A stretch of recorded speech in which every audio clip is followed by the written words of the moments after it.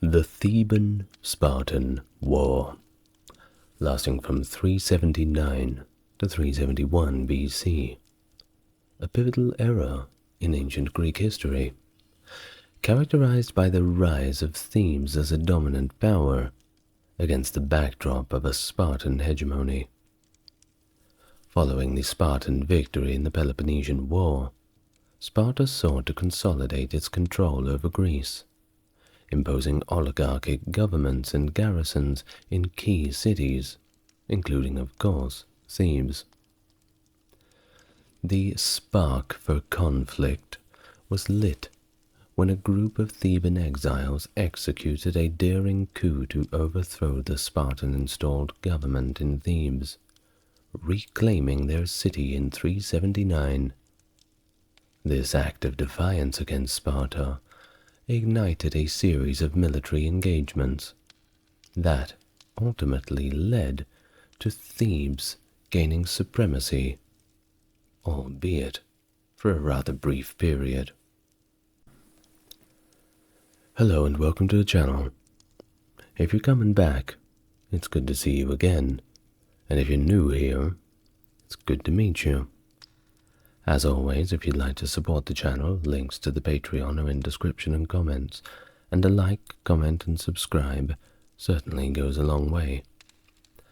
Now, without further ado, get yourself comfortable, and let's talk about the Theban-Spartan War. Let's go back to the beginning, shall we? The Peace of Antalcidas in 387 BC, which mandated the autonomy of all Greek cities, had particularly adverse effects on Thebes. This decree had stripped Thebes of its political dominion over the other Boeotian cities.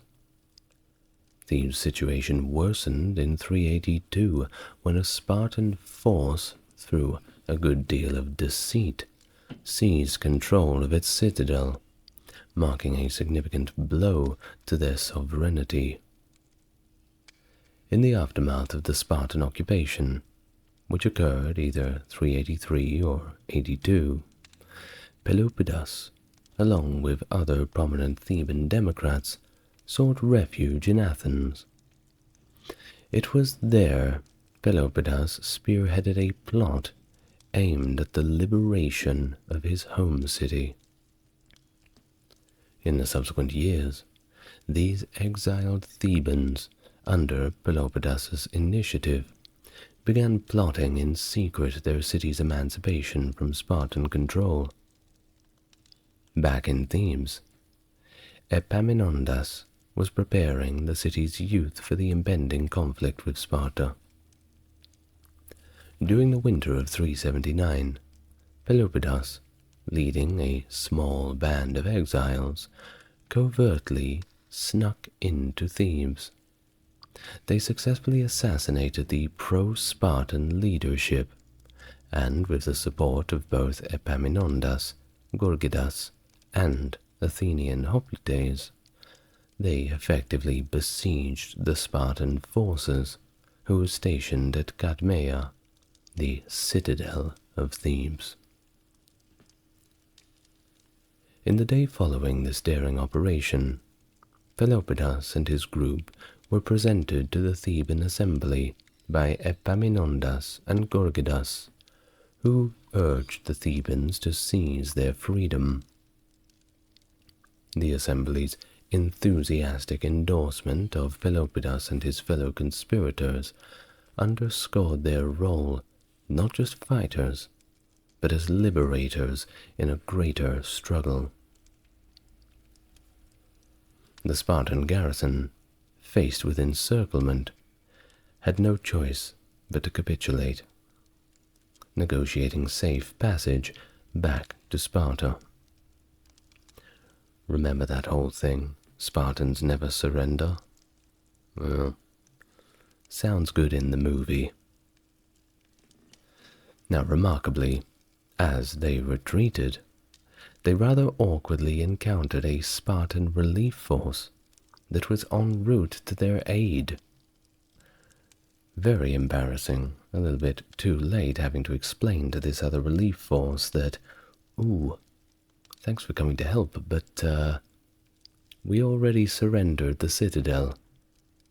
I suppose we can all go home now. Now Plutarch, reflecting on this event, underscored its profound significance, and of course, far-reaching consequences. He observed that the coup not only marked the beginning of the end for Spartan hegemony, both on land and at sea, but also represented a pivotal moment in Greek history, because this act of defiance, achieved not by overtaking a fortress, but through strategic incursion into a private residence by 12 men, effectively dismantled the perceived invincibility of Spartan rule.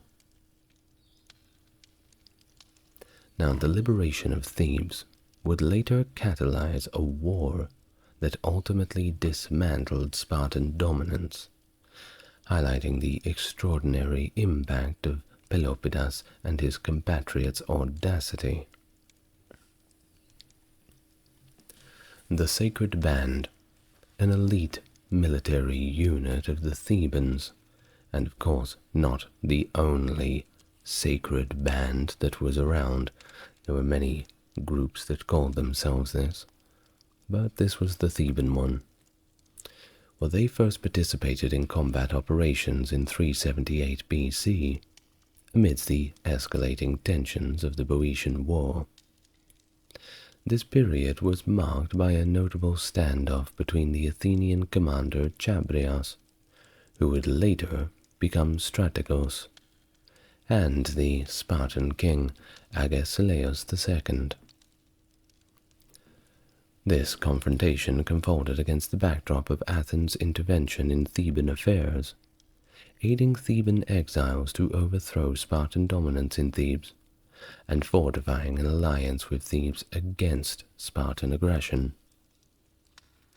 In the summer of 378, Agesilaus mobilized a substantial Spartan force from the Boeotian city of Thespiae, which was still loyal to Sparta at the time, whether they liked it or not, comprising about 1,500 cavalry and a massive infantry contingent of 28,000, including 20,000 hoplites and specialized unit of 500 skirate light infantry. Pretty good team. Now, anticipating the Spartan invasion, Athens swiftly dispatched a reinforcement of around 200 cavalry and 5,000 troops, including both citizen soldiers and mercenaries, under the leadership of the Athenian strategos Demias and the mercenary commander Chabrias. This Athenian contingent bolstered Theban defenses, engaging the Spartan forces at eastern stockades that delineated Theban territory. Despite the initial Spartan setbacks at those fortifications, they eventually breached the defenses, wreaking havoc on Theban agricultural lands in their advance. The Theban and Athenian defenders, though significantly outnumbered by the Spartan invaders, opted for a more direct confrontation, rather than retreating to the fortified city of Thebes. They strategically positioned their combined forces on a gently sloping hill, facing the Spartan army. Gorgidas and the Sacred Band took up positions at the forefront of the Theban line, while Chabrias and a contingent of more experienced mercenary hoplites formed the vanguard of the Athenian forces. As the battle commenced, Agesilaus deployed skirmishers in an attempt to destabilize the Athenian-Theban lines, which were effectively countered. likely due to superior cavalry numbers of the defending forces. Still undeterred, Agesilaus ordered a full advance of his Spartan army, perhaps hoping the imposing sight of Spartan discipline and might would compel the defenders to break formation. Well, this tactic, while it was previously successful at the Battle of Coronea against Argive forces in different times, failed to yield the desired effect against the Thebans and Athenians. Well, in a defining moment, Chabrias issued an unconventional command for his forces to assume a relaxed yet ready stance in the face of the enemy's advance, a tactical decision that was echoed by Gorgidas on the Sacred Band. This display of disciplined defiance effectively halted the Spartan assault, compelling Agesilaus to reconsider the engagement and ultimately withdraw his forces to Thespiae, though he later claimed a vacuous victory by portraying the refusal of his foes to engage as a testament to Spartan dominance and superiority. Calm down, Agesilaus. Your guys just surrendered a few weeks ago. Don't give them too much credit. Well, following the standoff, Agesilaus disbanded his forces in Thespiae and retreated back to the Peloponnese, appointing Phoebidas as the military government in Thespiae. Phoebidas, infamous for his unauthorized seizure of the Cadmea, continued to harass Theban territories, which eventually led to a decisive Theban counteroffensive.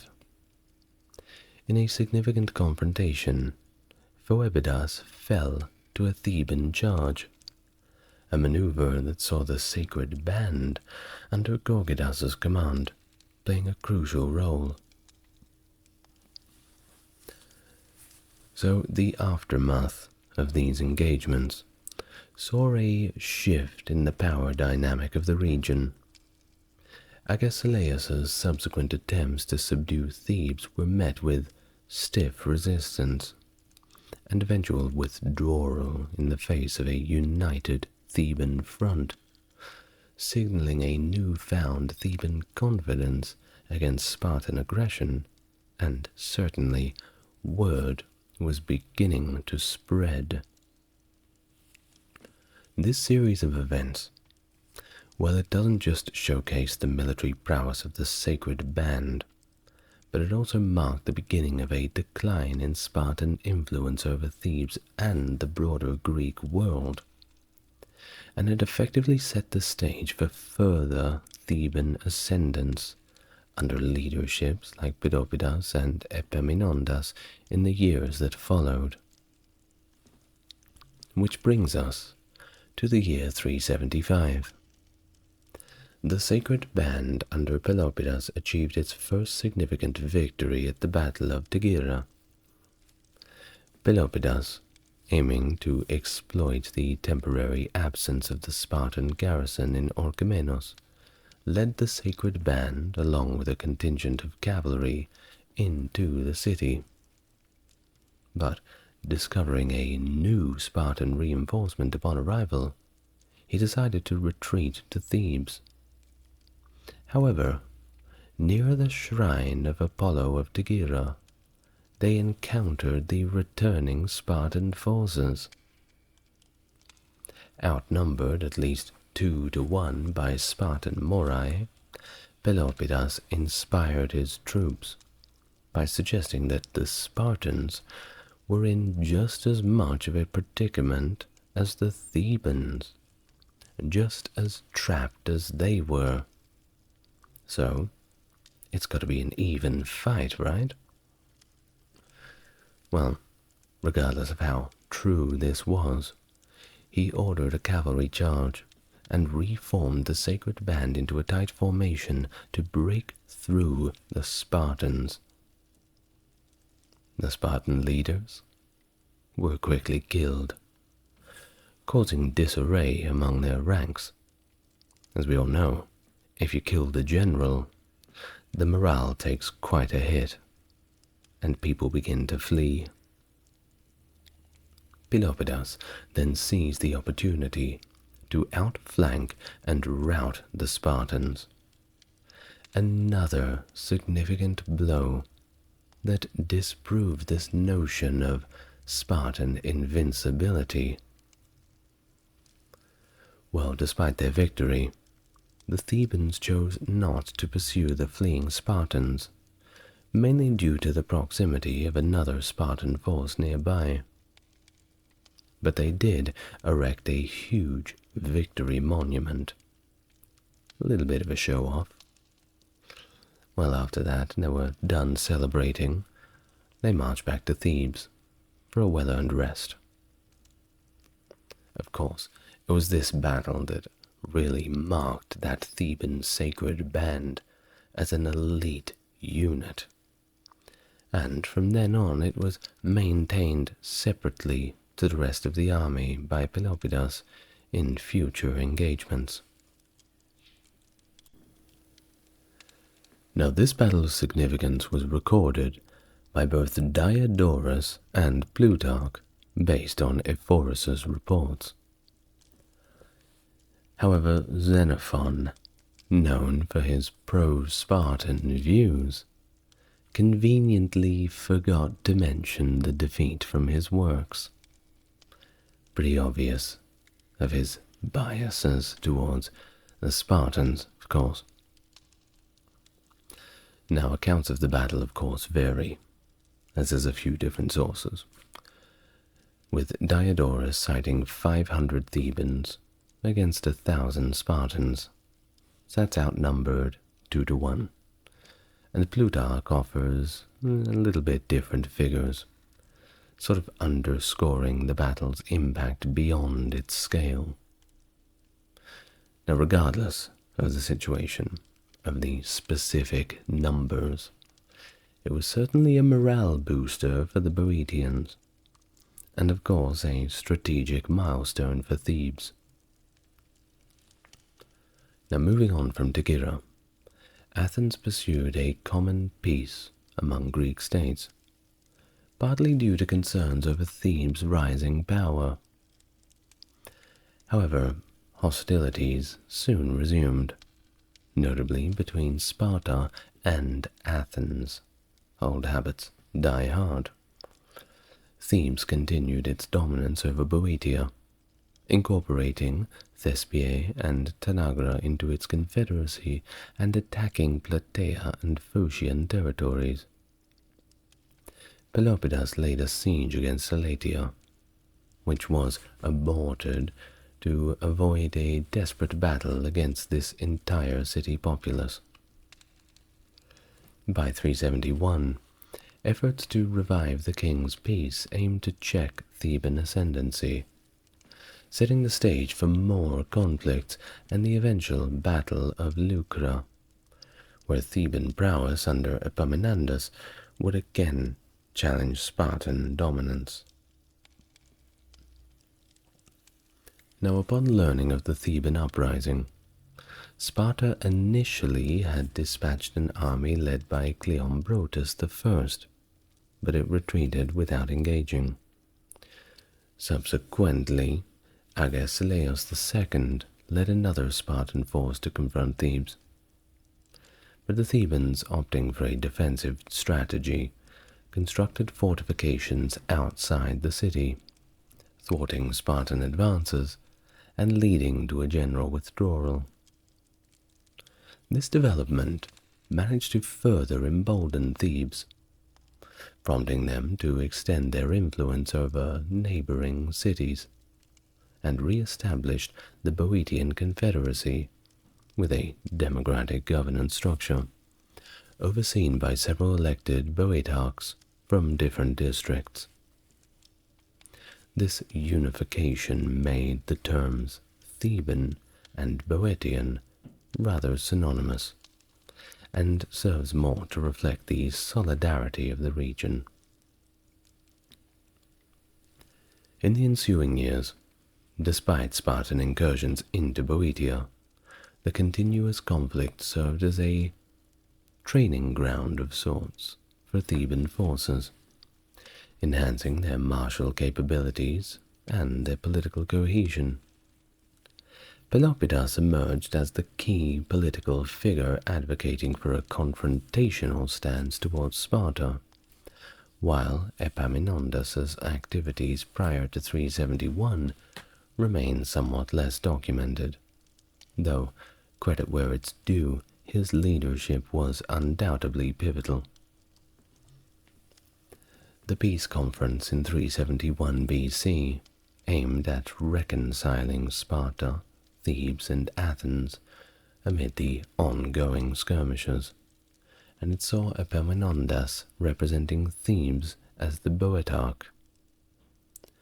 Initially agreeing to peace terms, a contention arose when Epaminondas insisted on signing for all of Boeotia, not just Thebes. And this was an issue because it challenged Sparta's stance on Boeotian independence.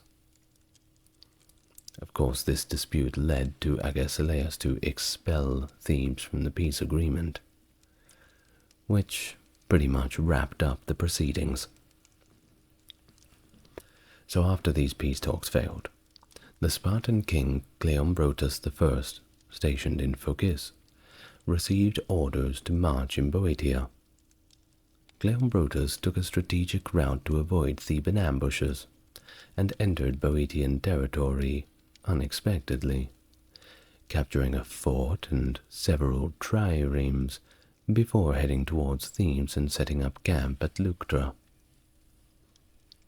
The Boeotian forces, led by Epaminondas and Pelopidas, commanding the sacred band, decided to engage the Spartans again despite being outnumbered, with Spartan forces totaling around 10,000 hoplites, and the Boeotians around 6,000. That being said, they were supported by a contingent of cavalry that was superior. Now, Epaminondas innovated Greek military tactics for this battle in a pretty clever way. Traditionally, phalanxes veered right during combat, placing elite troops on this flank. However, Epaminondas strengthened his left flank with the best troops, including of course the sacred band, arranging them in an unprecedented depth and implementing a slanting line of attack against the Spartan elite. This countered the numerical advantage and traditional formation tactics of the Spartans, and they certainly did not know how to react to it, especially in the heat and panic of battle. And remember that Spartans were human beings just like anybody else. Don't believe what Hollywood and the comic books tell you.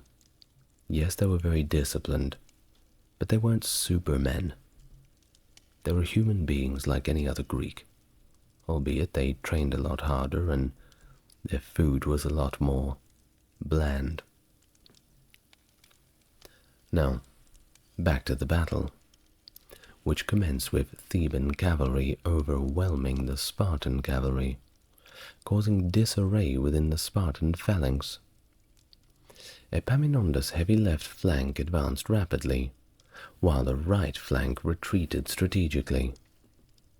The Spartans, particularly on their right flank, were completely unable to withstand the Theban assault, leading to Cleombrotus's death and a significant Spartan loss, including 400 to 700, or rather 400 of the 700 elite Spartiates.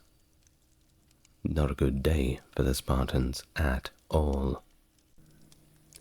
Of course, the Peloponnesian allies, witnessing all of this right in front of them and this Spartan defeat, fled, resulting in a completely chaotic retreat. Now, Leuctra's outcome was, of course, it goes without saying, devastating for Sparta, not only in terms of immediate losses, but the general undermining of its hegemony in Greece. It showcased the tactical genius of Epaminondas and marked a pivotal moment in Greek military history that challenged the invincibility of the Spartan military machine and altered the balance of power forever. Post-Leuctra, Thebes, initially considering an attack on a weakened Sparta, opted instead for strategic consolidation within Boeotia and diplomatic maneuvers in central Greece, dissuaded by their Thessalian ally Jason of Pherae. Their attention turned to dismantling Spartan power rather than establishing their own hegemony. Their efforts led to the formation of an expanded Boeotian confederacy and securing alliances that further bolstered their position. In 370, amid Athens seizing the opportunity to propose peace terms that freed Peloponnesian cities from Spartan control, Thebes launched a general invasion into the Peloponnese. Supported by Pelopidas, Epaminondas led a Theban force bolstered by former Spartan allies into Arcadia, where they encouraged the foundation of a unified Arcadian League and the city of Megalopolis as a bulwark against Sparta. Now marching into Laconia, the Thebans crossed the historically unbreached Evrotas River. Then they devastated Spartan lands, but interestingly they refrained from assaulting the city itself. They then moved to liberate Messenia, restoring its capital at Mount Ithome, and inviting Messenian exiles to return, severely undermining Spartan economic foundations by stripping away a significant portion of their Helot labor force and land. The Helots, by the way, were effectively like peasants that the Spartans kept around. Well, they were slaves. There's no pretty way of putting it. Well, Epaminondas's campaigns significantly eroded Spartan influence and power in Greece, and it created formidable new state entities that were opposed to Spartan dominance. All of this, well, Sparta didn't look so tough anymore. Upon returning from his transformative campaigns in the Peloponnese, Epaminondas faced trial in Thebes, but not commendations, due to exceeding his term in Boeotarch. And apparently, interestingly enough, his defense humorously highlighted his achievements, and apparently, with all of his talking and jokes when he decided to defend himself, the court's mood turned to laughter, and it effectively led to his acquittal and re-election. Well, that's one way to get out of trouble. In 369 BC, Epaminondas again led Theban forces into the Peloponnese, breaking through Spartan defenses at the Isthmus of Corinth in a surprise dawn attack. This campaign saw minor territorial gains, but failed to secure Corinth or significantly damage Sparta further. His maneuvers still showcased his military prowess, though. That was still prevalent. In 368, Epaminondas faced more domestic political charges, being temporarily banned from the Boeotarch position. Later that year, he embarked on a mission to Thessaly to rescue Pelopidas and Ismenias. Theban diplomats held by Alexander of Pherae. Although initially unsuccessful, his strategic acumen eventually secured the release without significant conflict. Sometimes the pen is mightier than the sword. It underscores that Epaminondas's diplomatic skill and military skill were both quite formidable. Now in 367, the following year, Epaminondas's third invasion of the Peloponnesus was facilitated by the Argives, allowing Theban forces entry, effectively opening the door wide open for them. He successfully aligned with Achaia, but faced criticism for not establishing democracies there. His original acceptance of Achaean oligarchies led to a brief switch to democracies, but pro-Spartan aristocrats soon restored the oligarchies, aligning more closely with Sparta afterward. Efforts to establish a common peace with Persia's king Artaxerxes II as mediator in 367 to 365 failed, and it was primarily due to Thebes' refusal to cede Messenia back to Sparta and disagreements at the Theban-hosted conference. Philiscus of Abydos, supporting Spartan interests with Achaemenid funds, underscored the collapse of negotiations by directly financing Spartan military efforts and promising Athenian support to recover the Chersonese. Subsequently, Greek cities sought support from Artaxerxes, and it resulted in a proposed peace that of course favored Thebes and was largely rejected. Sparta and Athens opposed Thebes' advantage and Achaemenid influence, supported revolting satraps against Artaxerxes, including the notable Ariobarzanes, with military aid, marking a more complex period of Greek-Achaemenid relationships, and continued conflict within Greece that seemingly never ends.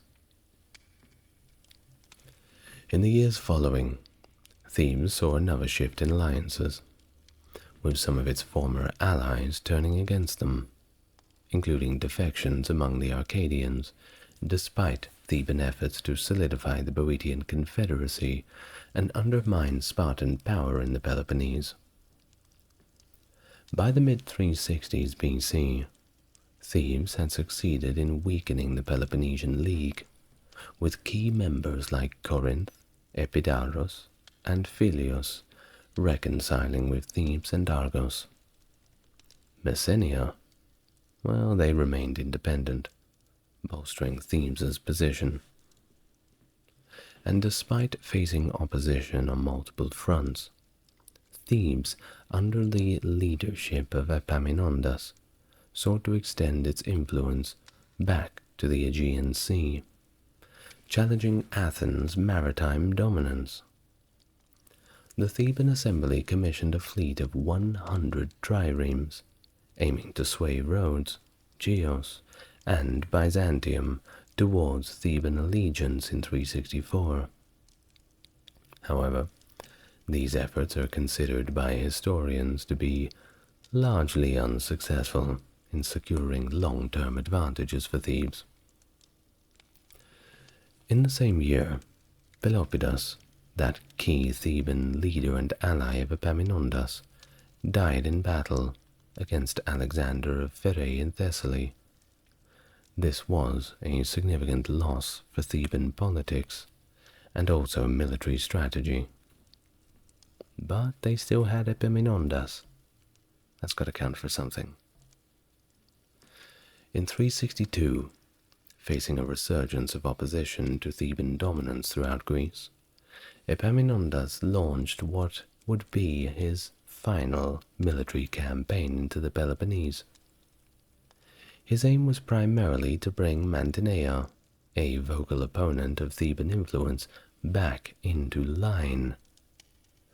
The coalition opposing Theban power at this juncture was quite formidable, encompassing not just Mantinea, but also Sparta, Athens, and various Arcadian elements. It was essentially marshalling almost the entirety of Greece into two opposing camps, which seems to happen all the time. It seems to happen once every 50 years for Greece, at least in antiquity. Epaminondas's force was a considerable assemblage drawn from Boeotia, Thessaly, and Euboea, supplemented by contingents from Tegea, Argos, Messenia, and parts of Arcadia, albeit not many of them, that remained loyal to Theban hegemony. The alliance against them, anchored by Mantinea, had called upon Sparta, Athens, Achaia, and the rest of Arcadia for support, marking the upcoming conflict.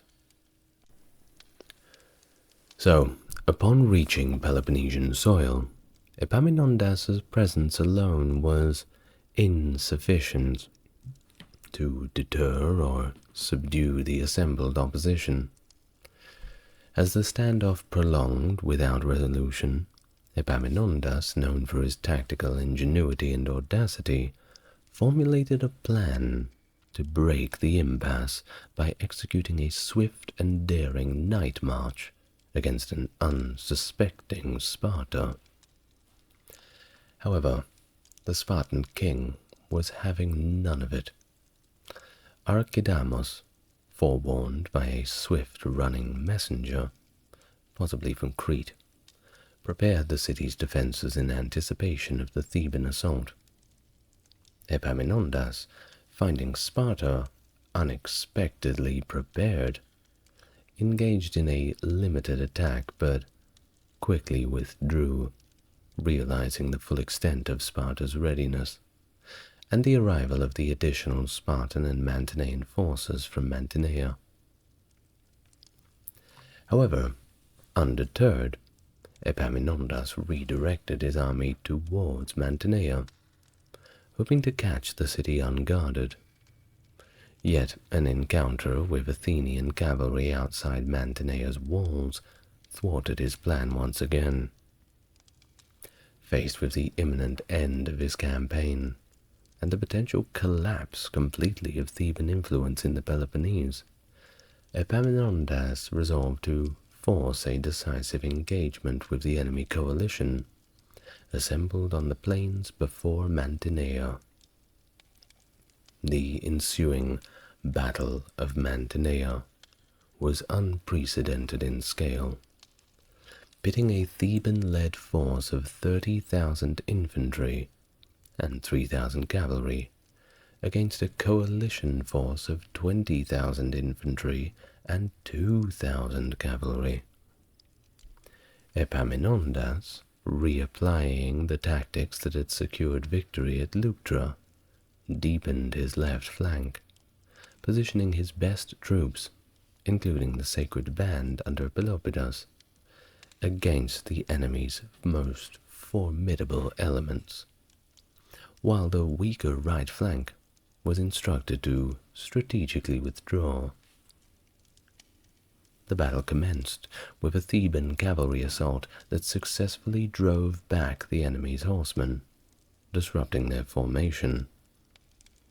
The Theban phalanx, advancing under Epaminondas's command, shattered the opposing lines, driving the coalition forces into retreat. However, at the moment of triumph, Epaminondas was mortally wounded. Bad timing. Well, his death precipitated the end of active hostilities, as neither side really sought to renew the conflict. It was really Epaminondas who was pushing forward in the first place. And now with him gone, well, everyone just kind of packed up their things and went home. While Xenophon's narrative underscores the battle as anticlimactic, both sides claimed victory, but no one really gained a significant advantage, leading to a situation where Greece was left more fragmented and chaotic than before. Well, let's sum it all up. The period leading up to and following the Battle of Leuctra in 371 was marked by a complex web of alliances and conflicts among the Greek city-states. Sparta's aggressive expansion and the interference in the affairs of other Greek cities, notably its invasion and subsequent control of Thebes in 382, set the stage for Thebes' resentment and opposition. I mean, they only really wanted to get their own back, at least at the start, but as you know, these things always seem to run away on themselves. But Athens, on the other hand, maintained a more cautious approach towards its alliances, and it balanced its own interests within the shifting power dynamic. And here's another thing. The destruction of Plataea by Thebes in 372 was a significant event that really soured Athenian opinion on Greece. Athens, recognizing the threat posed by an increasingly assertive Thebes, began to explore peace negotiations with Sparta, despite their historical rivalry. However, that alliance between Athens and Thebes was momentarily strengthened when Sparta attempted to seize Piraeus in 378, leading to a successful defense by the Athenian commander Chabrias near Thebes.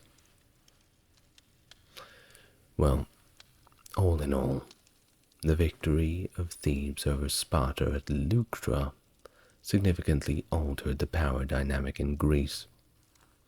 And, well, despite initial resistance, the Arcadians, seeking protection against Spartan aggression, eventually allied with Thebes, marking the beginning of Theban influence in the Peloponnese. This shift in alliance and the rise of Thebes as a dominant power highlighted the fluid and often precarious nature of Greek interstate relations. Of course, after the Battle of Mantinea and the death of Epaminondas, it was all pretty much over. Peace treaties were signed and later on broken again, and everyone went back to the good old fighting. They didn't waste too much time. In mysterious antiquity lies the tale of Carthage, a maritime power that rivaled Rome in the ancient world. Founded by Phoenician colonists in the 9th century BC, it grew into a formidable empire that dominated trade routes across the Mediterranean. Its rise to prominence was marked by conflicts with Greek city-states and clashes with Rome in the Punic Wars. Carthage's wealth and influence extended from North Africa to Iberia, Sicily, and beyond, yet, despite its grandeur, Carthage met its tragic demise in the flames of war. Join me, and we can unravel the captivating history of Carthage. This is a two-part video. Today, I will cover up to the Sicilian Wars. You'll find out what they are later. So relax, get comfortable, and we can begin.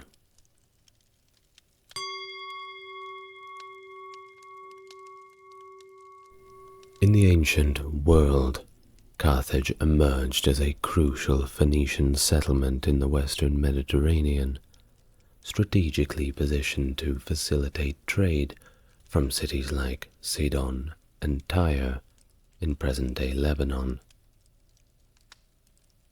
The Phoenicians, renowned sailors and traders, established colonies along the Mediterranean coast to expand their commerce and secure vital resources. The city of Carthage, situated around the hill of Byrsa, grew into a powerful city-state, paying tribute to neighboring Libyan tribes and potentially governed by officials from Tyre.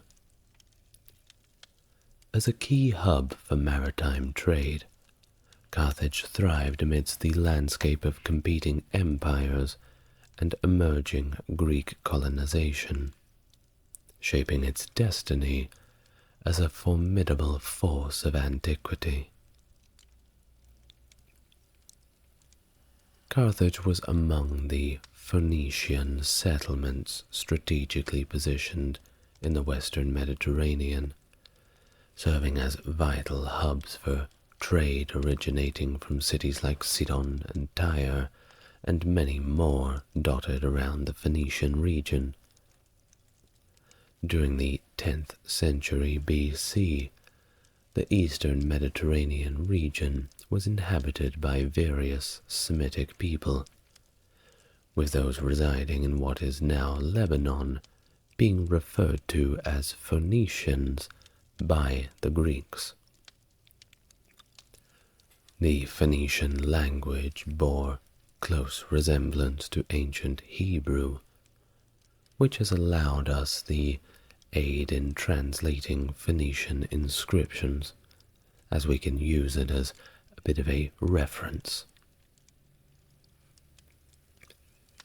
Trade, both overland and maritime, was fundamental to the prosperity of the Phoenician cities, which boasted major ports facilitating commerce. To secure rest stops for their merchant fleets, maintain control over valuable natural resources, or engage in independent trade ventures, the Phoenicians established numerous colonial cities along the Mediterranean coastline, extending from Iberia all the way to the Black Sea. Iberia, by the way, is the old word for Spain. The impetus for founding these cities stemmed from the need to invigorate trade to meet the tributes demanded by ruling empires such as Tyre, Sidon, and Byblos, as well as from concerns over potential Greek colonization in strategic Mediterranean trade routes. The initial wave of Phoenician colonization coincided with a period when neighboring kingdoms, including Hellenic, which is Greek, and the Hittite realms, experienced what we call a dark age, possibly following the disruptions caused by the Sea Peoples. Video on the Bronze Age collapse in our Bronze Age playlist, if you are interested in that. Carthage's early settlement encompassed the area surrounding a hill known as Byrsa, and regularly paid tribute to the tribes that surrounded it. It is believed that Carthage may have been initially governed by a Tyrian-appointed official, identified by the Greeks as a king. Utica, a prominent Phoenician city in northwest Africa at the time, supported Carthage's establishment through cooperation and trade relations. The Phoenician civilization, centered around the city of Tyre, established numerous trading outposts across the Mediterranean, and quite a few of them too. while they founded around 300 colonies in regions of our modern-day thinking such as Tunisia, Morocco, Algeria and Spain, and the coastal areas of Libya. These settlements generally lacked the population and resources to become fully self-sustaining cities. Most Phoenician colonies had fewer than 1,000 inhabitants, but a few, including Carthage, grew into large, independent cities, and eventually city-states in their own right. Phoenician control extended to Cyprus, Sardinia, Corsica, Malta, and the Balearic Islands, with minor possessions in Crete and Sicily. However, their settlements in Sicily and other areas were frequently in conflict with Greek communities. While the Phoenicians briefly controlled parts of Sicily, their influence remained limited to coastal regions. The Phoenicians initially established colonies along the trade routes to Iberia, Africa, and the Mediterranean islands, focusing on regions rich in mineral resources. Tyre served as the primary economic and political center of the Phoenician world, but its power declined after sieges and its eventual destruction by Alexander the Great. Leadership subsequently passed to Sidon, and eventually to Carthage. While the colonies indeed paid tribute to Tyre or Sidon, Carthage eventually emerged as a dominant force, appointing its own officials to govern towns and exerting direct control over colonies. It got so big that eventually they decided, there's no need for us to pay tribute to these tribes. We are much tougher than they are. If they have any problem with it, good luck getting through the walls. Carthage amassed vast wealth through trade and commerce, becoming one of the wealthiest cities of its time. However, few remnants of its riches remain due to the perishable nature of its traded goods, which included textiles, metals, foodstuffs, and rather unfortunately, slaves. But everybody was trading slaves back in those days. Carthage also traded in valuable commodities, like Tyrian purple dye. Of course, purple was the most expensive dye back in those days, as it was produced from the blood of shellfish. Very difficult process. But they figured it out, and of course, upon figuring this out, you have the opportunity to export a luxury good. And there was nothing more luxurious in those days than real, pure Tyrian purple dye, all the way from the luxurious Carthage. Mogador, a Phoenician colony in northwestern Africa, was a notable center for Tyrian dye production, and while quite small, became quite wealthy. Carthage, founded by Phoenicians from the Levant, derives its name from the Phoenician term meaning new city. Ancient sources offer varying accounts of its foundation, with some dating it as early as 1215, and others suggesting a later date of 814, which is generally accepted by modern historians, so we are going to go with that as well. Perhaps new information will come to light, but for the sake of the best practices of intellectual honesty for the video, we're going to go where the majority of academic research puts us and settle our date at around 814. Give or take a few years, why not?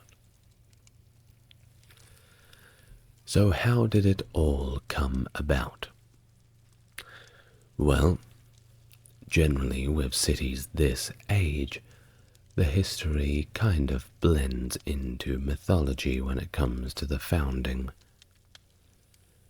We have a lot of old stories about it, but the main one goes like this. According to tradition, Tyrian settlers led by Queen Elisa, also known as Dido, established Carthage. Dido's story involves court intrigue in Tyre, where her brother, Pygmalion, the new king, kills her husband, the chief priest Acarbas. In response to this, Dido flees Tyre with nobles and a fleet carrying a generous amount of royal treasure. Eventually, they landed in northwest Africa. While taking a look around and enjoying the no doubt sunny weather and decent crop-growing conditions, she founds Carthage, accompanied by temple maidens that were taken aboard the ships. Well, after everything is all set up and established, Dido rejects the marriage proposal of a local tribal chief, opting to honor her husband by taking her own life. How unfortunate. So what happened next? Well, of course, all the people left behind had to make a good run of it. Yes, the queen was gone, but they weren't going to move all the way back to Tyre, especially with the new king there, who would perhaps not welcome their homecoming with open arms.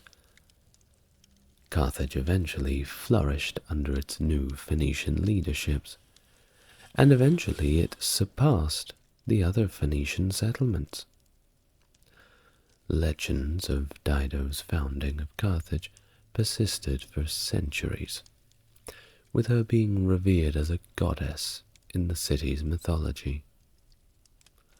These tales, preserved by historians like Pompeius Trogus, contribute to the rich tapestry of Carthaginian lore and its enduring cultural significance.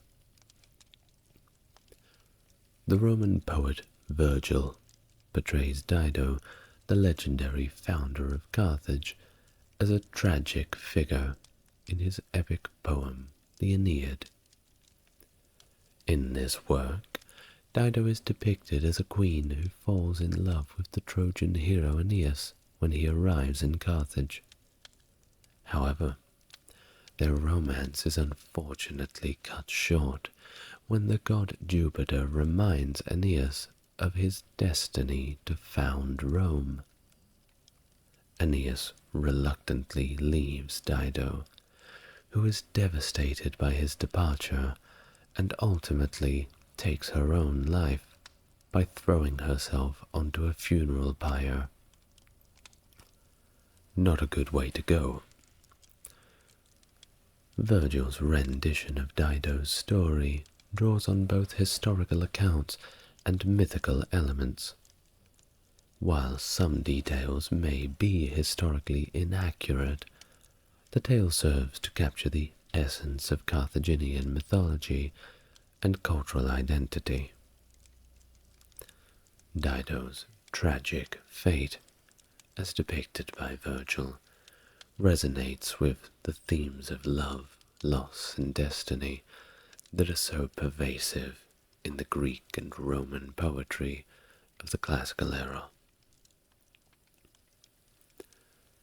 Now, despite the legendary nature of Dido's story, it offers valuable insights into how ancient Carthaginians viewed their city's origins and the cultural significance they attributed to it.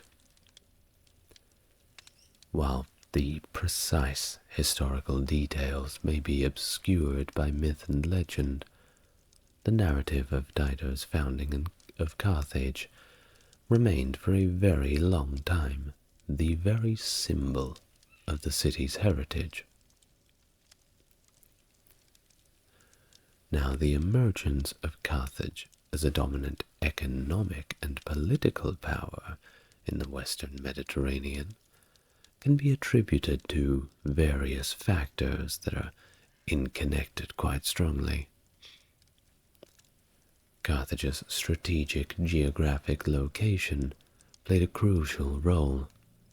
Situated on the central shore of the Gulf of Tunis, it provided access to the Mediterranean Sea while being shielded from the region's stormy weather.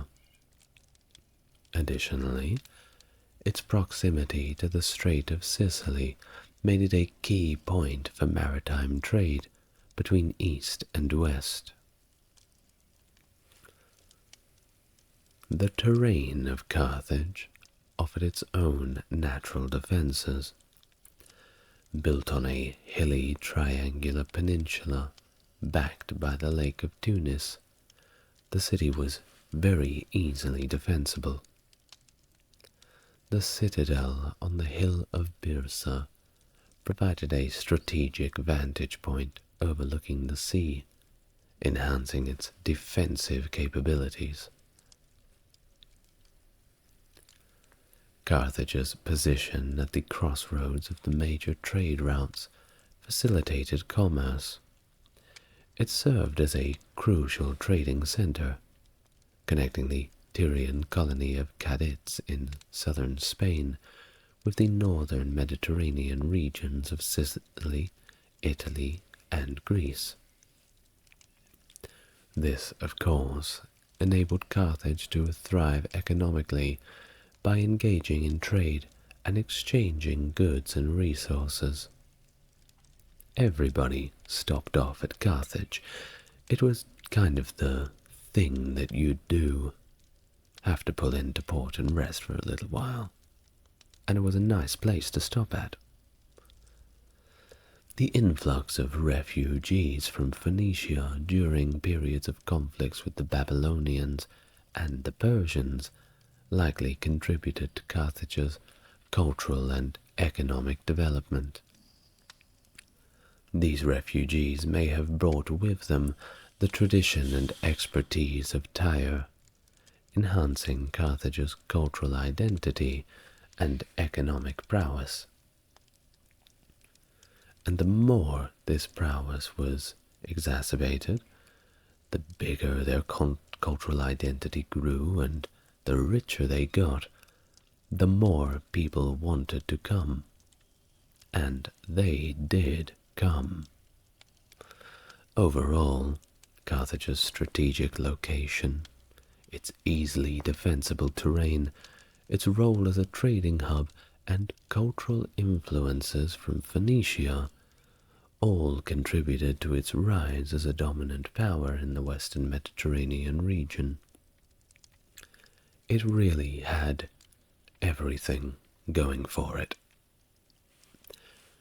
During the 7th century BC, Carthage emerged as a prominent commercial center in the Western Mediterranean.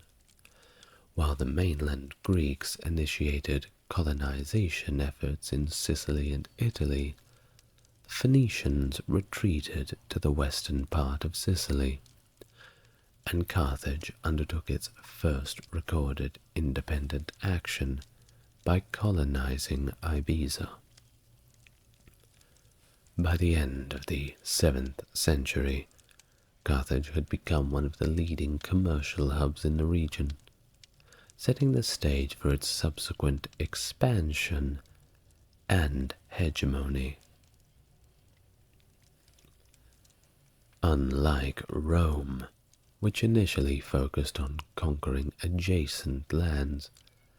Carthage's dependence on trade led to the development of an overseas hegemony before expanding inland into Africa. The city's early expansion was influenced by its need to protect its trade network rather than territorial acquisition. This approach may have been influenced by the power of the Libyan tribes, which may have initially prevented Carthage from expanding into the surrounding areas. But it was mainly due to their incredible reliance on maritime trade. Yes, they were engaging in much overland trade as well, but maritime trade was what Carthage was really known for. And very quickly, this led to them making quite significant advancements in the ships that they needed for the trade, not only for economic, commercial purposes, but of course you have to protect your ships from pirates, don't you? So this of course led to the brilliant Carthaginian quinqueremes that they became synonymous with in later times, ones that the Romans copied. That's right, one of them washed up on a beach one day, a shipwrecked quinquereme. The Romans were so fascinated with it that they made an exact copy and based their entire navy around it. Of course, they couldn't get it exactly right because they didn't quite have the same wood that the Carthaginians had, not the same materials, but they did the best they could. But this is an event later explained in my video about the Punic Wars, which came much later. Don't want to give away any spoilers. Anyway, back to where we were. Until around 550 BC, Carthage paid rent to the Libyans for the use of land in the city, surroundings, and Cape Bon for agricultural purposes. However, by around 450, Carthage had expanded its territory inland into Tunisia. The degree of control exerted by Carthage over its territories varied from place to place, with harsher measures imposed on territories near the city. The Carthaginian hegemony shared characteristics with other ancient powers, such as the Delian League, Spartan Kingdom, and the Roman Republic. Territories under Carthaginian control faced varying levels of suppression, while some cities retaining internal autonomy, others were subjected to more stringent measures. Now, Carthaginian citizenship was a very exclusive club, and the state's focus was on protecting trade infrastructure rather than expanding the citizen body. Unlike the Roman Republic, which expanded its citizenry through wars and alliances, Carthage did not have a similar system to increase its citizen numbers. Carthaginian citizens were primarily involved in commerce, and prolonged wars were seen as detrimental to commercial activities. Now, this attitude to avoid conflict would later on come back to bite them, as we'll find out in later videos. Carthage initially had a system of kingship, where kings were elected by the Carthaginian Senate and served specific terms. Initially, the kings were war leaders, administrators, and had religious duties. While Aristotle notes that kings were elected based on their merit rather than by the people. The crown and military commands could also be brought by the highest bidder. Over time, military command shifted to professional officers, and a pair of suffets gradually replaced the king in some civic functions. Eventually, kings were no longer elected, and suffets became purely civic officials, elected by the people. Two prominent families in Carthage, the Magonids and the Hanno or Magnus family, held kingship between 550 and 310. The Magonid family played a significant role in Carthage's overseas expansion during this period.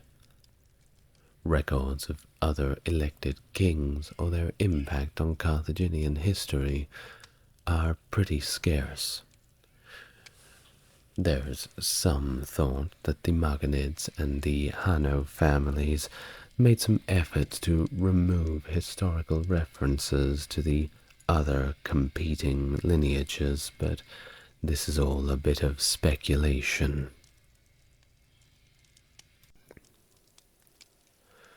Now, during the 11th and 9th centuries BC, the Phoenicians encountered little resistance in establishing their monopoly on trade.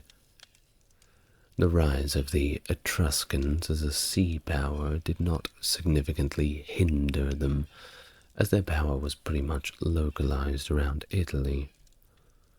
The Etruscans, by the way, is what we refer to as the civilization around Tuscany, pre-Roman Italians, we can say that. Now, trade between Carthage and Etruscan cities developed, regulated by treaties, despite occasional piracy. Carthage's economic success in reliance on shipping led to the creation of a powerful navy to protect its interests. As Carthage's power and hegemony grew, it came into increasing conflict with the Greeks, who also sought control of the central Mediterranean. These conflicts, spanning from 600 to 310, led to the creation of Carthage's overseas empire under the military leadership of kings. Now, as for the Etruscans, also in conflict with the Greeks, well, they actually became allies with Carthage during these struggles. By the middle of the 6th century BC, Carthage had emerged as a fully independent power, a maritime empire. Under the rule of Mago and his Magonid family, Carthage became the dominant power among the Phoenician colonies in the western Mediterranean, including nearby Utica. Mago, who ruled in the 6th century BC, introduced the practice of recruiting the army from subject peoples and mercenaries due to Carthage's small population, enabling a defense for its widespread empire. Carthaginian traders established partnerships with nearby peoples, including the Numidian Berbers to the west along African coast and Berbers in Libya to the east. Carthage founded numerous trading stations that developed into cities across the western Mediterranean. These included Palermo in Sicily, Nora in Sardinia, Ibiza in the Balearic Islands, as well as Lixus in Mauritania and other regions along the Iberian Peninsula. Carthage also formed alliances with the Etruscans, who held sway in northwest Italy and maintained a commercial monopoly on southern Iberia through a Punic Etruscan treaty.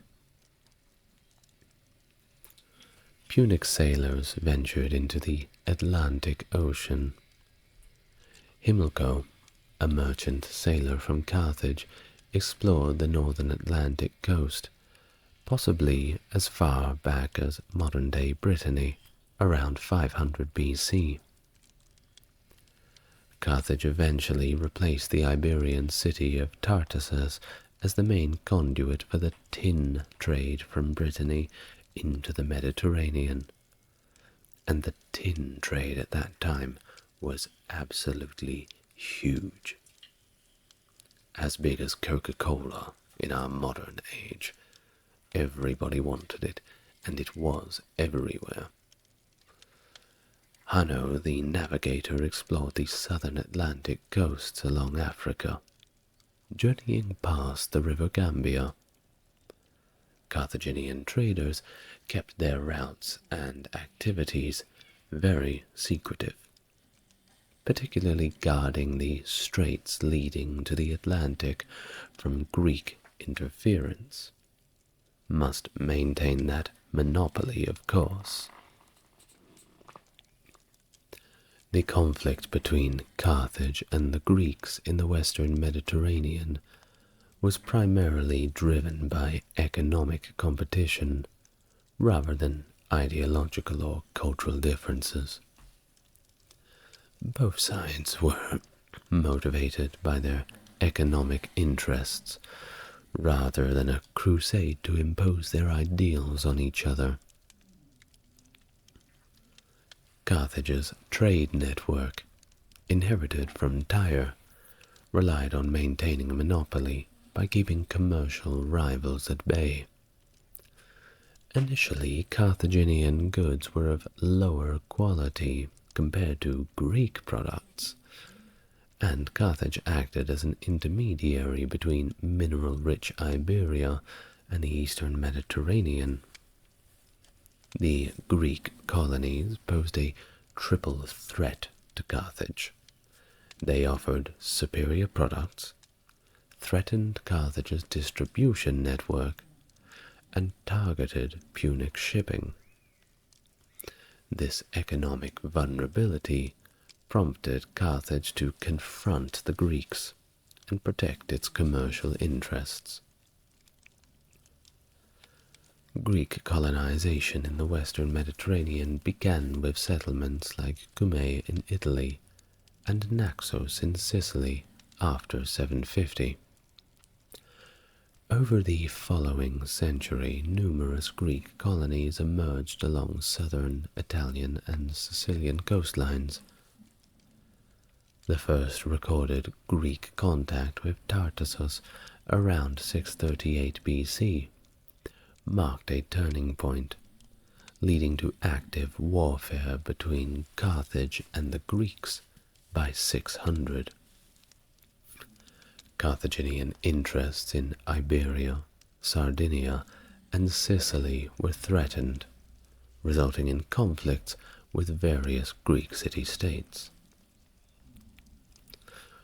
One significant event was the defeat of Greek settlers by Phoenician cities in Sicily, who aided the Elymians of Segesta against the Greek city of Selinus in 580. The defeated Greeks established themselves in Lipara, which became a hub for piracy, posing a threat to all maritime commerce. Carthage, under the leadership of a king named Malchus, successfully warred against Libyan tribes and then defeated the Greeks in Sicily. However, Malchus suffered a severe defeat in Sardinia and was subsequently banished, leading to internal strife in Carthage.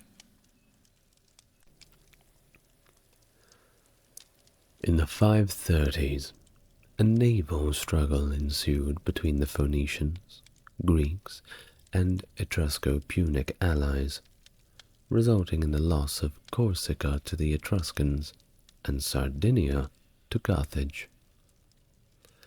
The conflict escalated, with Rome eventually entering into a treaty with Carthage in 509 to define their respective commercial zones. The competition between Carthage and the Greeks was driven by their parallel trading activities and disputes over influence and control of commercial spheres, particularly in Sicily. Despite intermittent warfare and setbacks, Carthage continued to expand its commercial sphere, establishing its authority among the Numidian Berber peoples and exploring opportunities in the Atlantic. A legend between Carthage and Serene describes the agreement on a border in Libya, marked by the Altars of the Phileni, which later serves as the territorial boundary between the Western and Eastern Roman empires. This legend highlights the pragmatic approach both powers took to delineate their spheres of influence. Now Mago I, a prominent general of the Carthaginian army, rose to power in Carthage around 550, along with his sons Hasdrubal I and Hamilcar I. Together, they established Carthage's warlike tradition through successful military campaigns in Africa, Sicily, and Sardinia. In 546, Phocaeans, fleeing from a Persian invasion, established the city of Alalia in Corsica, becoming a threat to Etruscan and Punic commerce. In response, a Carthaginian-Etruscan alliance expelled the Greeks from Corsica between 540 and 35 after the Battle of Alalia. This victory ensured Etruscan control of Corsica and Carthaginian dominance in Sardinia, effectively halting Greek expansion westward. Subsequent conflicts with Greek Massalia resulted in Carthage losing battles, but successfully safeguarding Phoenician interests in Iberia and closing the Strait of Gibraltar to Greek shipping. The Massalians retained their colonies in eastern Iberia above Cape Now, where southern Iberia remained closed to the Greeks. Carthage's support for the Phoenician colony of Gades contributed to the collapse of Tartessos around 530, either through armed conflict or by simply disrupting the Greek trade. Carthage also besieged and captured Gades during this period. Well, a little later, around 525, when the Persians took control of Cyrene, Carthage may have avoided conflict with the Persian Empire when the Phoenicians refused to lend ships to Cambyses for an African expedition. Carthage had possibly paid irregular tribute to the Persian Empire during this time. Hasdrubal, Mago's son, was elected king 11 times and received triumphs 4 times, marking him the only Carthaginian to receive such honors. His death from battle wounds sustained in Sardinia marked the end of a 25-year struggle in the region against resistance from native Sardinians and support from allies like Sybaris. Carthage faced and repelled colonization attempts near Leptis Magna in Libya by the Spartan prince Dorius after a 3-year war from 514 to 511. Dorius was later defeated and killed at Eryx in Sicily in 510 while attempting to establish a foothold in western Sicily. Hamilcar, either the brother or perhaps the nephew of Hasdrubal, succeeded him to power in Carthage after serving with him in Sardinia and quelling the Sardinian revolt in 509. And he would have to deal with further issues later on, as we will find out in the next video, where we will talk about the events of and after the Sicilian Wars. Thank you very much for joining me. It's been a pleasure. If you are fast asleep, I hope that you are in a beautiful dream, whisked off to some ancient land where heroes are all around. Just imagine it. I will see you in the next video, where we continue our exploration into Carthage. Good night, everybody.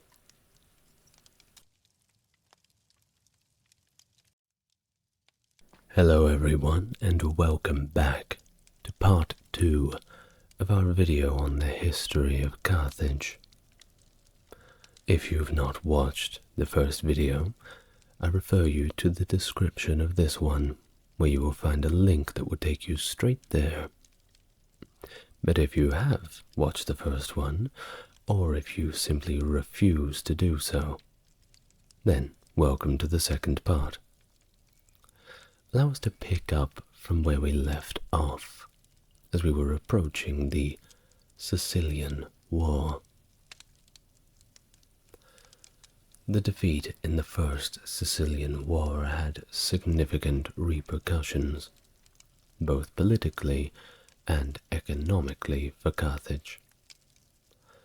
On the political front, it led to the overthrow of the old aristocratic government, marking the rise of the Carthaginian Republic. While a king continued to be elected, real power shifted to the Senate and the Tribunal of 104, with the position of suffect gaining greater influence. Economically, Carthage faced challenges as sea trade routes to the Middle East were blocked by mainland Greeks, and Magna Graecia imposed a boycott on Carthaginian traders. In response to all of this, Carthage redirected its trade focus to the west and developed caravan-based trade with the east. Gisco, son of Hamilcar, was exiled during this period, and for the next 7 decades, Carthage refrained from engaging in conflict with the Greeks or assisting their adversaries. This withdrawal from Greek affairs suggests that Carthage suffered significant setbacks after the defeat at Himera. The attention of Carthage at this time shifted towards expansion in Africa and Sardinia, as well as the exploration of new markets in Africa and Europe. Notable figures such as Hannibal, Hasdrubal, and Sappho, along with Hanno, Gisco, and Hamilcar, are believed to have played key roles in these endeavors. However, specific details about their contributions are scarce. By around 450 BC, Carthage had ceased paying tribute to the Libyans, and a series of forts were erected in Sardinia to consolidate Carthaginian control over the island's entire coastline. Hanno, possibly the renowned Hanno the Navigator, and Himilco, potentially identified as Himilco the Navigator, are believed to have conducted their expeditions around 460 to 425, and sometime after 450 BC respectively.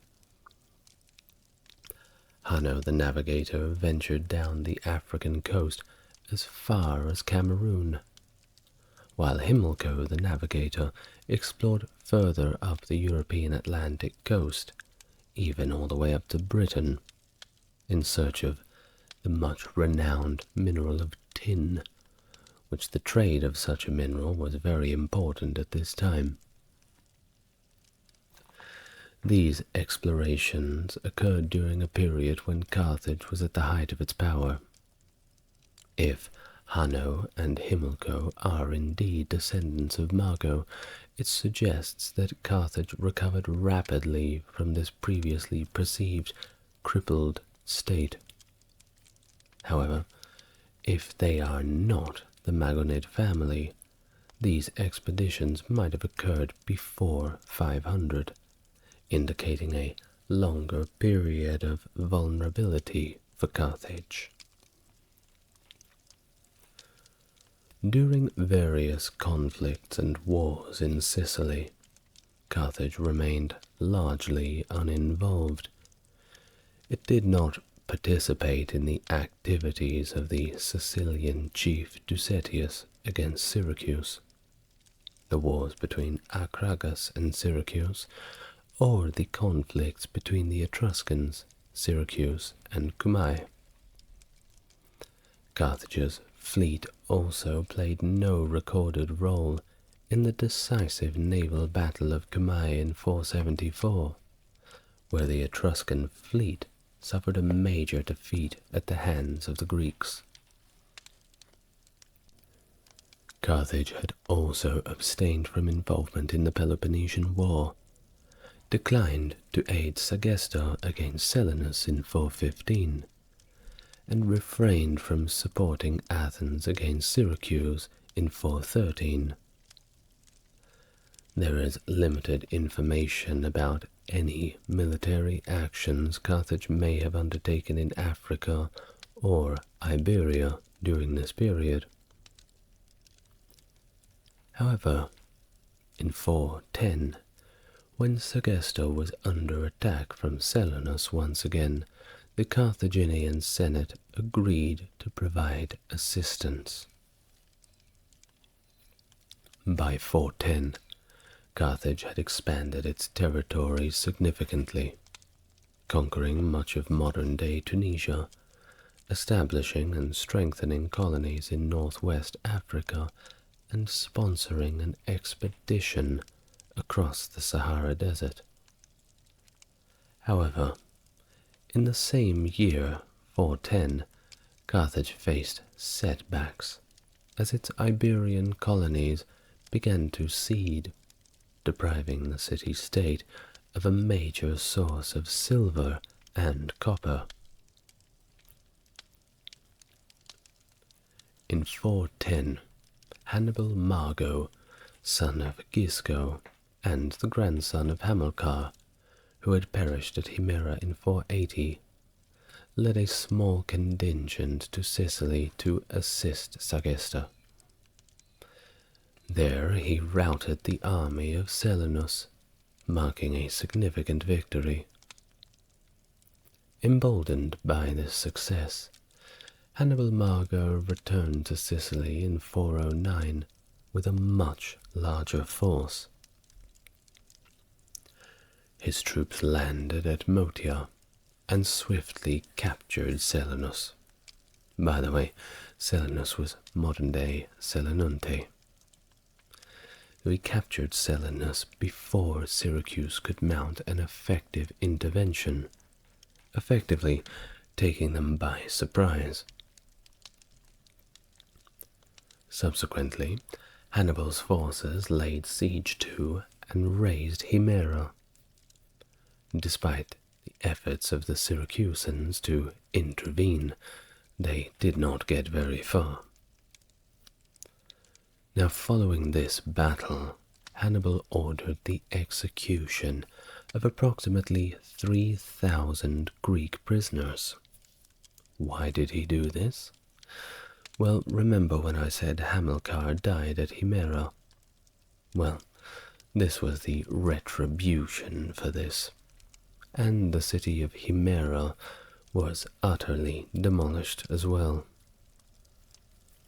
Interestingly, the Carthaginians refrained from launching attacks on Syracuse or Acragas, instead departing for Africa, but not without filling their pockets with the spoils of war first. They continued to enjoy their victory and the spoils of war for a 3-year period of time, in which there was a hiatus on all the hostilities in Sicily. Now on to Dionysius I of Syracuse. Now, during his reign, he engaged in 4 conflicts with Carthage, each of them giving him mixed outcomes. In response to Greek raids on Punic Sicilian territories in 406, Hannibal Mago led a second Carthaginian expedition, potentially with the goal of asserting control over all of Sicily.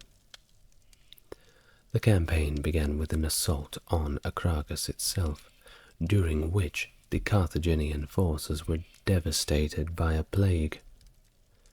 And the plague was so bad that it actually managed to claim the life of Hannibal Mago himself.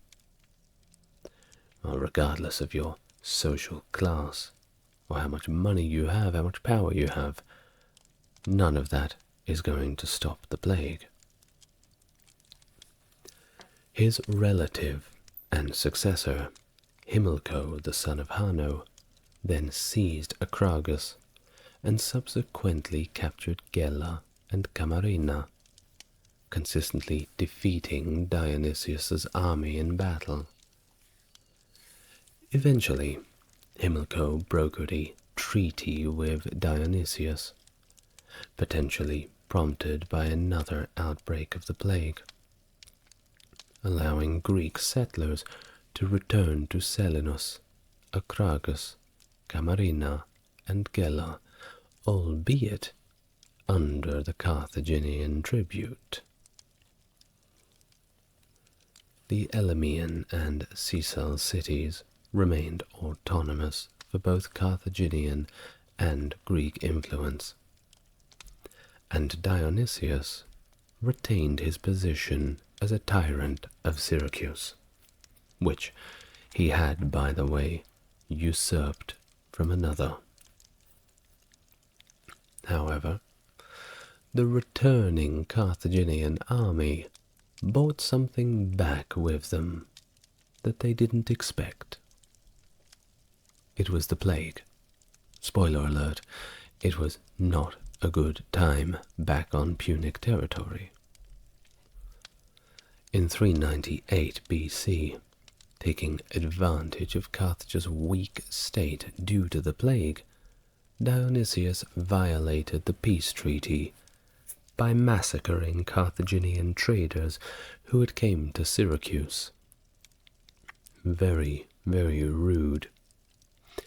Indeed, particularly when you are in a peace treaty, it is considered poor manners to be executing traders, non-military people, a layman, the innocents in all of this. So of course this angered the Carthaginians quite a lot. Now after he did this, subsequently he besieged, seized, and razed the Carthaginian city of Mortia in western Sicily, cleverly thwarting Himilco's relief efforts. Now back on the home front, Himilco, now elected as king, decisively retaliated the following year, claiming Motia and capturing Messina. He then besieged Syracuse itself after Mago, another kinsman, defeated the Greek fleet off Catana.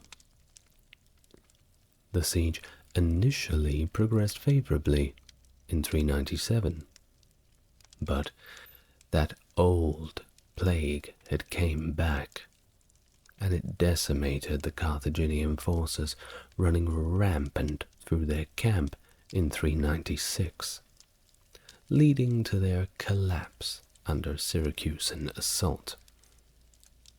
Bad luck, Well, Himilco had negotiated safe passage for the Carthaginian citizens by paying an indemnity of 300 talents to Dionysius, abandoning his mercenaries and returning to Carthage. So, what happened when he returned to Carthage? Unfortunately, he was not welcomed with open arms. Upon returning to his home city, he was publicly shamed for the loss. Well, he couldn't really speak against that. Of course, the court of public opinion had already decided. There was only one thing to do. He assumed blame for the defeat, and then, sadly, took his own life. Rest in peace to Himilco. Better luck next time. Now, following his demise, the power of these so-called kings was significantly curtailed, with an authority shifting towards oligarchy, which governed through the Council of Elders and the newly established Tribunal of 104.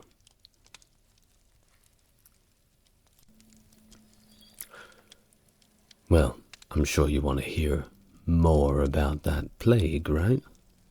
Because we love plagues on this channel.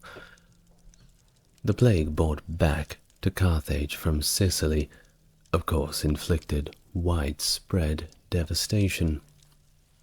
Now, this was compounded by a severe rebellion in Africa that coincided with the outbreak. They were sort of getting hit from all sides. Carthage found itself besieged, relying heavily on its naval power to sustain the city. Following Himilco's death, he was succeeded by his relative Mago, who faced the daunting task of quelling the rebellion, while Dionysius consolidated his authority in Sicily. The next confrontation between Carthage and Dionysius occurred in 393. Mago, seeking to assist the besieged Sicels against Syracuse, suffered defeat at the hands of Dionysius again. Carthage reinforced Mago's efforts in 392, but before engaging Dionysius, the Sicels defected to the Greek side. Well, outmaneuvered by Dionysius, the Carthaginian army conceded to a peace treaty, allowing Carthage to maintain its hold on Sicily while granting Syracuse autonomy in dealing with the Sicels. This treaty endured for 9 years. Dionysius reignited hostilities in 383. Although the specifics of the initial 4 years of conflict remain rather unclear. In a significant departure, Carthage dispatched a force led by Mago to southern Italy in 379 to aid Italian Greeks against Syracuse.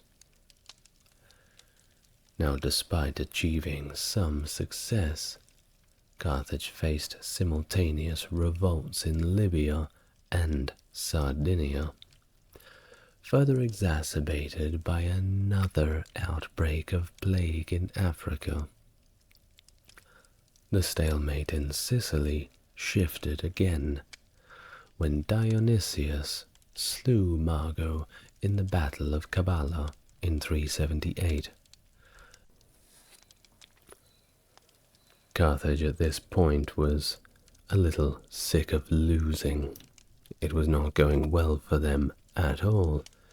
They decided to initiate peace negotiations. After these negotiations went back and forth and dragged on for an entire year, they ultimately collapsed. Now Dionysius felt like he was on quite a roll, so he decided to capitalize on his gains, launching a full-on assault on Punic Sicily. However, he suffered a decisive defeat at the Battle of Cronium in 376, led by Himilco, Mago's son. You can't win them all, Dionysius.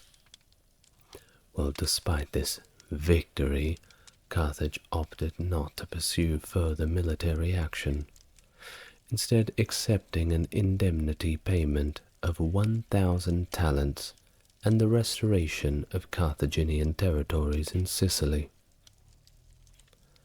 The manner and timing of Carthage's suppression of the African and Sardinian rebellions still remain a little mysterious. Dionysius reignited hostilities in 368, launching attacks that initially saw successes as he laid siege to Lilybom. However, the turning point came with the defeat of his ships at Drepanum, leading to a stalemate.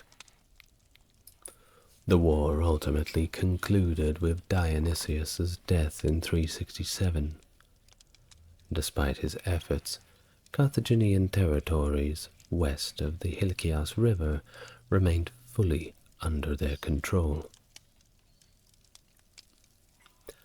Hanno, a prominent aristocrat, rose to command in Sicily, where he and his family wielded significant political influence in Carthage for about half a century. During this time, Carthage forged alliances with the Etruscans, while Tarentum and Syracuse also struck similar treaties. A power struggle began to ensue, resulting in Hanno's eventual deposition of his rival Suniatus, the leader of the Council of Elders, through legal means, followed by his execution. A little unfair. They could have just exiled him, don't you think? With Sicily firmly under Carthaginian control, Hanno spearheaded campaigns into Libya, Spain, and Mauritania, earning him the epithet Magnus, and amassing considerable wealth. Because why not, huh? His sons Hamilcar and Gisco distinguished themselves in these military endeavors. However, Hanno's ambitions for absolute power led him to plot the overthrow of the Council of Elders. This was a scheme that ultimately failed, and when they found out who it was, well, Hanno, Hamilcar, and much of their family were executed, while Gisco, he just faced exile. But as we know, exile, being forced to walk outside of the city grounds away from those safe walls and markets you could buy food at, all the rest, well, for a city slicker, that pretty much meant death. In 348, Carthage and Rome, now a significant power in central Italy, negotiated a second treaty under its terms, Romans were permitted to trade in Sicily, but were prohibited from settling there. Additionally, exploration, trade, and settlement activities in Iberia, Sardinia, and Libya were forbidden to the Romans, who were required to surrender any captured settlements in these regions to Carthage. The Carthaginians then pledged amicable relations with the Latins, agreed to return cities captured in Latium to Rome, and were prohibited from encamping in Roman territory with arms overnight. This treaty underscores the Carthaginian sphere of influence over the Phoenician colonies in Iberia by 348. Now what about Dionysius? What was he doing? Well, he was in the cold ground at this point. Following the death of Dionysius, a power struggle ensued among Dion, Dionysius II of Syracuse, and other contenders. Despite Syracuse's diminishing hegemony over Sicilian cities, due to internal strife escalating into open conflict, Carthage remained relatively passive from 366 to 346. But they couldn't remain passive forever. You get a little bored, don't you? In 343 BC, Carthage decided to oppose Timoleon. Now, despite numerical superiority, support from allied Greeks, and even his admission into Syracuse, Mago, the Carthaginian commander, mishandled the situation to such an extent that he chose to take his own life rather than face the tribunal of 104 upon his return to Carthage. Timoleon garnered support from tyrants allied with Carthage, and the retaliatory Punic expedition dispatched to Sicily in response to Syracusan raids was decisively defeated in the Battle of Crimisus in 341 by a combined Greek force. Gisco, son of Hanno Magnus, was recalled and appointed as king, but his efforts yielded not much. As Timoleon captured several pro-Carthaginian Greek cities, a peace treaty was brokered in 338. Now this agreement left Carthaginian holdings in Sicily unchanged, allowing Syracuse to manage its affairs with other Sicilian cities completely independently. Meanwhile, as Carthage grappled with the affairs in Sicily, the ascendance of Macedon under Philip II and Alexander the Great resulted in the defeat of Greek city-states, and, very notably, the downfall of the Achaemenid Empire. And this was a big deal, because the Achaemenid Empire was perhaps the largest empire the world had ever seen.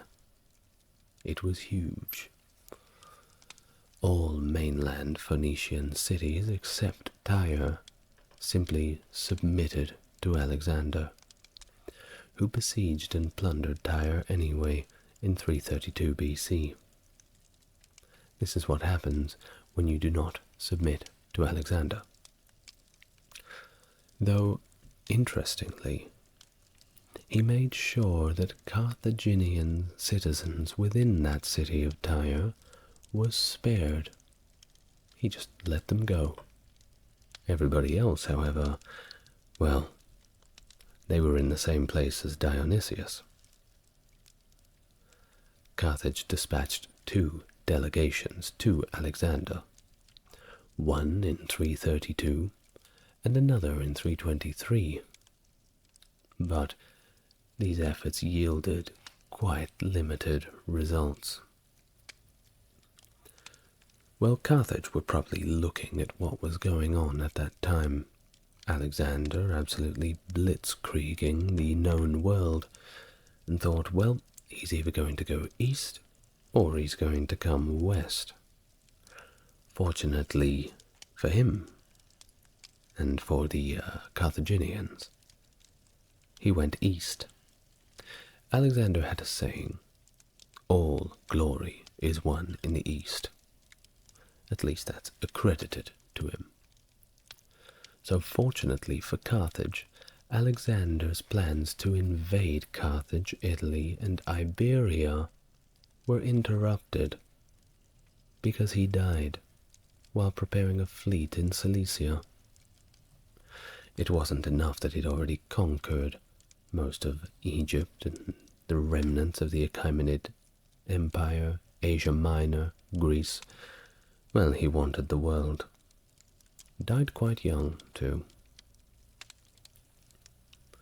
Well, subsequently, conflicts among the Diadochi and a three-way power struggle among the Antagonid, Macedon, Ptolemaic Egypt, and Seleucid Syria spared Carthage from further clashes with the successor states for a period, as they were too busy fighting amongst each other to really even take notice of what Carthage was doing. Trade relations were established with the New Egypt, which was now under the Ptolemaic dynasty, providing Carthage with maritime access to eastern markets that had been severed since 480. In 315, Agathocles, the tyrant of Syracuse, seized the city of Messene, modern-day Messina. Subsequently, in 311 BC, he violated the terms of the existing peace treaty by launching an invasion of Carthaginian territories in Sicily and laying siege to Acragas. In response to all this, Hamilcar, the grandson of Hanno Magnus, led the Carthaginian forces and achieved a significant success. By 310, Carthage controlled nearly all of Sicily and had besieged Syracuse itself.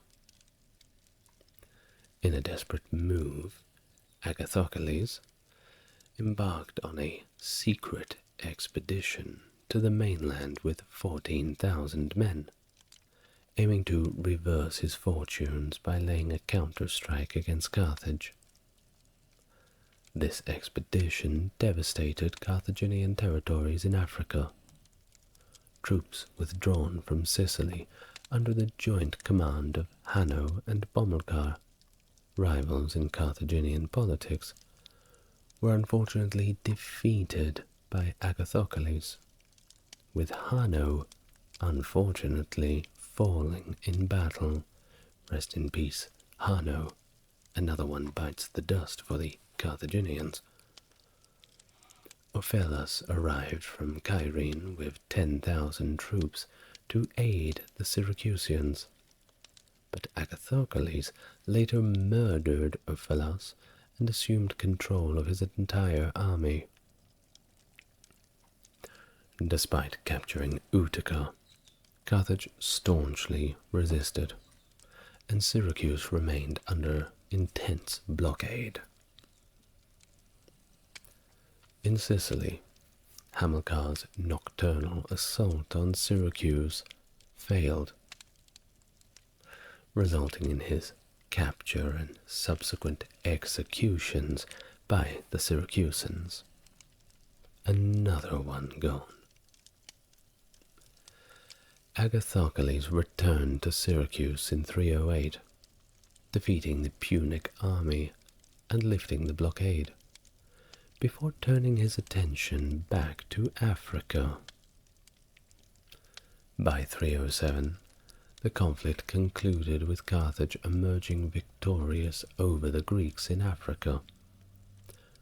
Surviving a coup attempt by Bomilcar in the process, Agathocles abandoned his army and returned to Syracuse, where a treaty was brokered dividing Sicily between Carthaginian and Greek territories. Between 280 and 275, Pyrrhus of Epirus embarked on two significant campaigns aimed at safeguarding and expanding the influence of the Molossians in the western Mediterranean. The first campaign was against the rising power of the Roman Republic in southern Italy, while the second targeted Carthage in Sicily.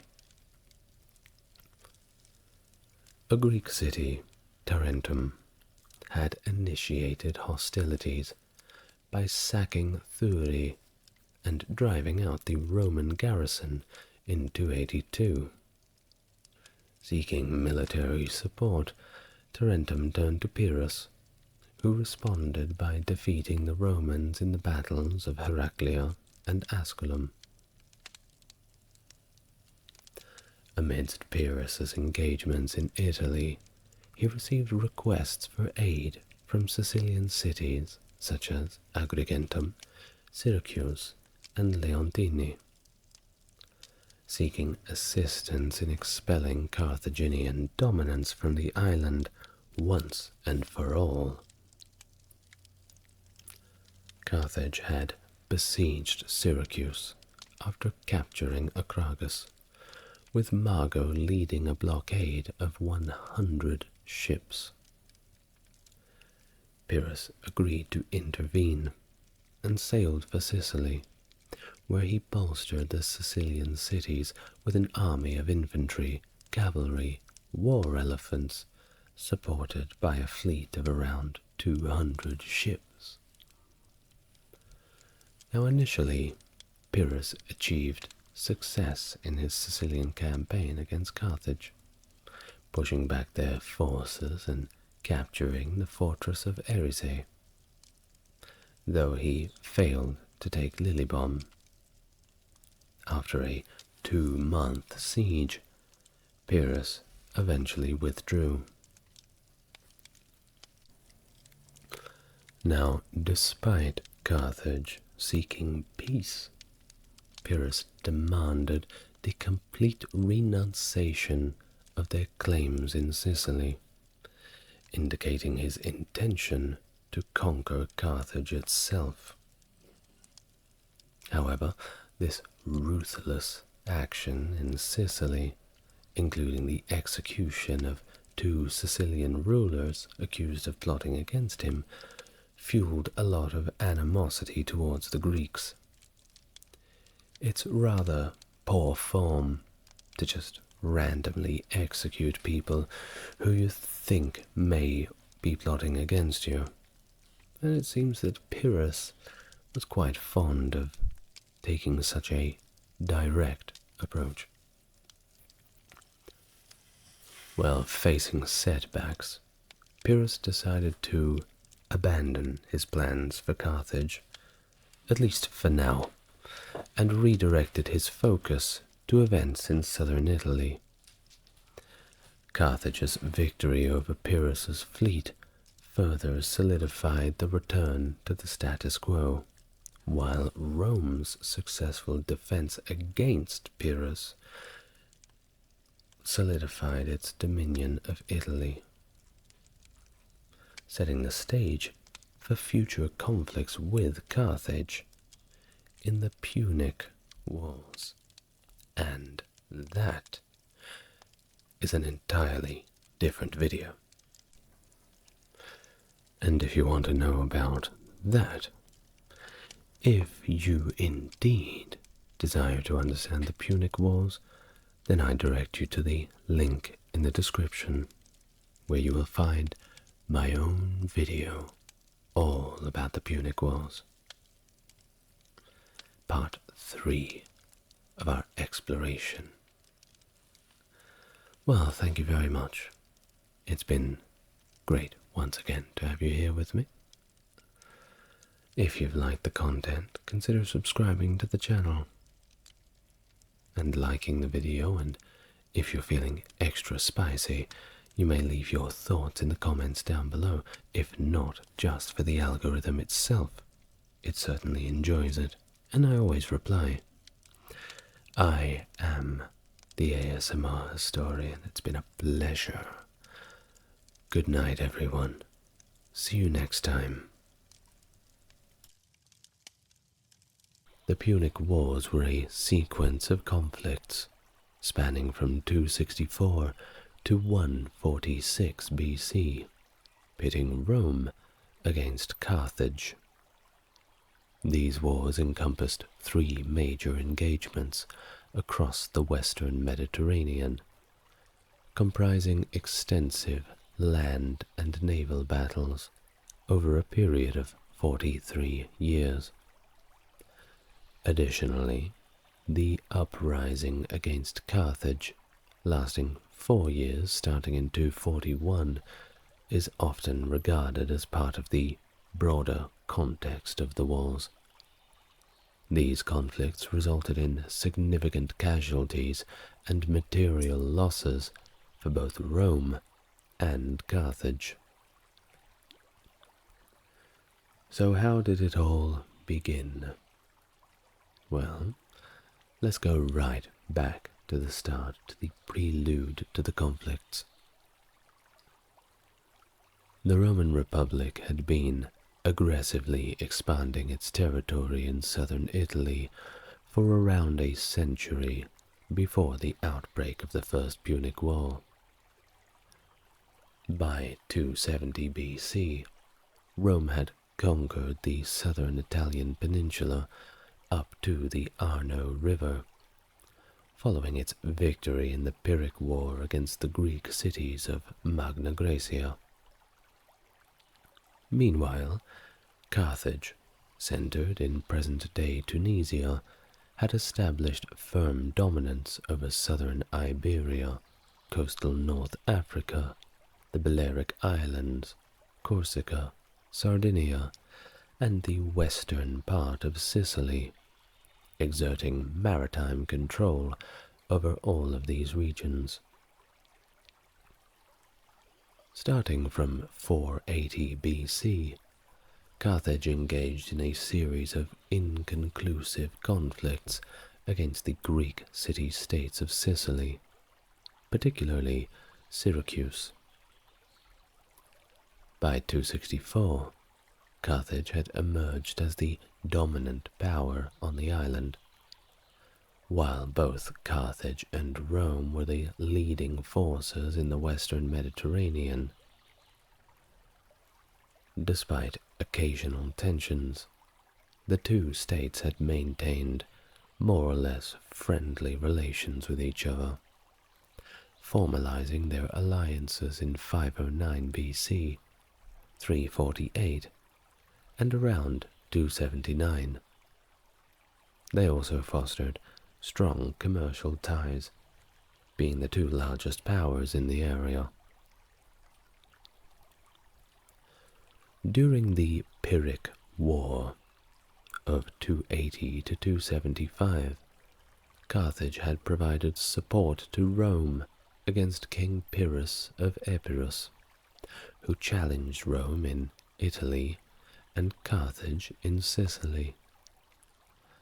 However, Rome's expansionist policies in southern Italy clashed with Carthage's proprietary interests in the region. This conflicting approach to territorial control led to tensions between the 2 powers, and ultimately led to war in 264 BC. The immediate trigger for this conflict was the dispute over control of the independent Sicilian city-state of Messana, known in our modern day as Messina. In 264, hostilities erupted between Carthage and Rome, marking the beginning of the First Punic War. So just to quickly recap, it was more of a dispute about territories and the control of the city-state Messana. An agreement could not be struck between the two powers, thus providing a pretext to the conflict. So first, let's understand how the armies were composed. In the Roman army, most male citizens were obligated to serve as infantry, with a minority contributing to the cavalry component. Typically, Roman legions comprised around 4,200 infantry and 300 cavalry. A portion of the infantry served as javelin-armed skirmishers called velites, while the remainder formed heavy infantry equipped with body armor, shields, and short swords. Legionaries were organized into 3 ranks, with the front rank also carrying javelins. Usually they would throw their javelin first, then meet a frontal assault with their short swords. The Roman military hierarchy included consuls, who led armies during wartime, and allied legions often supplemented Roman forces with additional cavalry. In contrast, Carthaginian citizens served in the army only in times of direct threat to Carthage itself. Carthaginian armies relied heavily on foreign recruits, including close-order infantry, javelin-armed skirmishers, shock cavalry, and light cavalry from North Africa, Iberia, and Gaul. Of course, we couldn't go past Carthage without mentioning that war elephants were also employed, sourced from indigenous African forests. Garrison duty and land blockades were common operations, and surprise attacks and ambushes were frequently employed during campaigns. Formal battles were preceded by days or weeks of camping, with infantry typically positioned in the center and cavalry on the flanks. Many battles were decided by attacks on the flanks or rear, leading to partial or complete envelopment of one side's forces. And now for the naval structure. Quinquiremes, named for their 5-oarsman configuration, were the backbone of both Roman and Carthaginian naval forces throughout the Punic Wars. This type of vessel was so prevalent that Polybius often referred to it as a generic term for warship. Each quinquireme boasted a crew of 300 individuals, including 280 oarsmen, 20 deck crew and officers. Additionally, it typically carried around 40 marines, although this number could swell to as many as 120 if there were an imminent battle. In 260 BC, the Romans embarked on constructing their fleet. Now at the time, they weren't entirely sure how to construct a good warship, but they got rather lucky. Well, they were down at the coast one day and they discovered a shipwrecked Carthaginian quinquireme. So they used that as a model. Now, However, due to their lack of shipbuilding experience, well, the creation of vessels were heavier than those of Carthage, and this of course resulted in slower and less maneuverable ships. Not a good problem to have. Achieving coordination among the oarsmen for unified rowing and complex battle maneuvers demanded extensive and vigorous training. At least half of the oarsmen needed prior experience for effective ship handling. Consequently, the Romans faced initial disadvantages against the more seasoned Carthaginians. To address this, they introduced the corvus, a 1.2-meter wide and 11-meter long bridge with a heavy spike underneath. This innovation enabled Roman legionaries serving as marines to board enemy ships and capture them, diverging from the conventional tactic of simply ramming into the ship and hopefully breaking it in half. Speaking of rams, during the Punic Wars, all warships were outfitted with them, featuring a triple set of 60-centimeter wide bronze blades, which weighed up to 270 kilograms, strategically positioned at the waterline. In the century preceding these wars, boarding tactics had become prevalent, while ramming had somewhat declined. This shift had occurred as larger and heavier vessels, prevalent during this period, lacked the necessary speed and maneuverability to make ramming an effective option. Additionally, their sturdier construction reduced the impact of a ram attack, even if it managed to be successful. The Roman innovation of the corvus continued this trend, compensating for their initial deficiency in ship maneuvering skills. However, the corvus' additional weight in the prow compromised both the ship's maneuverability and its seaworthiness.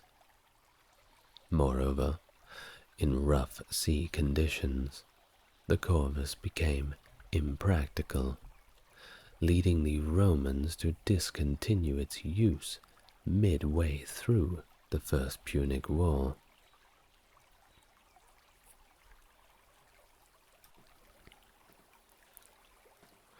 So, onto the war itself. Much of the First Punic War unfolded on, or at least near, the waters of Sicily. The island's hilly and rugged terrain made maneuvering large forces somewhat challenging, favoring defensive strategies. Land operations primarily involved raids, sieges, and interdiction, with only 2 full-scale pitched battles occurring during the 23-year conflict on Sicily. The war commenced with the Romans establishing a foothold at Messana in 264. They coerced Syracuse, the island's major independent power, into an alliance and besieged Carthage's primary base at Acragas on the south coast. In 262 BC, a Carthaginian force attempted to lift the siege, but suffered a significant defeat at the Battle of Acragas. Subsequently, the Romans quickly captured the city, selling a large portion of its population into slavery. I'm sure they were thrilled about that. Following this victory, the land war on Sicily reached a stalemate, as the Carthaginians concentrated on defending their fortified towns and cities along the coast. This defensive posture allowed them to be supplied and reinforced without significant interference from the Romans. Consequently, the focus shifted to naval warfare, an area where the Romans at this time lacked experience. However, they rapidly built a navy to challenge Carthage's maritime dominance. Utilizing innovations like the aforementioned corvus, the Romans secured a significant victory at the Battle of Mylae in 260. Subsequent engagements included the seizure of a Carthaginian base in Corsica, although an attempted assault on Sardinia was repelled. Exploiting these naval victories, the Romans launched an invasion on North Africa in 256, intercepted by the Carthaginians at the Battle of Cape Ecnomus off Sicily's southern coast. Despite the Carthaginians' superior seamanship, the Romans gained an advantage with the corvus, turning the battle into a chaotic melee. Of course, the Carthaginians were thinking at this time, well, if we can just fight them on the sea, we'll mop the floor with them. Well, they didn't think they would be standing on the decks of their very ships fighting the Romans, sword to sword, shield to shield. Did not work out as planned. The Carthaginians suffered another defeat, possibly the largest naval battle in history in terms of combatants involved. Following this, the Carthaginians initially sought peace in 255, but after the terms were way too one-sided, they decided they had no choice but continue to resist. However, the Battle of Tunis in the spring of 255, a combined Carthaginian force under Xanthippus, a Spartan mercenary, managed to crush the Romans. The Romans, attempting to evacuate their survivors, faced further defeat at the Battle of Cape Hermaeum, as their fleet was heavily routed. Moreover, a storm devastated the return Roman fleet to Italy, resulting in significant losses, possibly exacerbated by the unseaworthy nature of their ships due to putting all of their effort into the corvus rather than the ships themselves. Now, despite all of these setbacks, neither side could really secure a decisive advantage. Therefore, the war persisted, marked by numerous battles and sieges, including the recapture and subsequent destruction of Acragas by the Carthaginians in 255. However, the Romans rapidly rebuilt their fleet and captured Panormus, modern-day Palermo, in 254. Over the following years, both sides engaged in skirmishes and strategic maneuvers across Sicily, with the Romans gradually gaining control of the island. In 250 BC, the Romans confronted the Carthaginians at Panormus, effectively countering their use of war elephants and achieving victory. As the Romans continued to advance, they besieged Lilybaeum and Drepana, the last Carthaginian strongholds remaining in Sicily. Despite facing intense resistance, including a defeat at the Battle of Drepana, the Romans persisted in their siege of Lilybaeum for 9 years.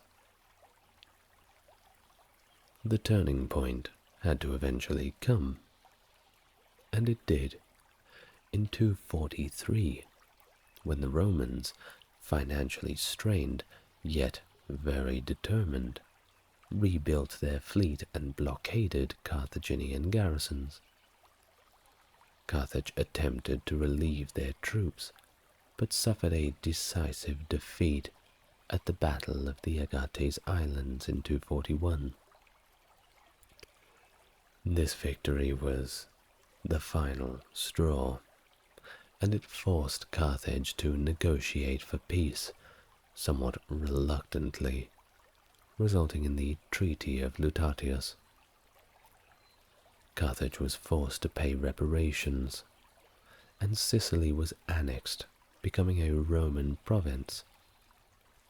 Well, of course, this was the final nail in the coffin for the First Punic War. Polybius described it as one of the longest, most fiercely contested wars in history, cementing Rome's dominance in the western Mediterranean and laying the foundation for its maritime power for centuries to come. But, of course, war never changes, and it never ends. The mercenary or truceless war erupted a few years later in 241 over a dispute regarding the payment of wages owed to 20,000 foreign soldiers who had fought for Carthage during the First Punic Wars. It seems that Carthage had neglected to pay its bills. Led by Spendius and Matho, the mutiny escalated into a full-scale rebellion, attracting 70,000 Africans from Carthage's dependent territories, who provided support and resources. Well, initially, Carthage struggled in the face of the rebellion, particularly under the leadership of General Hanno. Well, it couldn't all be bad luck for the Carthaginians. Things had to turn around, right? Well, they did, with Hamilcar Barca, the father of a very famous character in this story, which we'll get to somewhat later. In 240 BC, he was a seasoned veteran of the Sicilian campaigns, and he assumed joint command of the Carthaginian army and later supreme command in 239. Well, his first job, and indeed a tall order, was crushing this rebellion. Employing a combination of military strategy and leniency, Hamilcar attempted to quell the rebellion. However, after Spendius brutally tortured 700 Carthaginian prisoners to death, the conflict intensified with unprecedented ferocity. That whole strategy of leniency, well, they weren't doing that anymore. Despite initial setbacks, by early 237, Carthage had regained control over the rebel-held cities. An expedition was organized to retake Sardinia, where mutinous soldiers had massacred all of the Carthaginians. However, the Roman Senate viewed this as an act of aggression and demanded Carthage cede Sardinia and Corsica, along with paying a hefty fine, of course. Weakened by 3 decades of war, Carthage reluctantly agreed to avoid further conflict with Rome. This episode, characterized by Roman opportunism and disregard for existing treaties, of course sowed deep resentment in Carthage.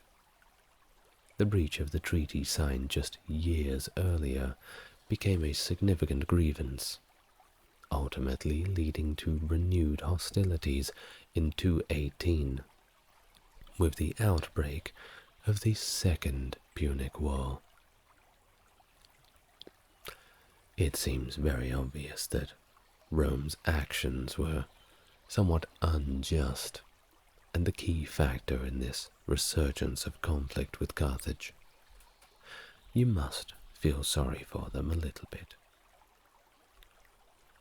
Well, after quelling the rebellion, Hamilcar Barca recognized the urgent need for Carthage to bolster its economic and military capabilities in preparation for future conflicts with Rome. He knew that it was coming. Following the First Punic War, Carthaginian territories in Iberia were limited to a few prosperous coastal cities in the south.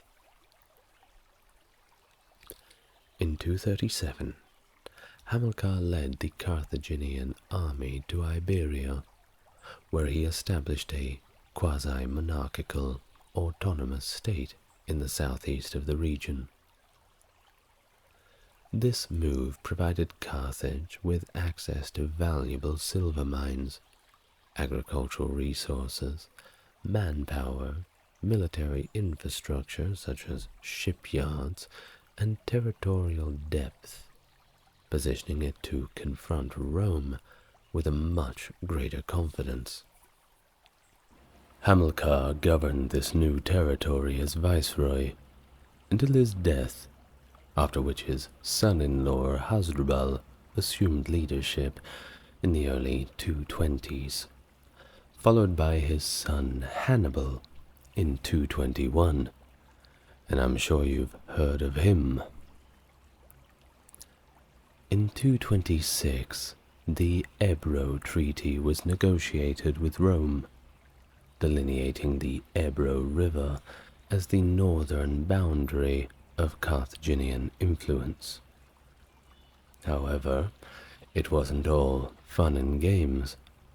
Tensions escalated when Rome entered into a separate agreement with the city of Saguntum, located south of the Ebro River, sometime within the following 6 years. This move by Rome undermined the terms of the Ebro Treaty and contributed to the escalating conflict between Carthage and Rome, which ultimately culminated in the outbreak of the Second Punic War.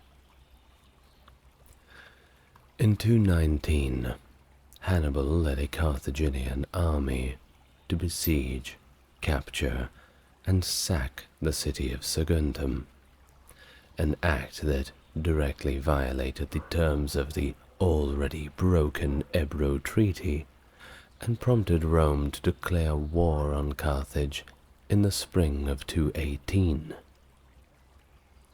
This declaration marked the beginning of the Second Punic War in official status.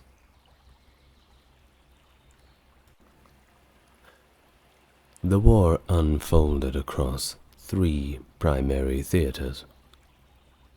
The first being Italy, which saw Hannibal's audacious campaign, during which he repeatedly defeated the Roman legions in a series of battles, showcasing his tactical genius and strategic acumen, and also giving the Romans nightmares for some generations after.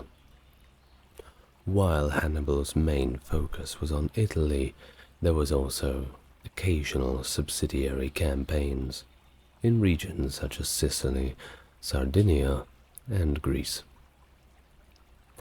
In Iberia, modern-day Spain, Hannibal's younger brother, Hasdrubal, defended Carthaginian colonial cities against Roman incursions. Hasdrubal's efforts met with mixed success until he eventually decided to move his forces into Italy to reinforce Hannibal. The decisive phase of the war took place in Africa, where Rome sought to confront Carthage directly. It was in this theatre that the fate of the conflict would ultimately be decided. These three theatres formed the backdrop for a protracted and brutal struggle between Rome and Carthage, each vying for supremacy in the Mediterranean world. 218 BC. Hannibal crosses the Alps. Well, in 218 BC, several significant events unfolded across different regions, setting the stage for an escalating conflict. Naval skirmishes occurred around Sicily, with the Romans successfully repelling a Carthaginian attack and seizing control of the island of Malta. Meanwhile, major Gallic tribes launched attacks on Roman colonies in Cisalpine Gaul, prompting Roman settlers to seek refuge in the established colony of Mutina, modern-day Modena.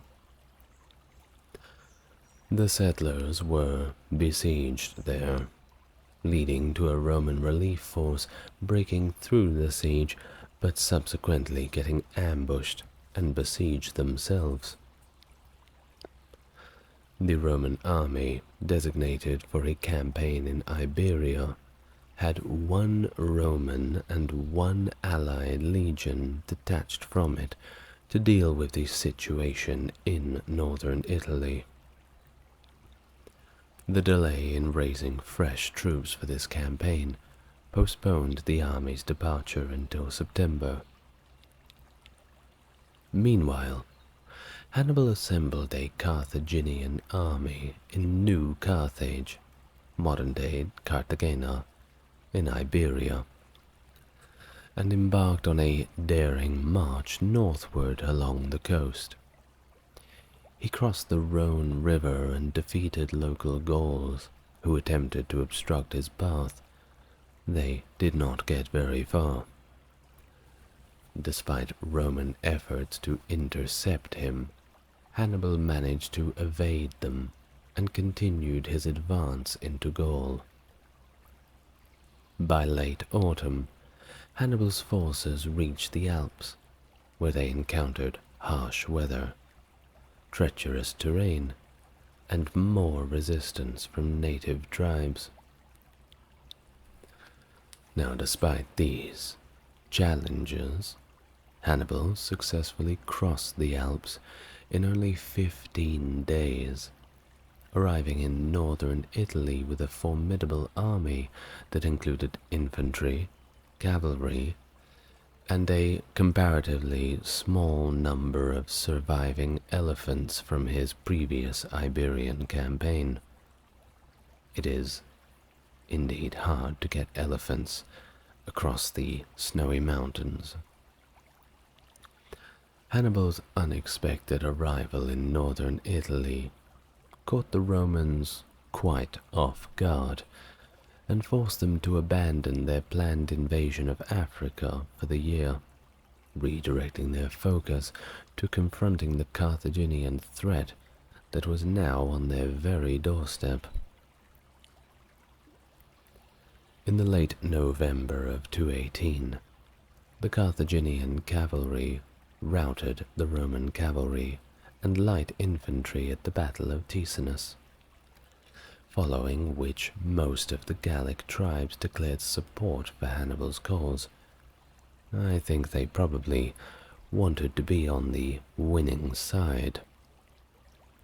This, of course, bolstered Hannibal's army to a formidable force of 37,000 men. Subsequently, A large Roman army was drawn into battle by Hannibal at the Trebia, where it suffered a devastating defeat. Hannibal's victory led to a surge in Gauls joining his ranks. They just kept on coming. Perhaps even in these early days, the Romans had left quite a bitter taste in the mouth of the Gauls. To block Hannibal's advance into central Italy, the Romans stationed armies at strategic locations, including Arretium and the Adriatic coast. However, in early spring of 217, Hannibal managed to cross the Apennines unopposed and drew the Roman army under Gaius Flaminius into an ambush at Lake Trasimene. In this battle, he inflicted a severe blow to the Romans, killing thousands, capturing many more, including the consul himself, Gaius Flaminius. Well, there was quite an uproar in the Senate about this. How dare they defeat us? We're meant to be the ones who win the battles. So following these defeats, the Romans decided to appoint Quintus Fabius as a dictator, entrusting him with the war effort. Fabius adopted a cautious strategy, known as the Fabian strategy, which involved avoiding direct confrontation with Hannibal's forces and instead engaging in small-scale skirmishes. Despite criticism from some quarters, Fabius persisted with this approach, aiming to wear down Hannibal's forces over time. In the subsequent elections of 216, Gaius Varro and Lucius Paulus, more aggressive-minded leaders, were elected as the new consuls.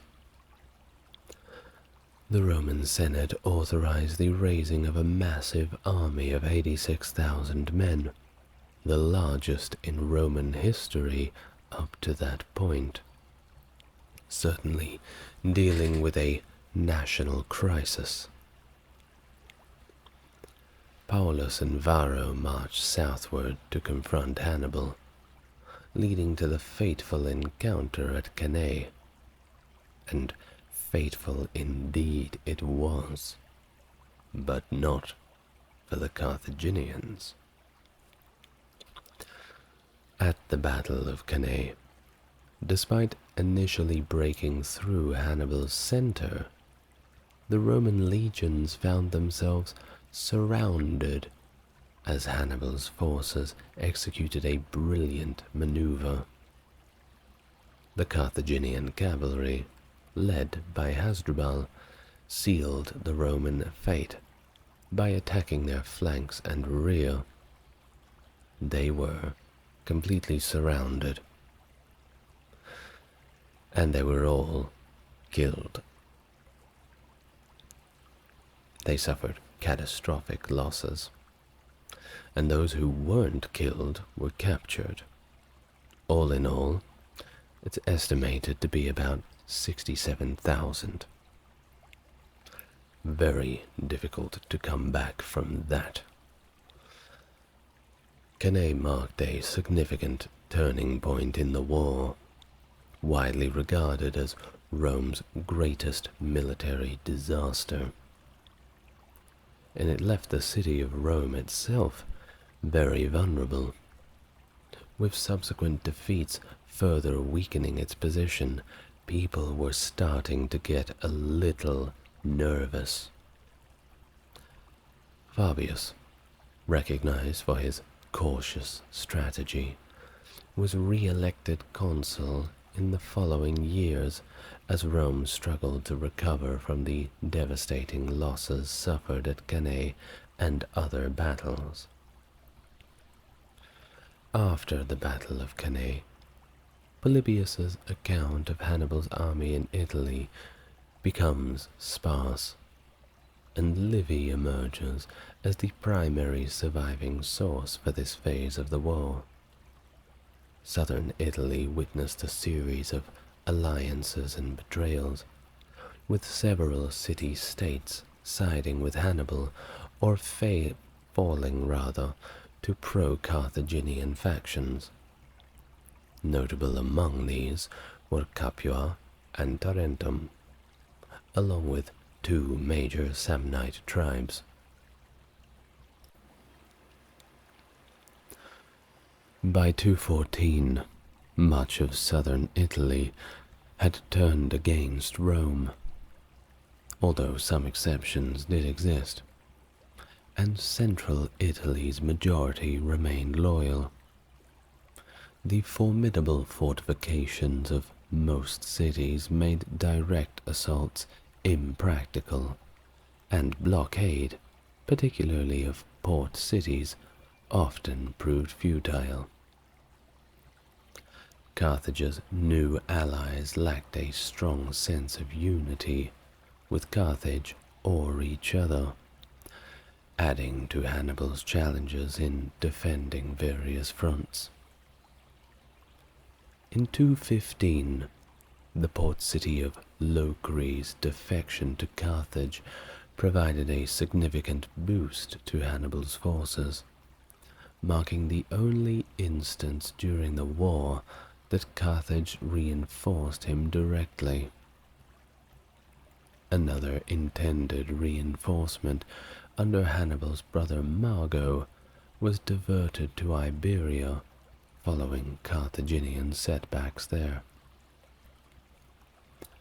Meanwhile, Rome resorted to drastic measures to bolster its legions, including enlisting slaves, criminals, and individuals not meeting the usual property qualifications. By 213, Rome had fielded over 22 legions, totaling over 100,000 men, supplemented by allied troops. Although unable to engage Hannibal in open battle with such forces, Rome's numbers forced him to concentrate his troops, limiting his movements. Over the next 12 years, post-Cannae, the war in southern Italy oscillated as cities shifted allegiances or fell to subterfuge, with the Romans retaking them through sieges or by manipulating the pro-Roman factions within.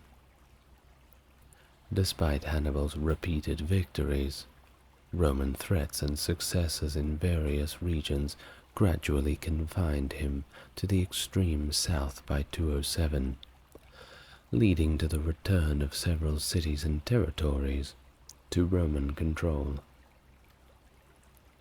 In 216, Macedonian King Philip V pledged his support to Hannibal, triggering the First Macedonian War against Rome in the following year. Rome countered this threat by allying with the Aetolian League, a coalition of Greek city-states already at odds with Macedonia. By 205, however, this conflict was resolved through a negotiated peace.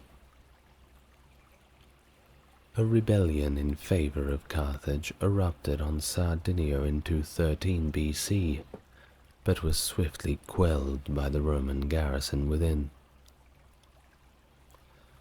Until 215, Sicily remained firmly under Roman control, impeding Hannibal's access to sea reinforcement and resupply from Carthage.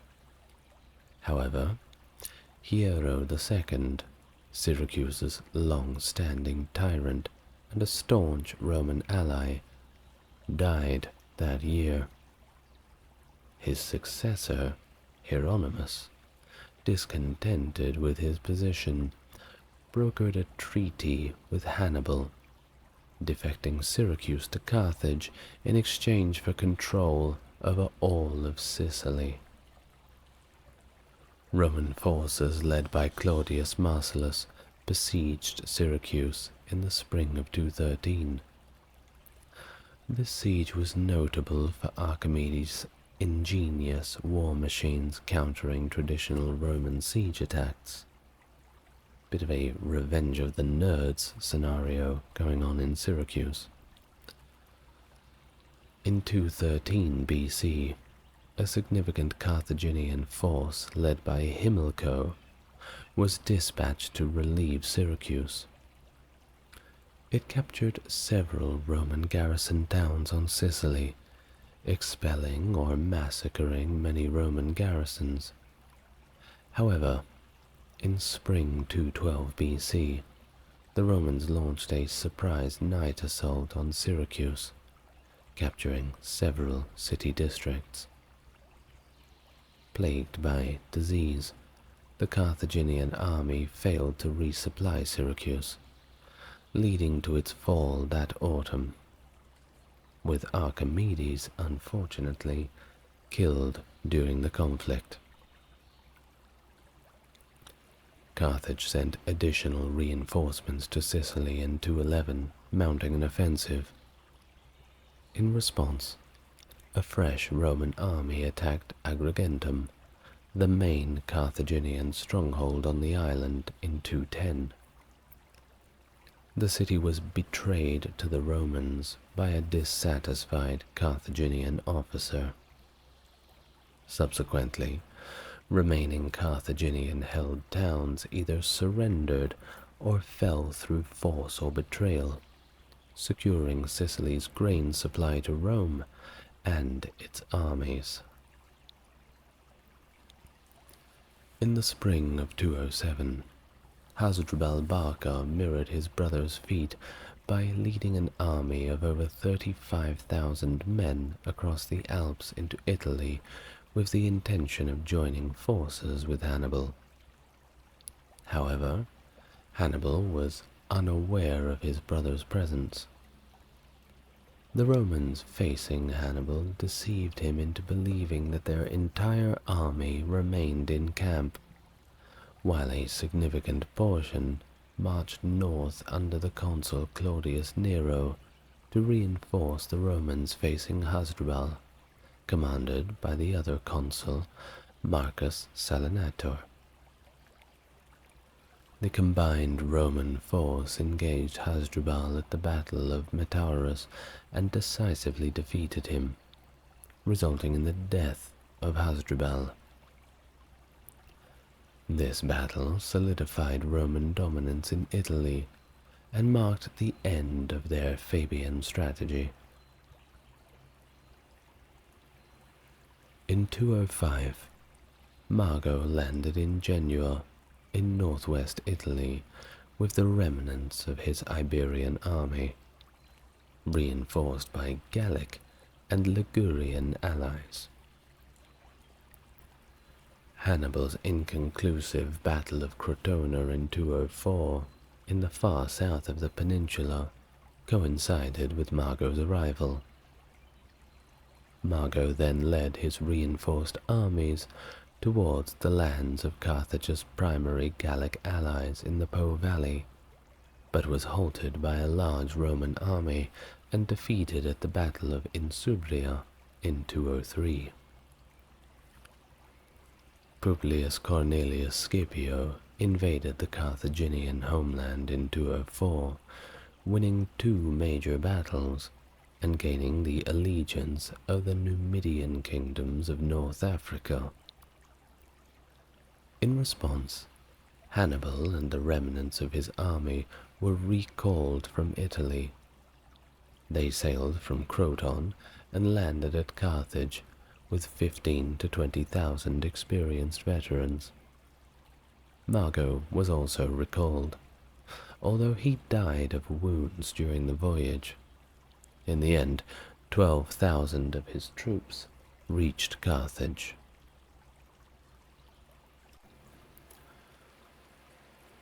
In Iberia, the Roman fleet disembarked its army in the northeast in 218 BC, gaining support among the local tribes. A Carthaginian attack in late 218 was repelled at the Battle of Caesar.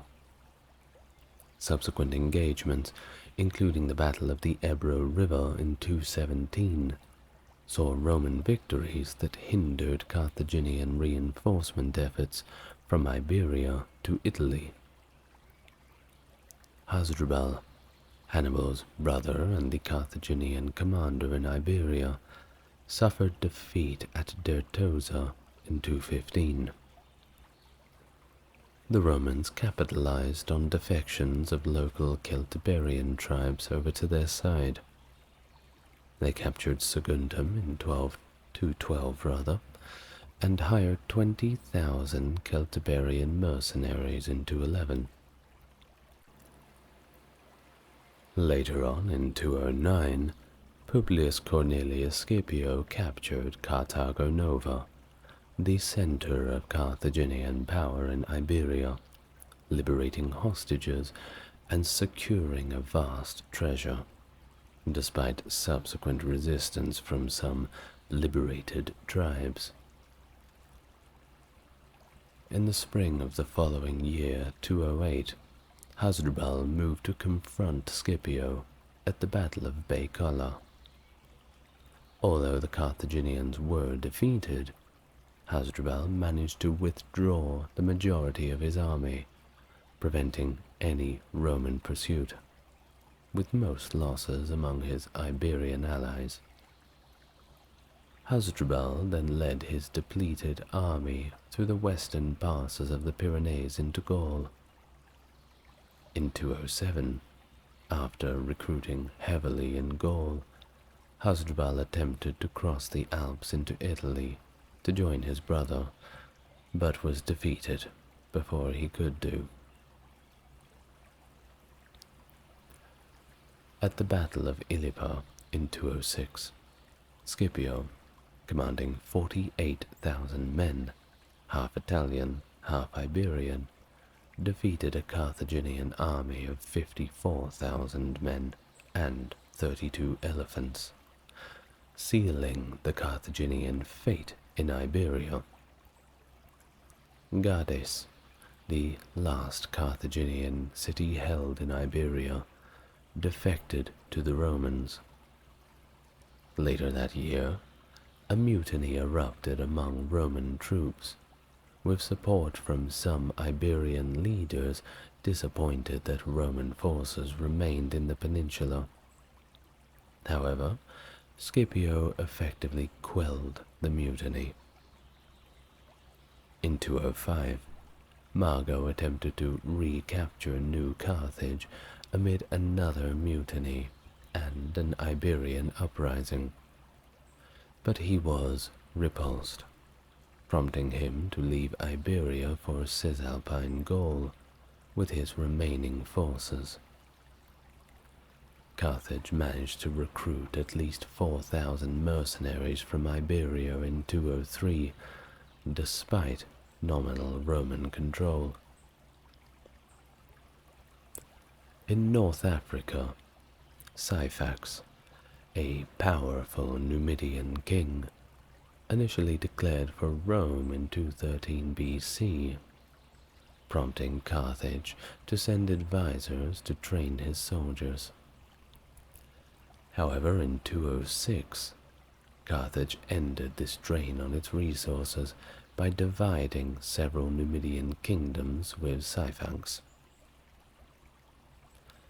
Massinissa, a disinherited Numidian prince, returned to Rome for support.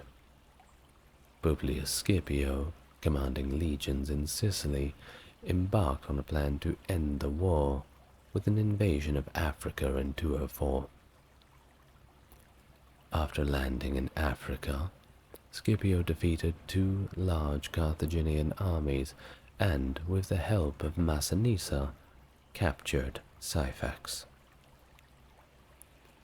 Hannibal was then recalled from Italy, and a decisive battle ensued at Zama in October of 202. The resulting peace treaty, dictated by Rome, stripped Carthage of its overseas territories, imposed an indemnity, and restricted its military capabilities, establishing Rome's political dominance over Carthage. Scipio was celebrated with a triumph and bestowed the agnomen Africanus. The war's pressures led to the Romans developing an effective logistical system, setting the stage for future overseas conquests. Well, what happened after the war? Well, after the war, Massinissa emerged as the dominant ruler among the Numidians, leveraging Carthage's weakened state to expand his influence. Over the next 48 years, he repeatedly capitalized on Carthage's inability to protect its own territories. Despite Carthage's pleas to Rome for assistance, or at least permission to take military action, Rome consistently supported Massinissa, denying Carthage any recourse. Massinissa's raids into Carthaginian territory therefore became bolder and a lot more frequent, effectively having a green light from the Romans. In 151, Carthage, in defiance of the treaty, mustered an army and launched a counterattack against the Numidians.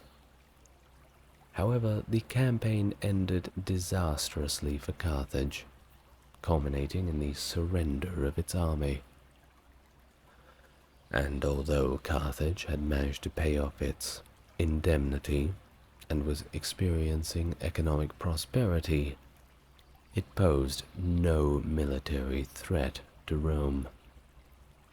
Nevertheless, certain factions within the Roman Senate harbored long-standing ambitions to obliterate Carthage for good. The breach of the treaty served as a pretext for these elements, and in 149, once again, war was declared against Carthage.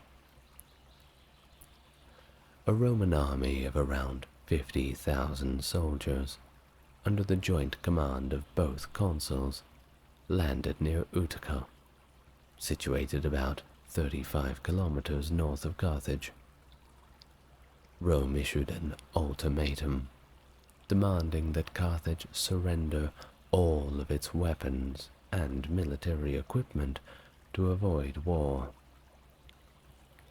Carthage complied, delivering vast quantities of armament, including 200,000 sets of armor, 2,000 catapults, and numerous warships. Well, the Romans thought that wasn't quite good enough. Then they insisted that Carthage destroy its own city and relocate at least 16 kilometers inland from the coast. Well, in response to this, the Carthaginians were a little bit upset. They then terminated the negotiations and began rebuilding their arsenal. In addition to defending the walls of Carthage, the Carthaginians organized a field army under Hasdrubal the Boetharch, stationed approximately 25 kilometers, 16 miles to the south. The Roman army attempted to besiege Carthage, but the city's formidable walls and determined citizen militia thwarted their efforts. Meanwhile, the Carthaginians launched effective counterattacks, raiding Roman supply lines. In 148, Carthaginian fire ships destroyed numerous Roman vessels, causing significant setbacks for the besiegers.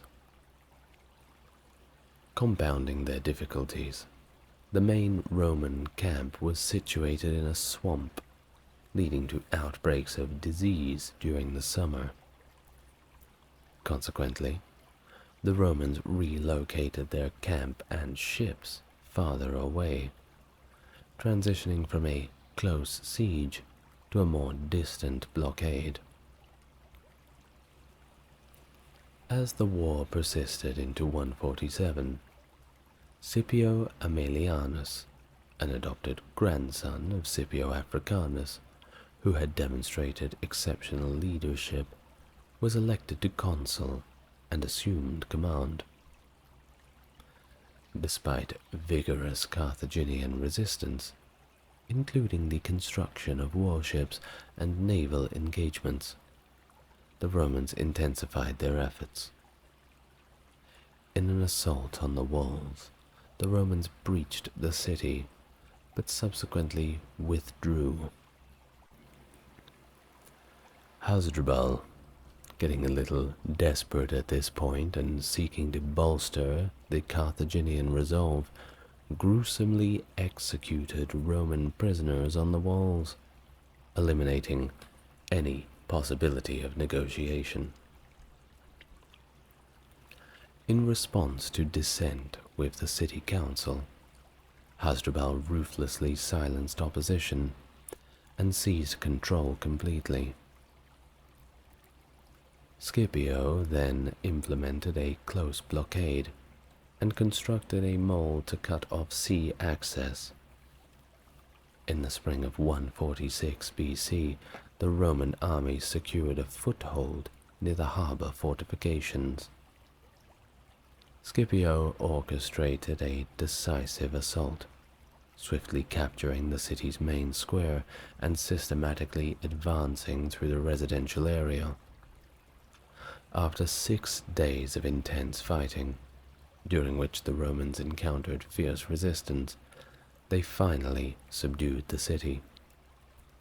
The last defenders, including Roman deserters fighting for Carthage, took refuge in the temple of Eshmon and perished in the flames. The Roman victory resulted in the enslavement of 50,000 Carthaginian prisoners, marking not only the end of the war, but the end of Carthage. Despite the popular belief, there is not much historical evidence to support the notions that the Romans salted the city's fields. This myth was debunked some years ago by scholars. The remaining Carthaginian territories were absorbed into the Roman Republic and reorganized to form the Roman province of Africa, with Utica established as its capital. This new province played a crucial role as a significant source of grain and other agricultural products for the expanding Roman Empire. Many prominent Punic cities, including those in Mauritania, came under direct Roman control, although they were allowed to maintain their traditional Punic administrative structures. About a century later, Julius Caesar oversaw the rebuilding of Carthage, but this time as a Roman city. Over time, Carthage flourished and grew into one of the principal urban centers of Roman Africa during the heyday of the Roman Empire. Today, Rome remains the capital city of Italy, while the ruins of Carthage can be found approximately 24 kilometers east of Tunis, the capital of Tunisia, along the North African coastline. Well, we've reached the end of our video on the Punic Wars. Thank you very much for joining me. What an adventure. Hannibal Barca, born 247 BC in present-day northern Tunisia, was one of the sons of Carthaginian leader Hamilcar Barca. Raised in the aftermath of Carthage's defeat in the First Punic War, Hannibal's family sought to improve their fortunes. Hamilcar, supported by Gades, initiated the subjugation of tribes in the Iberian Peninsula. Facing logistical challenges, Hamilcar marched his forces across Numidia to reach the Pillars of Hercules and cross the Strait of Gibraltar. As a child, Hannibal expressed a strong desire to accompany his father in overseas wars. According to Polybius, Hamilcar agreed, but he demanded a solemn oath from Hannibal never to be a friend of Rome. There are different accounts of this oath, with one version mentioning Hannibal being held over a sacrificial fire during the ceremony.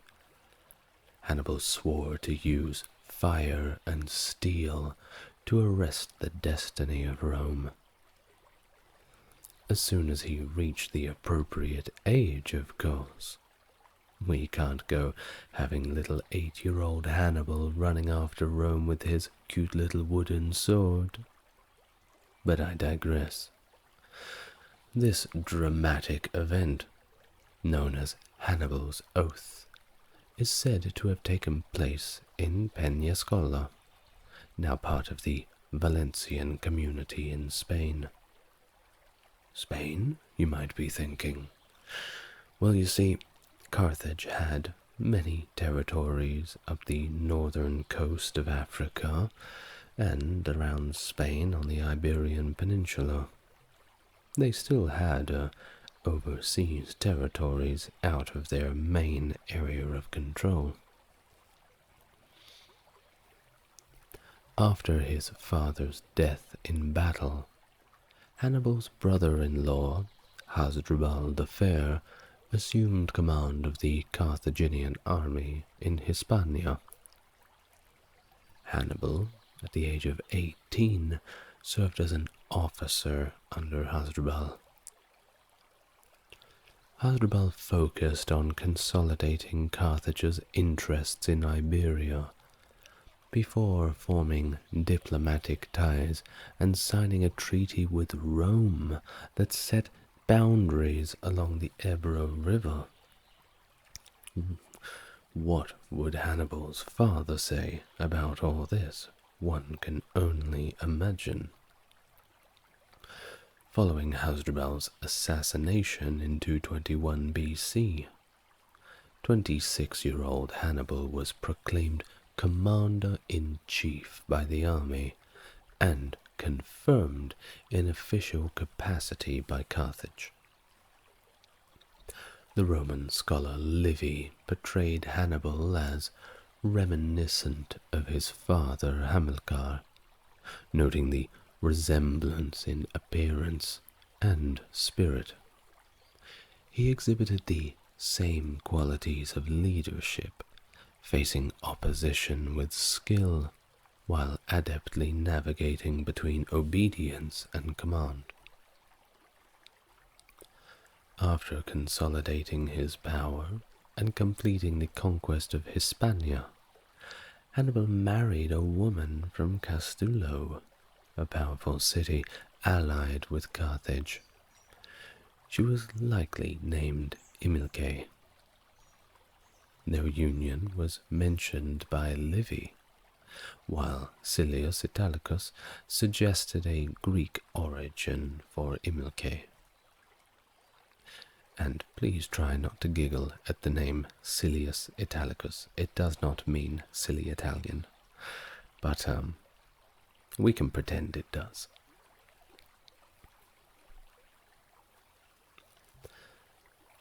Now, another scholar, Gilbert Charles Picard, argued that she was not of Greek origin. Rather, she was of Punic origin.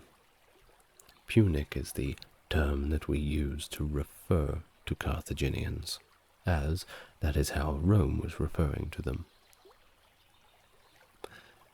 In his initial campaigns, Hannibal attacked strongholds like Elythia and Helmantike, showcasing his tactical prowess.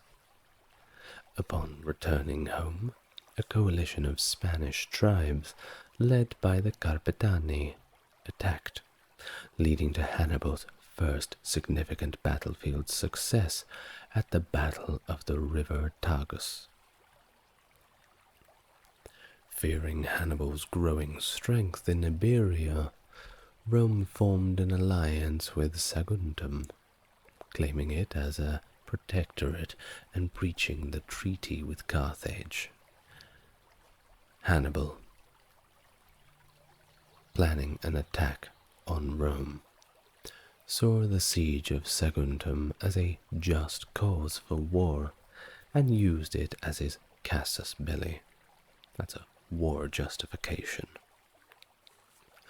The city fell after 8 months, and Hannibal sent the booty to Carthage, gaining crucial support.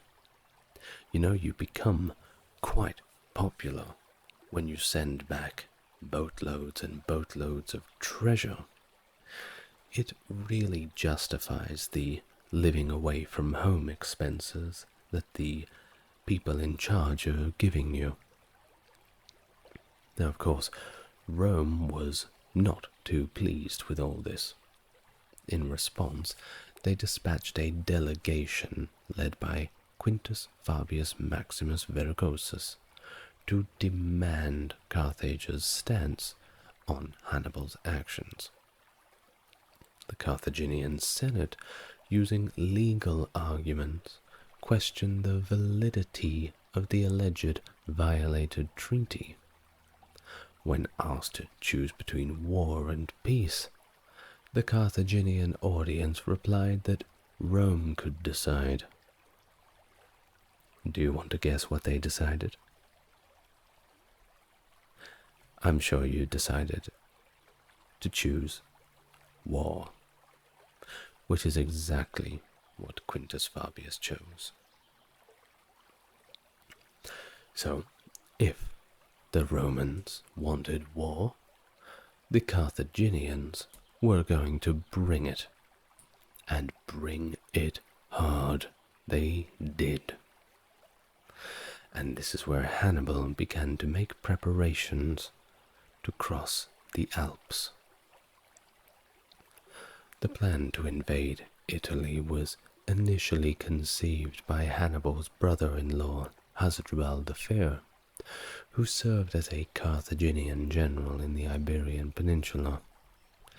However, as you already know, he was assassinated in 221 BC, and Hannibal was the new guy in charge. The Romans, having dealt with the threat of a Gallo-Carthaginian invasion, were completely unaware of Hannibal's plans. Hannibal departed Cartagena, Spain, in the late spring of 218. But it wasn't easy. In fact, along the way, he faced challenges in subduing northern tribes and crossing the Pyrenees.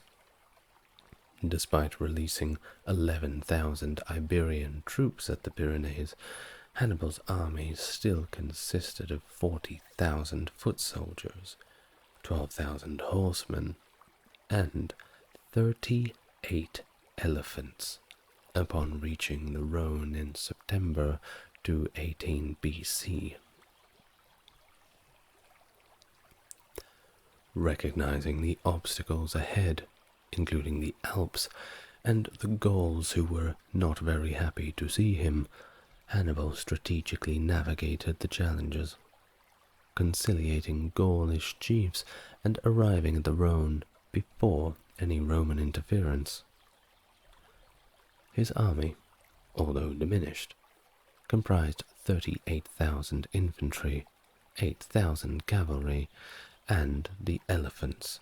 Now, the elephants would become very important, but it is difficult to make an elephant walk up the daunting condition of a mountain? Well, that is exactly what Hannibal had to do. He skillfully outmaneuvered both natives and a Roman force to cross the Rhone Valley and advance towards the daunting Alpine crossing. The exact route he took over the Alps remains a subject of scholarly debate, with theories proposing different paths. There's really no way to know for sure, and perhaps one day we will find more solid archaeological evidence, as things are always left behind. Some modern theories suggest a march up the valley of Drôme, crossing the main range south of the Col de Montgevir. Others argue for a route farther north up the valleys of the Isère and Arc, crossing the main range near the present Col de Mont-Cenis or Little St. Bernard Pass. Recent numismatic evidence indicates that Hannibal's army may have passed within the site of a Matterhorn. Numismatic? That means the study of coins. They found money. Scholars, including geoarchaeologist Patrick Hunt, propose different routes, suggesting that the Col de Clapier is the most accurate based on ancient depictions of the route.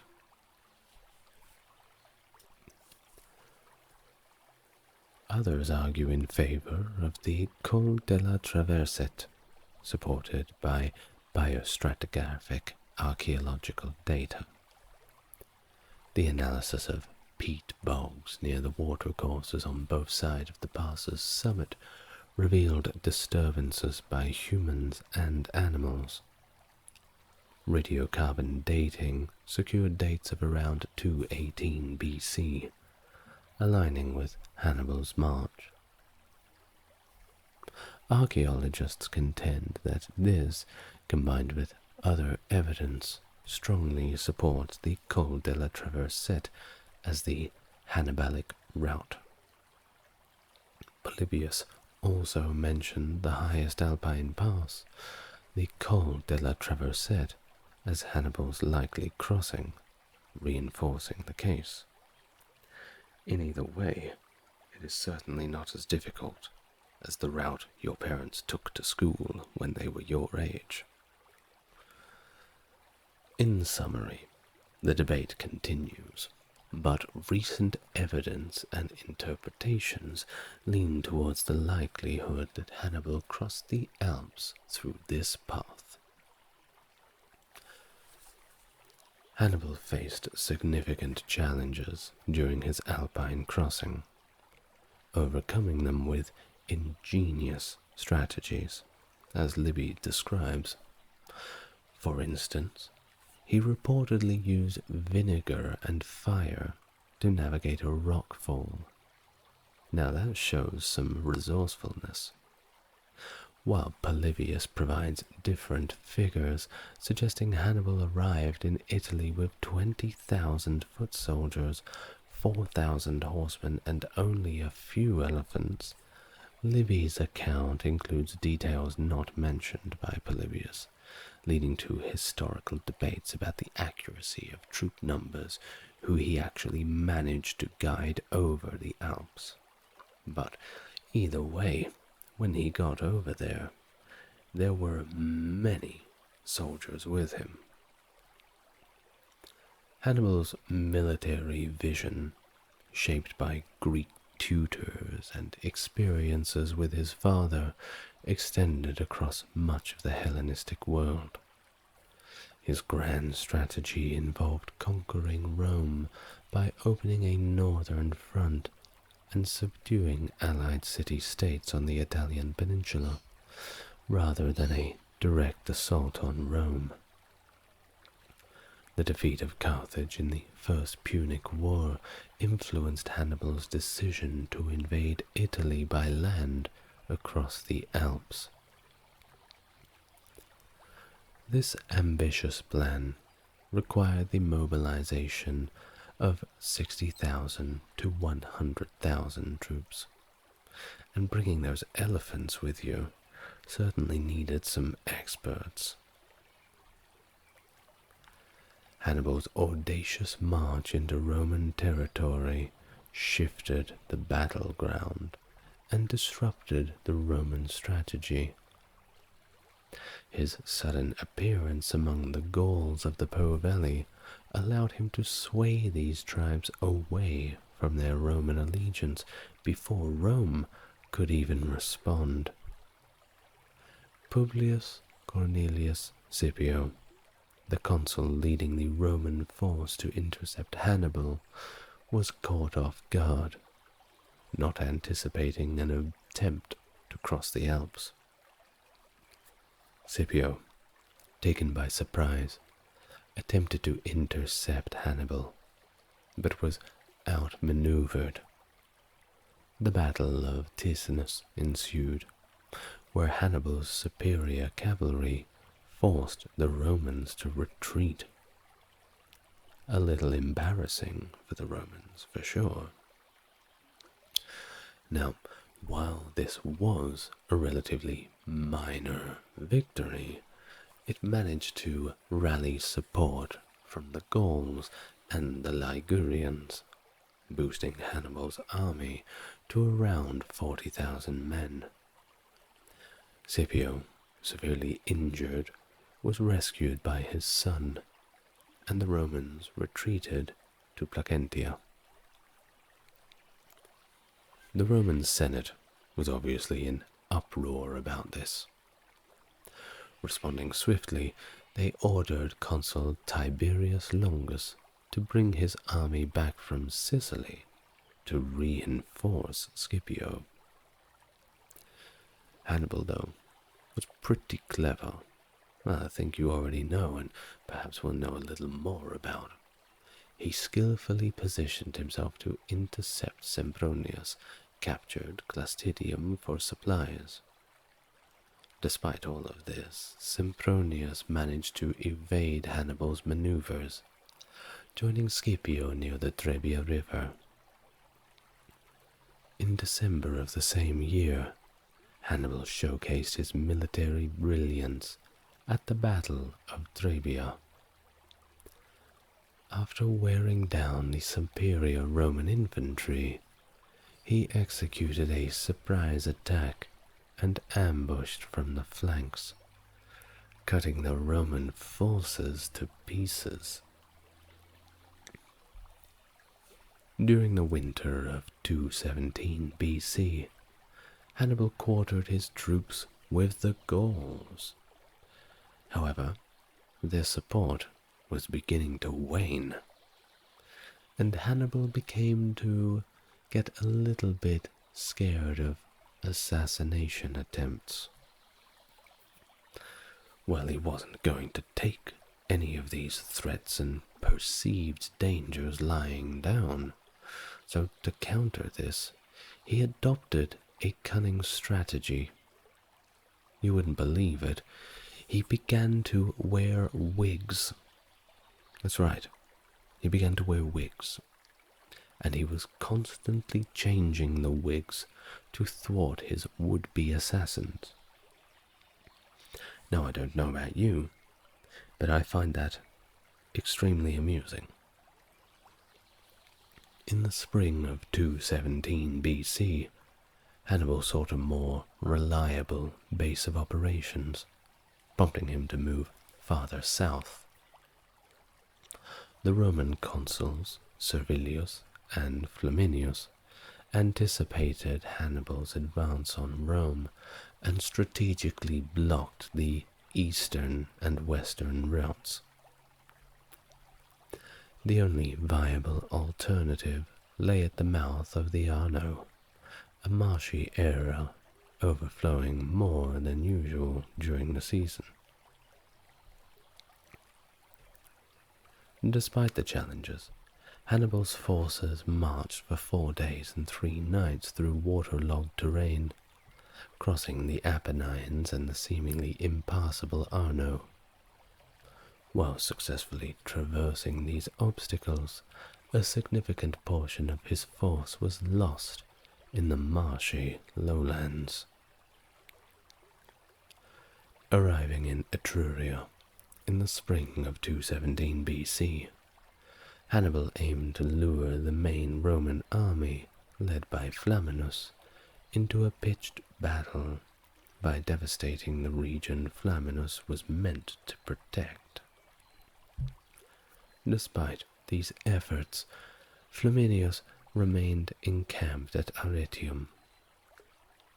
Hannibal executed a turning movement, marching boldly around Flaminius's left flank, and caught him in a defile on the shore of Lake Trasimenius. There, Hannibal ambushed Flaminius's army, destroying it in the waters or on the slopes, marking one of the most costly ambushes in Roman history. With Flaminius defeated, Hannibal recognized the impossibility of directly attacking Rome without siege engines. Instead, he opted to exploit his victory by entering central and southern Italy, encouraging a general revolt against Roman rule. Now, just quickly, this is quite early in the history of the Roman Republic, and at this time, Rome was quite different to Italy. There were many civil wars in Italy, and earlier Rome had just conquered many parts of it. Many people felt that Romans and Italians, or Etruscans as we can call them, were of a different culture. Of course, later on, people would become somewhat more accustomed to it. But if you ask Italians, even in our modern day, if Romans are the same as people from other cities, I'm sure they could tell you a few differences. So, the Romans were obviously not very impressed by this, and they were having rather a rough time of it. In response to Hannibal's victories, the Romans appointed Quintus Fabius Maximus Verrucosus as their dictator. Dictator meaning someone who has absolute power to make all the decisions. It wasn't such of a dirty word back in the ancient times. Departing from conventional Roman military tactics, Fabius adopted a defensive strategy that came to be named after him. Instead of engaging Hannibal in open battle, he positioned several Roman armies in Hannibal's vicinity to observe and limit his movements. Many dirty tricks and guerrilla warfare. That was what Fabius was all about. Hannibal, unable to draw Fabius into a proper battle between gentlemen, ravaged Apulia, and then marched through Samnium to Campania, hoping to force Fabius into action through devastation. However, Fabius closely followed Hannibal's destructive path while maintaining a defensive stance. This strategy, deemed cautious by Fabius, was criticized by many Romans who viewed it as a form of cowardice. As winter approached, Hannibal found himself trapped in the devastated lowlands of Campania, as Fabius had blocked all the exit passes. This situation led to the night battle of Ager Falernus. Hannibal devised a cunning plan. By tying burning torches to the horns of cattle and driving them up nearby heights, tricking some Romans into pursuing what they believed to be the Carthaginian army. Seizing the opportunity, Hannibal quietly moved his entire army through an unguarded pass. Although Fabius within striking distance, his caution worked against him, and Hannibal successfully escaped, dealing a blow to Fabius's prestige and marking the end of Fabius's dictatorial power. No one was going to be taking him seriously after that. In the spring of 216 BC, Hannibal strategically seized the supply depot at Cannae, placing himself between the Romans and their crucial supply sources. The Romans, under consuls Gaius Terentius Varro and Lucius Aemilius Paulus, raised an unprecedentedly large army to confront Hannibal. Estimates range from 50 to 80,000, with some even suggesting even 100,000. That's a lot of guys. They really wanted to wipe Hannibal out. The Romans marched southward to Apulia and found Hannibal encamped on the left bank of the Orphitus River. The two consuls alternated command daily, with Varro leading on the day of battle. Hannibal capitalized on the Romans' eagerness, using an envelopment tactic to draw them into a trap. The Carthaginian general strategically placed his least reliable infantry in the center, luring the Romans in. Meanwhile, his cavalry on the flanks dealt with their Roman counterparts, rendering the Roman numerical advantage completely ineffective. Although the Roman legions initially forced their way through Hannibal's center, the Libyan mercenaries on the wings swung round, menacing the flanks. Hannibal's cavalry, led by the reliable Marbal and Hanno, proved unbeatable, shattering the Roman cavalry and attacking the legions from behind.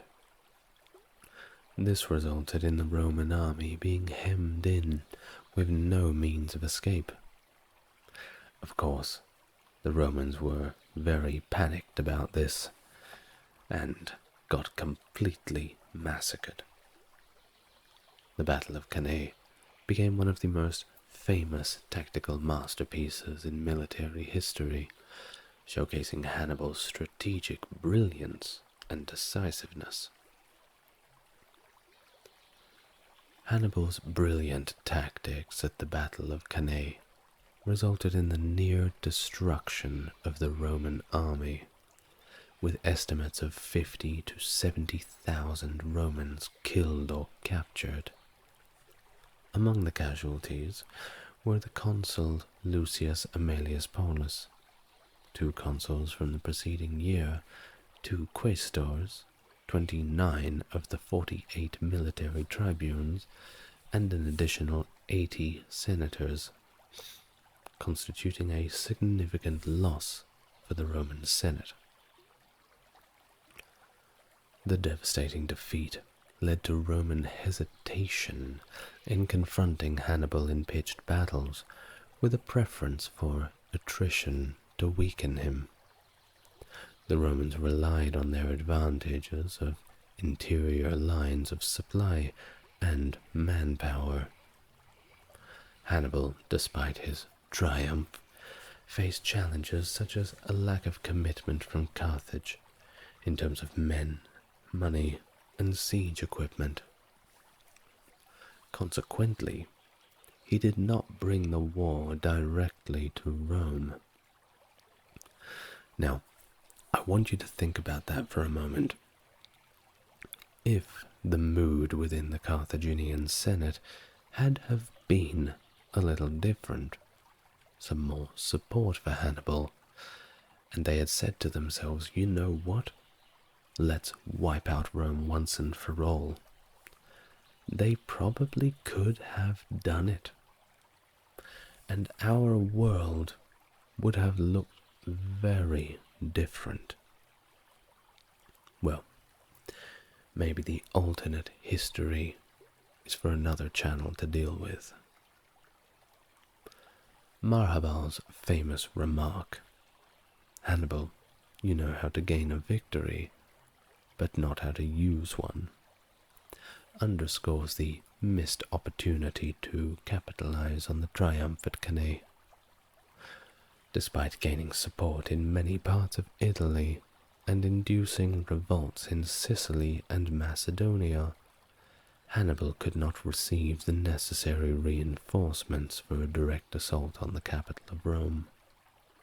Instead, he focused on subduing fortresses and securing alliances, notably with the newly appointed tyrant Hieronymus of Syracuse, and the defection of certain Italian territories, including Capua, which became Hannibal's new base.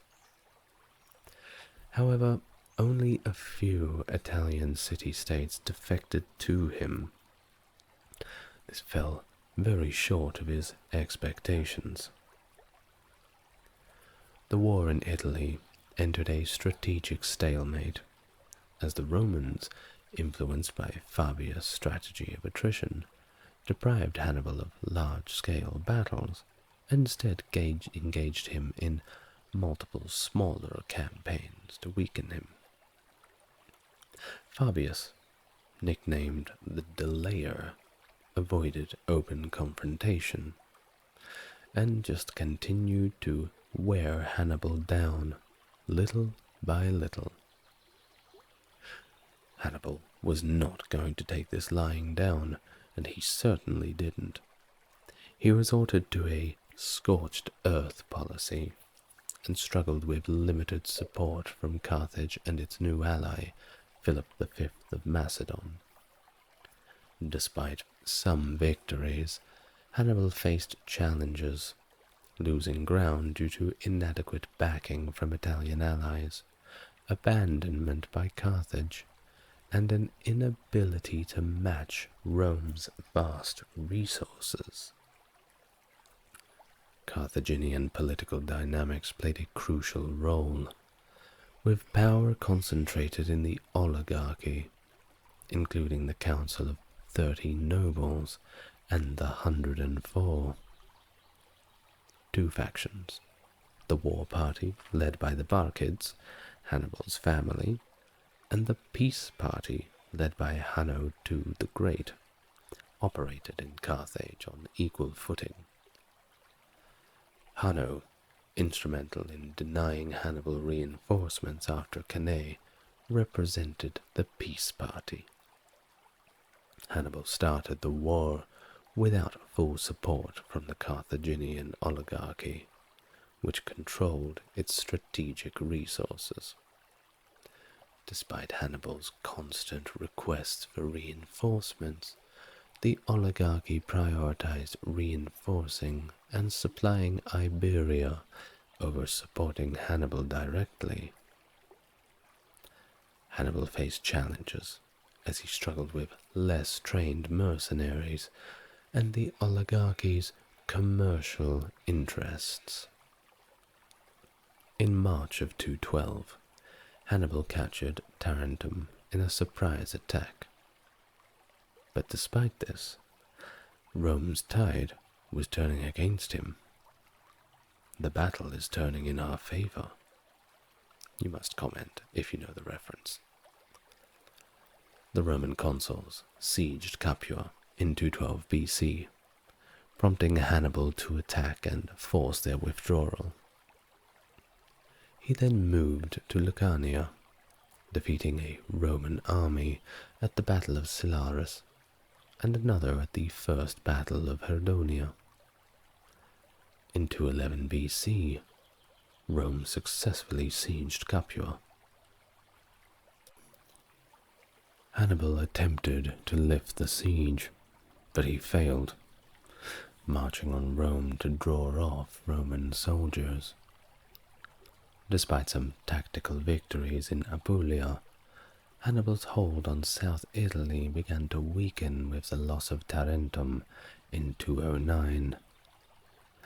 In 207, he aimed for a combined march on Rome with his brother Hasdrubal, but retired to Calabria upon hearing of Hasdrubal's defeat and his death in the Battle of Metaurus.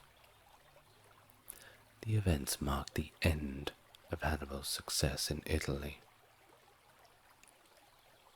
With the decline of Carthage's fortunes and the failure of his brother Mago in Liguria, Hannibal's hope of recovering ascendancy in Italy had vanished. In 203, after almost 15 years of fighting in Italy, he was recalled to Carthage to defend against a Roman invasion under Scipio Africanus. In 203 BC, Hannibal was recalled to Carthage from Italy by the war party. After leaving a record of his expedition in the temple of Juno La Quinta in Crotona, he sailed back to Africa. His return boosted the war party's influence, and he took command of a combined force of African levies and Italian mercenaries. In 202 BC, Hannibal engaged in a fruitless peace conference with Scipio, despite their mutual admiration. Negotiations failed due to Roman allegations of Punic faith, citing breaches of protocols in the First Punic War. A peace plan was worked out, but was rejected by Carthage. The decisive Battle of Zama followed, resulting in Hannibal's defeat and the removal of his aura of invincibility. At the Battle of Zama, a pivotal engagement in the Second Punic War, the Romans held superiority in cavalry, thanks to the betrayal of Massinissa, a former Carthaginian ally who changed sides. Despite Hannibal's mental exhaustion and deteriorating health, the Carthaginians had an infantry advantage, and not to mention 80 war elephants. We are in Africa after all. The Roman cavalry, though, swiftly routed the Carthaginian cavalry and effectively countered the war elephants by playing trumpets to frighten them. And frightened they were as they stampeded away.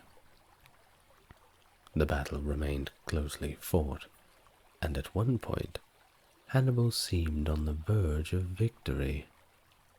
Scipio, though, rallied his men, and a two-pronged attack by the Romans caused the Carthaginian formation to collapse.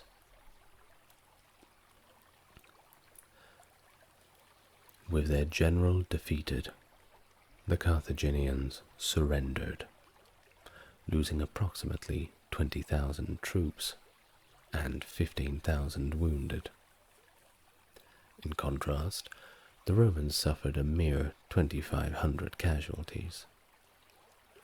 The Battle of Zama therefore marked the end of Hannibal's military career, and Carthage's ability to challenge Rome for Mediterranean supremacy. After the Second Punic War, Hannibal became a statesman and was elected suffect in Carthage. He initiated financial reforms to eliminate corruption and recovered embezzled funds. This diminished the power of the oligarchs. Suspected of conspiring against Rome, Hannibal fled into voluntary exile to avoid Roman demands for his surrender. He journeyed to Tyre, Antioch, and Ephesus, where he advised Antiochus III and attended a lecture by Phormio. Tensions rose between Seleucids and Rome, and Hannibal proposed an anti-Roman coup in Carthage. This coup, however, did not materialize, sometime later, in 190, after defeats in the Roman Seleucid War, Antiochus gave Hannibal a military command. He built a fleet, but suffered defeat in the Battle of Side and the Battle of Myonnesus, leading to a decisive Roman Pergamene victory in the Battle of Magnesia. The truce signed at Sardes in 189 BC forced Antiochus to surrender Hannibal to Rome.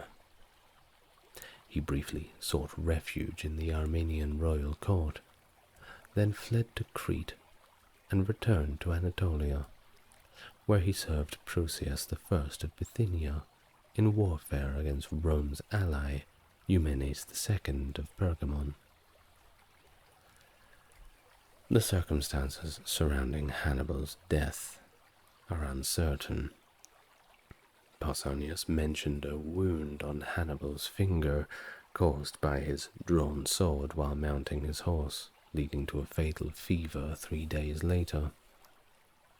Other sources, like Livy and Cornelius Nepos, present a different account, suggesting that Flaminius demanded Hannibal's surrender from King Prusias, prompting Hannibal to take poison upon realizing escape was impossible rather. Appian proposed that Prusias poisoned Hannibal himself. Could be. Whichever way it happened, Hannibal's tomb was said to be at Libisa, on the sea of the Marmara coast, although some believe it was at Gebze, while others place it even further west of this. His date of death is variously dated between 183 and 181. Perhaps we can settle on 182 and be done with the issue. It's going to be a long video, so get yourself comfortable. But I suppose all of the videos are long on this channel. Well, without further ado, let's begin. First, a brief introduction. What are the Punic Wars? The Punic Wars were a sequence of conflicts spanning from 264 to 146 BC, pitting Rome against Carthage. These wars encompassed 3 major engagements across the western Mediterranean, comprising extensive land and naval battles over a period of 43 years. Additionally, the uprising against Carthage, lasting 4 years starting in 241, is often regarded as part of the broader context of the wars. These conflicts resulted in significant casualties and material losses for both Rome and Carthage. So how did it all begin? Well, let's go right back to the start, to the prelude to the conflicts. The Roman Republic had been aggressively expanding its territory in southern Italy for around a century before the outbreak of the First Punic War. By 270 BC, Rome had conquered the southern Italian peninsula up to the Arno River, following its victory in the Pyrrhic War against the Greek cities of Magna Graecia. Meanwhile, Carthage, centered in present-day Tunisia, had established firm dominance over southern Iberia, coastal North Africa, the Balearic Islands, Corsica, Sardinia, and the western part of Sicily, exerting maritime control over all of these regions. Starting from 480 BC, Carthage engaged in a series of inconclusive conflicts against the Greek city-states of Sicily, particularly Syracuse. By 264, Carthage had emerged as the dominant power on the island, while both Carthage and Rome were the leading forces in the western Mediterranean. Despite occasional tensions, the two states had maintained more or less friendly relations with each other, formalizing their alliances in 509 BC, 348, and around 279. They also fostered strong commercial ties, being the two largest powers in the area. During the Pyrrhic War of 280 to 275, Carthage had provided support to Rome against King Pyrrhus of Epirus, who challenged Rome in Italy and Carthage in Sicily. However, Rome's expansionist policies in southern Italy clashed with Carthage's proprietary interests in the region. This conflicting approach to territorial control led to tensions between the two powers, and ultimately led to war in 264 BC. The immediate trigger for this conflict was the dispute over control of the independent Sicilian city-state of Messana, known in our modern day as Messina. In 264, hostilities erupted between Carthage and Rome, marking the beginning of the First Punic War. So just to quickly recap, it was more of a dispute about territories and the control of the city-state Messana. An agreement could not be struck between the two powers, thus providing a pretext to the conflict. So first, let's understand how the armies were composed. In the Roman army, most male citizens were obligated to serve as infantry, with a minority contributing to the cavalry component. Typically, Roman legions comprised around 4,200 infantry and 300 cavalry. A portion of the infantry served as javelin-armed skirmishers called velites, while the remainder formed heavy infantry equipped with body armor, shields, and short swords. Legionaries were organized into 3 ranks, with the front rank also carrying javelins. Usually they would throw their javelin first, then meet a frontal assault with their short swords. The Roman military hierarchy included consuls, who led armies during wartime, and allied legions often supplemented Roman forces with additional cavalry. In contrast, Carthaginian citizens served in the army only in times of direct threat to Carthage itself. Carthaginian armies relied heavily on foreign recruits, including close-order infantry, javelin-armed skirmishers, shock cavalry, and light cavalry from North Africa, Iberia, and Gaul. Of course, we couldn't go past Carthage without mentioning that war elephants were also employed, sourced from indigenous African forests. Garrison duty and land blockades were common operations, and surprise attacks and ambushes were frequently employed during campaigns. Formal battles were preceded by days or weeks of camping, with infantry typically positioned in the center and cavalry on the flanks. Many battles were decided by attacks on the flanks or rear, leading to partial or complete envelopment of one side's forces. Now for the naval structure. Quinquiremes, named for their 5-oarsman configuration, were the backbone of both Roman and Carthaginian naval forces throughout the Punic Wars. This type of vessel was so prevalent that Polybius often referred to it as a generic term for warship. Each quinquireme boasted a crew of 300 individuals, including 280 oarsmen, 20 deck crew and officers.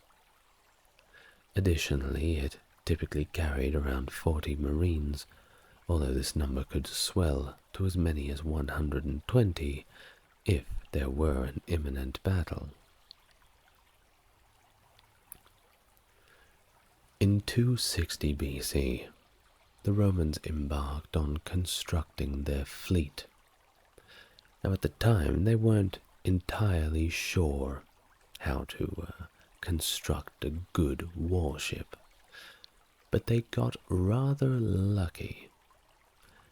Well, they were down at the coast one day and they discovered a shipwrecked Carthaginian quinquireme. So they used that as a model.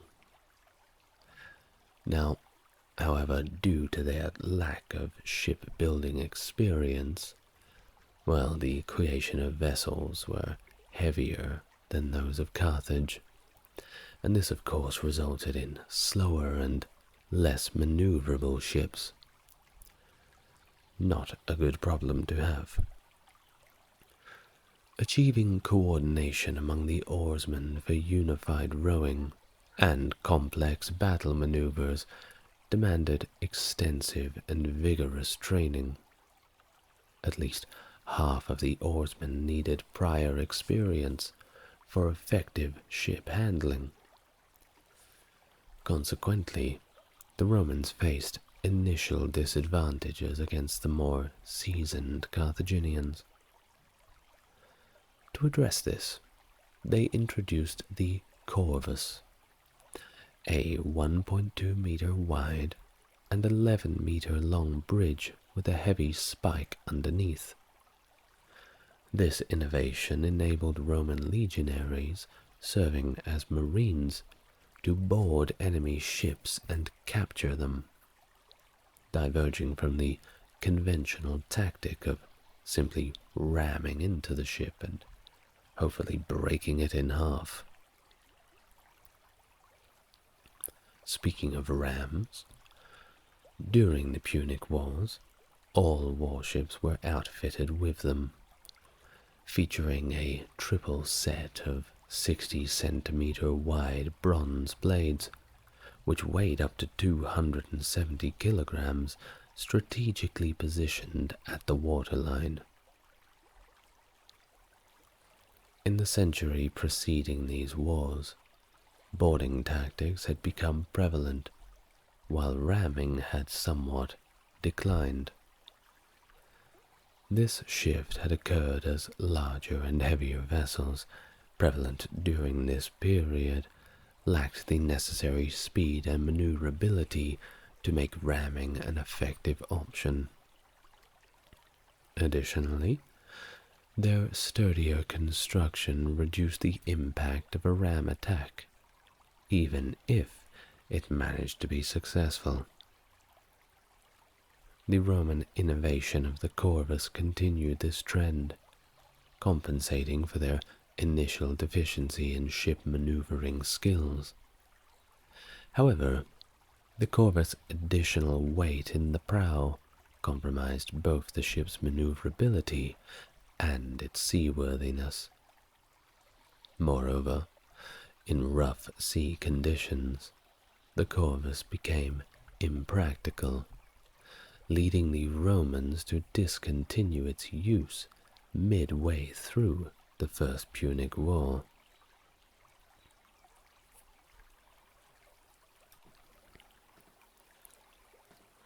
So, onto the war itself. Much of the First Punic War unfolded on, or at least near, the waters of Sicily. The island's hilly and rugged terrain made maneuvering large forces somewhat challenging, favoring defensive strategies. Land operations primarily involved raids, sieges, and interdiction, with only 2 full-scale pitched battles occurring during the 23-year conflict on Sicily. The war commenced with the Romans establishing a foothold at Messana in 264. They coerced Syracuse, the island's major independent power, into an alliance and besieged Carthage's primary base at Acragas on the south coast. In 262 BC, a Carthaginian force attempted to lift the siege, but suffered a significant defeat at the Battle of Acragas. Subsequently, the Romans quickly captured the city, selling a large portion of its population into slavery. I'm sure they were thrilled about that. Following this victory, the land war on Sicily reached a stalemate, as the Carthaginians concentrated on defending their fortified towns and cities along the coast. This defensive posture allowed them to be supplied and reinforced without significant interference from the Romans. Consequently, the focus shifted to naval warfare, an area where the Romans at this time lacked experience. However, they rapidly built a navy to challenge Carthage's maritime dominance. Utilizing innovations like the aforementioned corvus, the Romans secured a significant victory at the Battle of Mylae in 260. Subsequent engagements included the seizure of a Carthaginian base in Corsica, although an attempted assault on Sardinia was repelled. Exploiting these naval victories, the Romans launched an invasion on North Africa in 256, intercepted by the Carthaginians at the Battle of Cape Ecnomus off Sicily's southern coast. Despite the Carthaginians' superior seamanship, the Romans gained an advantage with the corvus, turning the battle into a chaotic melee. Of course, the Carthaginians were thinking at this time, well, if we can just fight them on the sea, we'll mop the floor with them. Well, they didn't think they would be standing on the decks of their very ships fighting the Romans, sword to sword, shield to shield. Did not work out as planned. The Carthaginians suffered another defeat, possibly the largest naval battle in history in terms of combatants involved. Following this, the Carthaginians initially sought peace in 255, but after the terms were way too one-sided, they decided they had no choice but continue to resist. However, the Battle of Tunis in the spring of 255, a combined Carthaginian force under Xanthippus, a Spartan mercenary, managed to crush the Romans. The Romans, attempting to evacuate their survivors, faced further defeat at the Battle of Cape Hermaeum, as their fleet was heavily routed. Moreover, a storm devastated the return Roman fleet to Italy, resulting in significant losses, possibly exacerbated by the unseaworthy nature of their ships due to putting all of their effort into the corvus rather than the ships themselves. Now, despite all of these setbacks, neither side could really secure a decisive advantage. Therefore, the war persisted, marked by numerous battles and sieges, including the recapture and subsequent destruction of Acragas by the Carthaginians in 255. However, the Romans rapidly rebuilt their fleet and captured Panormus, modern-day Palermo, in 254. Over the following years, both sides engaged in skirmishes and strategic maneuvers across Sicily, with the Romans gradually gaining control of the island. In 250 BC, the Romans confronted the Carthaginians at Panormus, effectively countering their use of war elephants and achieving victory. As the Romans continued to advance, they besieged Lilybaeum and Drepana, the last Carthaginian strongholds remaining in Sicily. Despite facing intense resistance, including a defeat at the Battle of Drepana, the Romans persisted in their siege of Lilybaeum for 9 years. The turning point had to eventually come, and it did, in 243, when the Romans, financially strained yet very determined, rebuilt their fleet and blockaded Carthaginian garrisons. Carthage attempted to relieve their troops, but suffered a decisive defeat at the Battle of the Agates Islands in 241. This victory was the final straw, and it forced Carthage to negotiate for peace, somewhat reluctantly, resulting in the Treaty of Lutatius. Carthage was forced to pay reparations, and Sicily was annexed, becoming a Roman province. Well, of course, this was the final nail in the coffin for the First Punic War.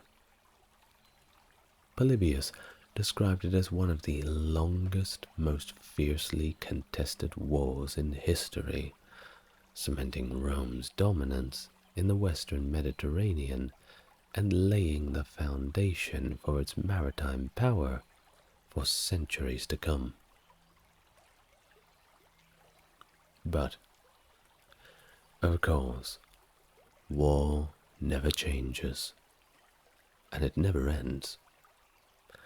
The mercenary or truceless war erupted a few years later in 241 over a dispute regarding the payment of wages owed to 20,000 foreign soldiers who had fought for Carthage during the First Punic Wars. It seems that Carthage had neglected to pay its bills. Led by Spendius and Matho, the mutiny escalated into a full-scale rebellion, attracting 70,000 Africans from Carthage's dependent territories, who provided support and resources. Well, initially, Carthage struggled in the face of the rebellion, particularly under the leadership of General Hanno. Well, it couldn't all be bad luck for the Carthaginians. Things had to turn around, right? Well, they did, with Hamilcar Barca.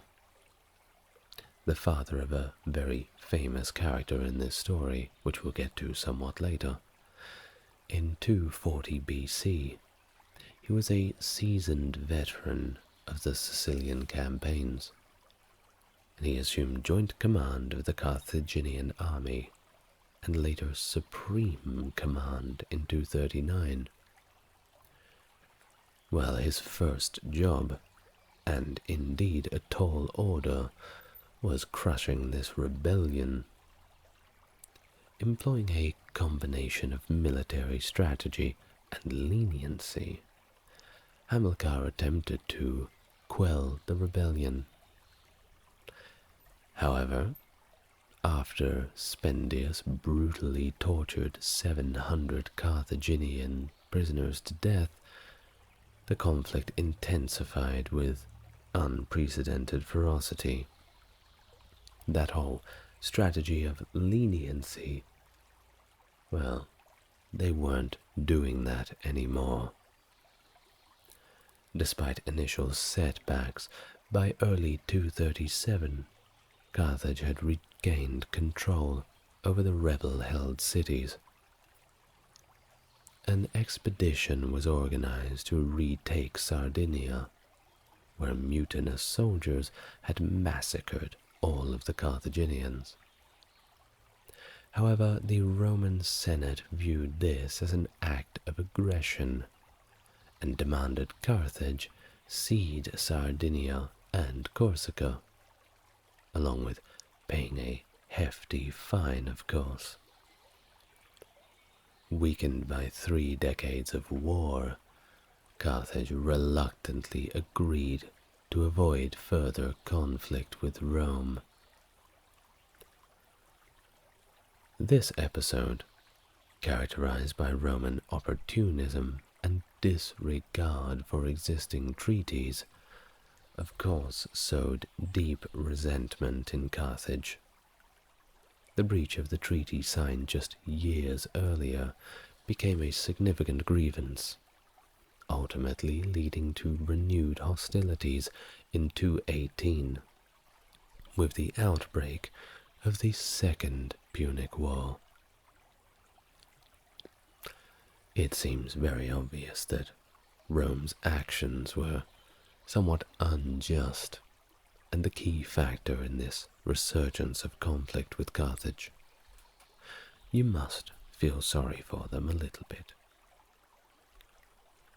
Well, after quelling the rebellion, Hamilcar Barca recognized the urgent need for Carthage to bolster its economic and military capabilities in preparation for future conflicts with Rome. He knew that it was coming. Following the First Punic War, Carthaginian territories in Iberia were limited to a few prosperous coastal cities in the south. In 237, Hamilcar led the Carthaginian army to Iberia, where he established a quasi-monarchical, autonomous state in the southeast of the region. This move provided Carthage with access to valuable silver mines, agricultural resources, manpower, military infrastructure such as shipyards, and territorial depth, positioning it to confront Rome with a much greater confidence. Hamilcar governed this new territory as viceroy until his death, after which his son-in-law Hasdrubal assumed leadership in the early 220s, followed by his son Hannibal in 221, and I'm sure you've heard of him. In 226, the Ebro Treaty was negotiated with Rome, delineating the Ebro River as the northern boundary of Carthaginian influence. However, it wasn't all fun and games. Tensions escalated when Rome entered into a separate agreement with the city of Saguntum, located south of the Ebro River. sometime within the following 6 years.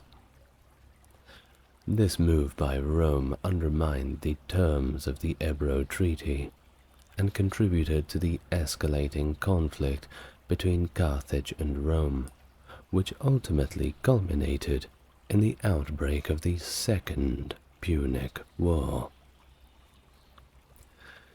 In 219, Hannibal led a Carthaginian army to besiege, capture, and sack the city of Saguntum, an act that directly violated the terms of the already broken Ebro Treaty and prompted Rome to declare war on Carthage in the spring of 218.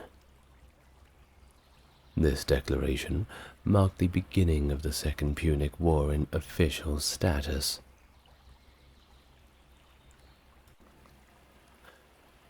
The war unfolded across 3 primary theaters. The first being Italy, which saw Hannibal's audacious campaign, during which he repeatedly defeated the Roman legions in a series of battles, showcasing his tactical genius and strategic acumen, and also giving the Romans nightmares for some generations after. While Hannibal's main focus was on Italy, there was also occasional subsidiary campaigns in regions such as Sicily, Sardinia, and Greece. In Iberia, modern-day Spain, Hannibal's younger brother Hasdrubal defended Carthaginian colonial cities against Roman incursions. Hasdrubal's efforts met with mixed success until he eventually decided to move his forces into Italy to reinforce Hannibal. The decisive phase of the war took place in Africa, where Rome sought to confront Carthage directly. It was in this theater that the fate of the conflict would ultimately be decided. These 3 theaters formed the backdrop for a protracted and brutal struggle between Rome and Carthage, each vying for supremacy in the Mediterranean world. 218 BC. Hannibal crosses the Alps. Well, in 218 BC, several significant events unfolded across different regions, setting the stage for an escalating conflict. Naval skirmishes occurred around Sicily, with the Romans successfully repelling a Carthaginian attack and seizing control of the island of Malta. Meanwhile, major Gallic tribes launched attacks on Roman colonies in Cisalpine Gaul, prompting Roman settlers to seek refuge in the established colony of Mutina, modern-day Modena. The settlers were besieged there, leading to a Roman relief force breaking through the siege, but subsequently getting ambushed and besieged themselves. The Roman army, designated for a campaign in Iberia, had 1 Roman and 1 allied legion detached from it to deal with the situation in northern Italy. The delay in raising fresh troops for this campaign postponed the army's departure until September. Meanwhile, Hannibal assembled a Carthaginian army in New Carthage, modern-day Cartagena, in Iberia, and embarked on a daring march northward along the coast. He crossed the Rhone River and defeated local Gauls who attempted to obstruct his path. They did not get very far. Despite Roman efforts to intercept him, Hannibal managed to evade them and continued his advance into Gaul. By late autumn, Hannibal's forces reached the Alps where they encountered harsh weather, treacherous terrain, and more resistance from native tribes. Now, despite these challenges, Hannibal successfully crossed the Alps in only 15 days, arriving in northern Italy with a formidable army that included infantry, cavalry, and a comparatively small number of surviving elephants from his previous Iberian campaign. It is indeed hard to get elephants across the snowy mountains. Hannibal's unexpected arrival in northern Italy caught the Romans quite off guard and forced them to abandon their planned invasion of Africa for the year, redirecting their focus to confronting the Carthaginian threat that was now on their very doorstep. In the late November of 218, the Carthaginian cavalry routed the Roman cavalry and light infantry at the Battle of Ticinus, following which most of the Gallic tribes declared support for Hannibal's cause. I think they probably wanted to be on the winning side. This, of course, bolstered Hannibal's army to a formidable force of 37,000 men. Subsequently, a large Roman army was drawn into battle by Hannibal at the Trebia, where it suffered a devastating defeat. Hannibal's victory led to a surge in Gauls joining his ranks. They just kept on coming. Perhaps even in these early days, the Romans had left quite a bitter taste in the mouth of the Gauls. To block Hannibal's advance into central Italy, the Romans stationed armies at strategic locations, including Arretium and the Adriatic coast. However, in early spring of 217, Hannibal managed to cross the Apennines unopposed and drew the Roman army under Gaius Flaminius into an ambush at Lake Trasimene. In this battle, he inflicted a severe blow to the Romans, killing thousands, capturing many more, including the consul himself, Gaius Flaminius. Well, there was quite an uproar in the Senate about this. How dare they defeat us? We're meant to be the ones who win the battles. So following these defeats, the Romans decided to appoint Quintus Fabius as a dictator, entrusting him with the war effort. Fabius adopted a cautious strategy, known as the Fabian strategy, which involved avoiding direct confrontation with Hannibal's forces and instead engaging in small-scale skirmishes. Despite criticism from some quarters, Fabius persisted with this approach, aiming to wear down Hannibal's forces over time. In the subsequent elections of 216, Gaius Varro and Lucius Paulus, more aggressive-minded leaders, were elected as the new consuls. The Roman Senate authorized the raising of a massive army of 86,000 men, the largest in Roman history up to that point, certainly dealing with a national crisis. Paulus and Varro marched southward to confront Hannibal, leading to the fateful encounter at Cannae, and fateful indeed it was, but not for the Carthaginians.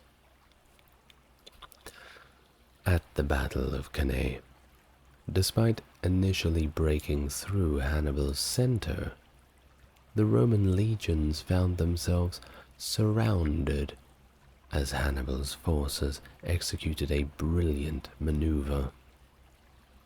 The Carthaginian cavalry, led by Hasdrubal, sealed the Roman fate by attacking their flanks and rear. They were completely surrounded, and they were all killed. They suffered catastrophic losses, and those who weren't killed were captured. All in all, it's estimated to be about 67,000. Very difficult to come back from that. Cannae marked a significant turning point in the war, widely regarded as Rome's greatest military disaster. And it left the city of Rome itself very vulnerable, with subsequent defeats further weakening its position. People were starting to get a little nervous. Fabius, recognized for his cautious strategy, was re-elected consul in the following years as Rome struggled to recover from the devastating losses suffered at Cannae and other battles. After the Battle of Cannae, Polybius's account of Hannibal's army in Italy becomes sparse, and Livy emerges as the primary surviving source for this phase of the war. Southern Italy witnessed a series of alliances and betrayals, with several city-states siding with Hannibal or falling rather to pro-Carthaginian factions. Notable among these were Capua and Tarentum, along with two major Samnite tribes.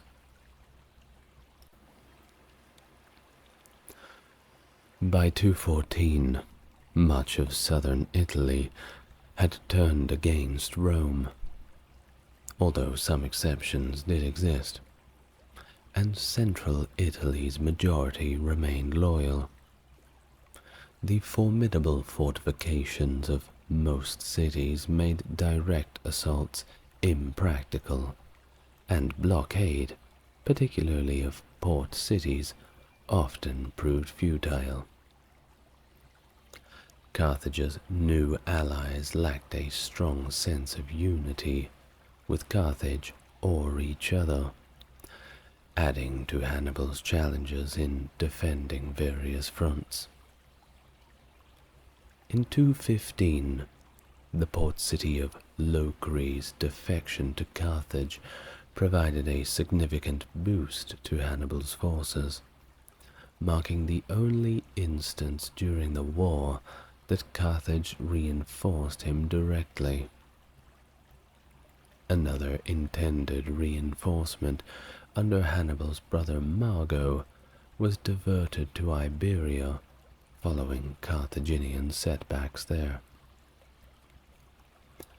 Meanwhile, Rome resorted to drastic measures to bolster its legions, including enlisting slaves, criminals, and individuals not meeting the usual property qualifications.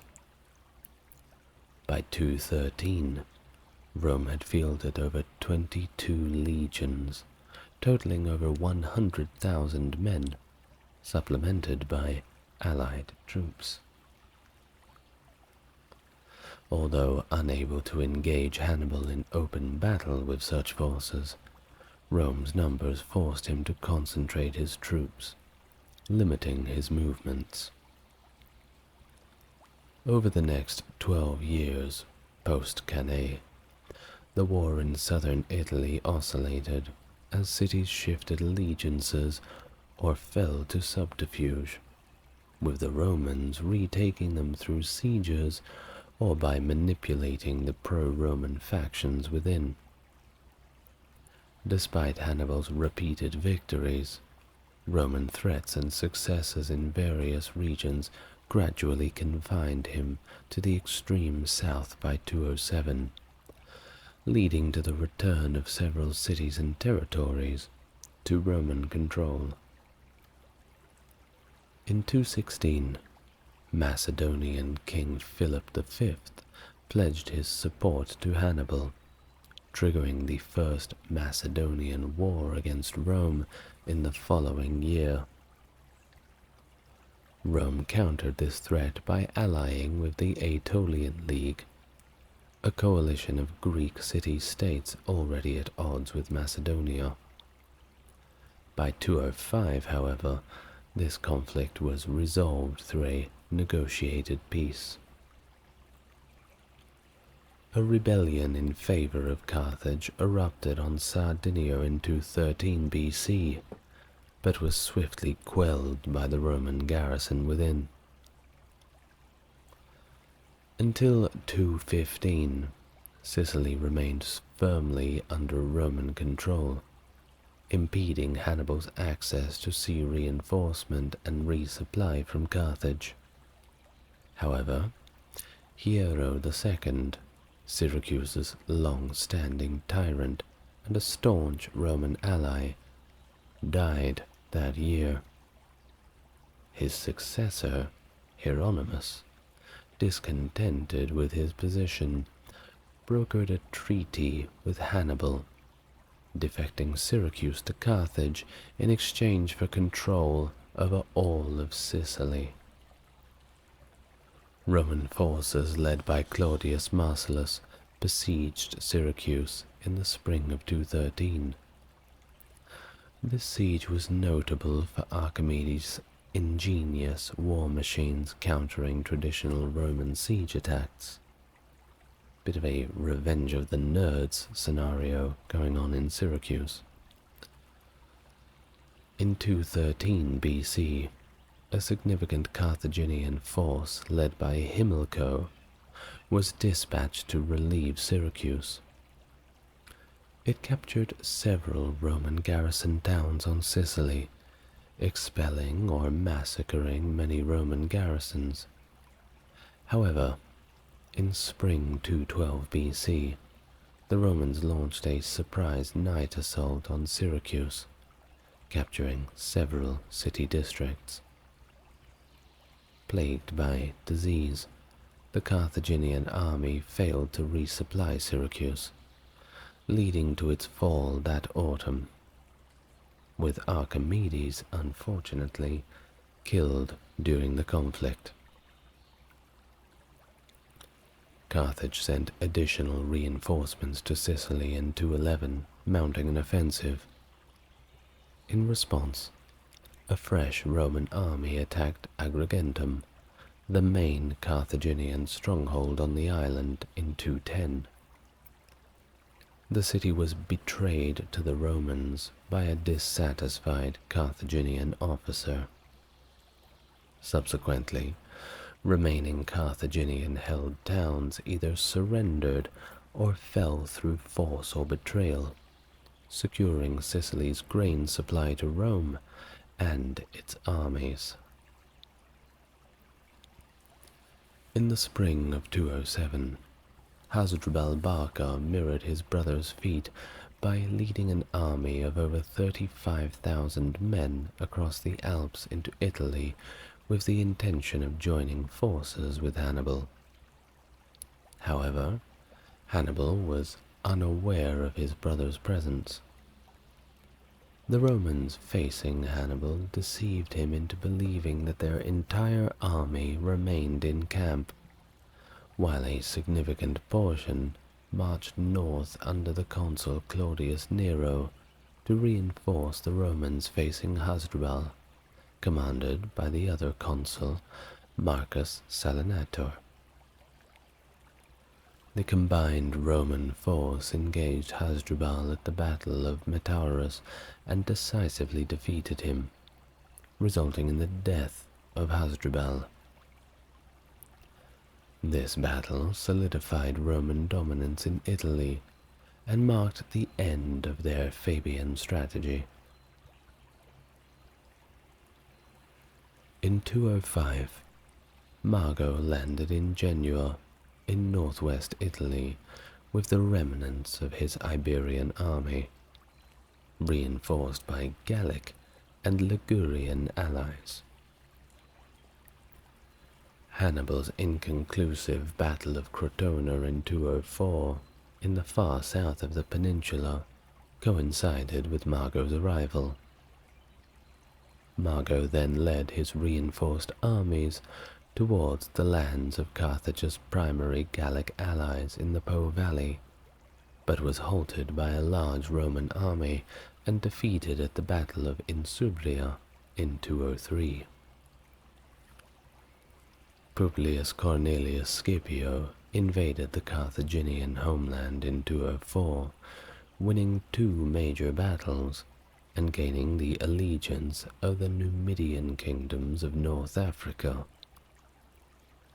In response, Hannibal and the remnants of his army were recalled from Italy. They sailed from Croton and landed at Carthage with 15,000 to 20,000 experienced veterans. Mago was also recalled, although he died of wounds during the voyage. In the end, 12,000 of his troops reached Carthage.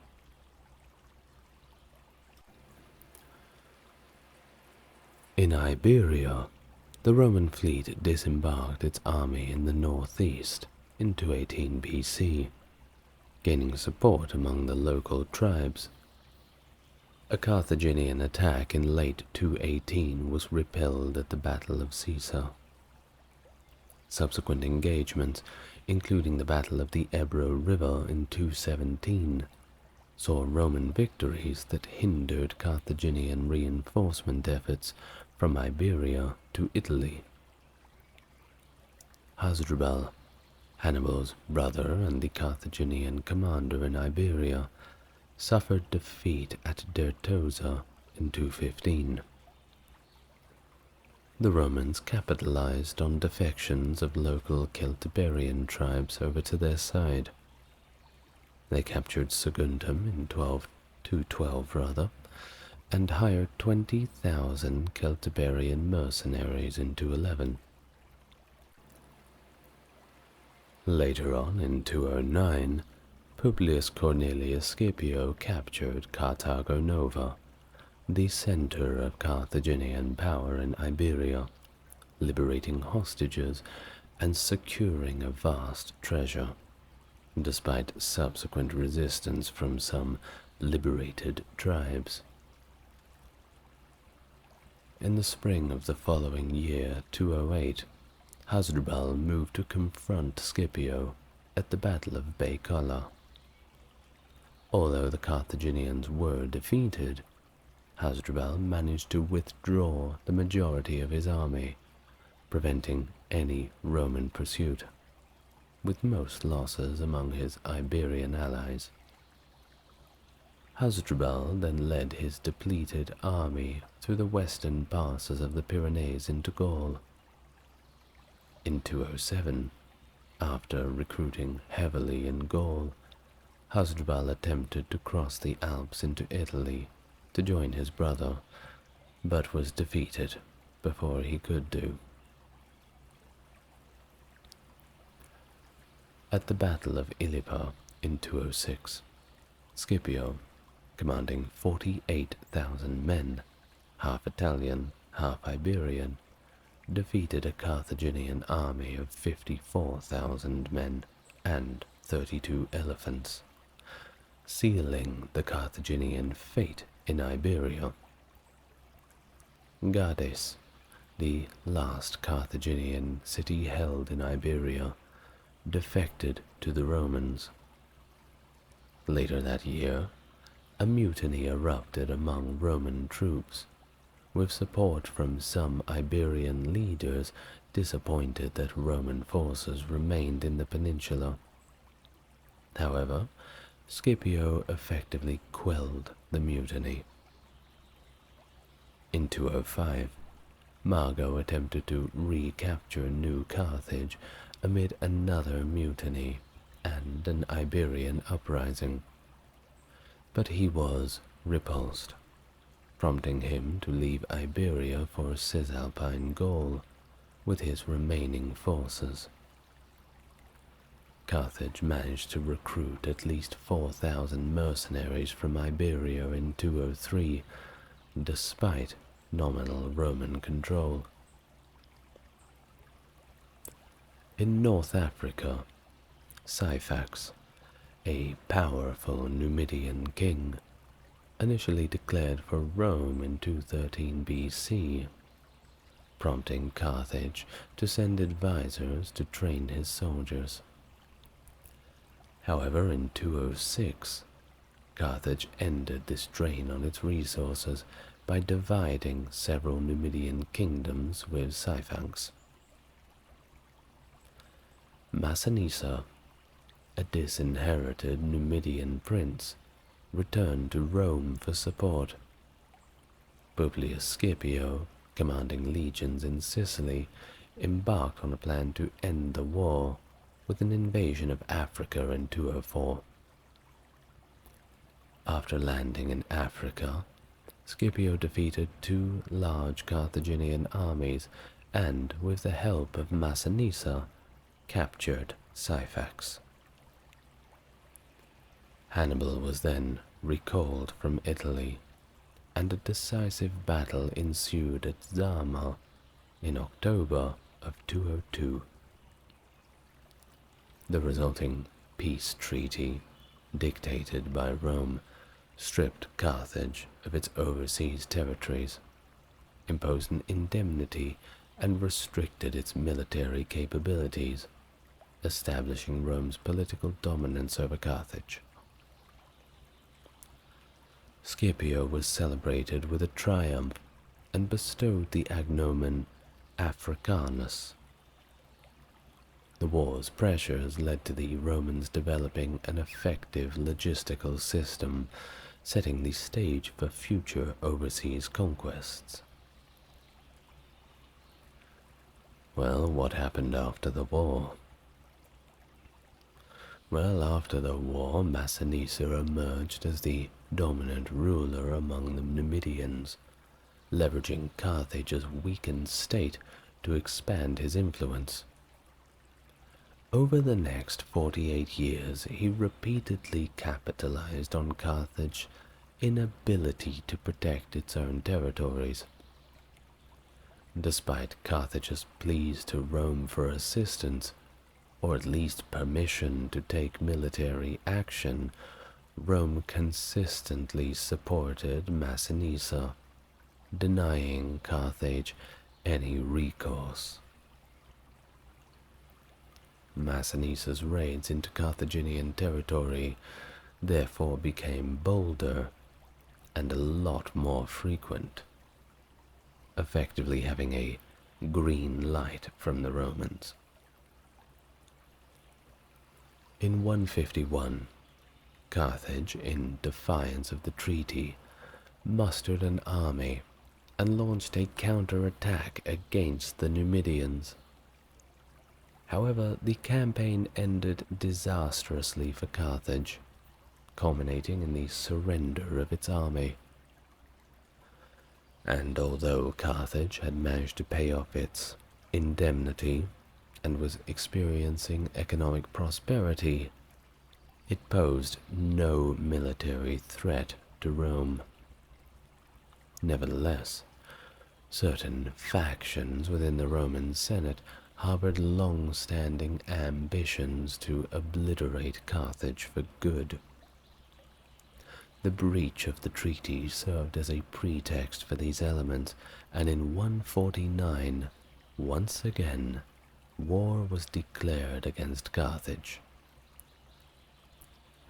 A Roman army of around 50,000 soldiers, under the joint command of both consuls, landed near Utica, situated about 35 kilometers north of Carthage.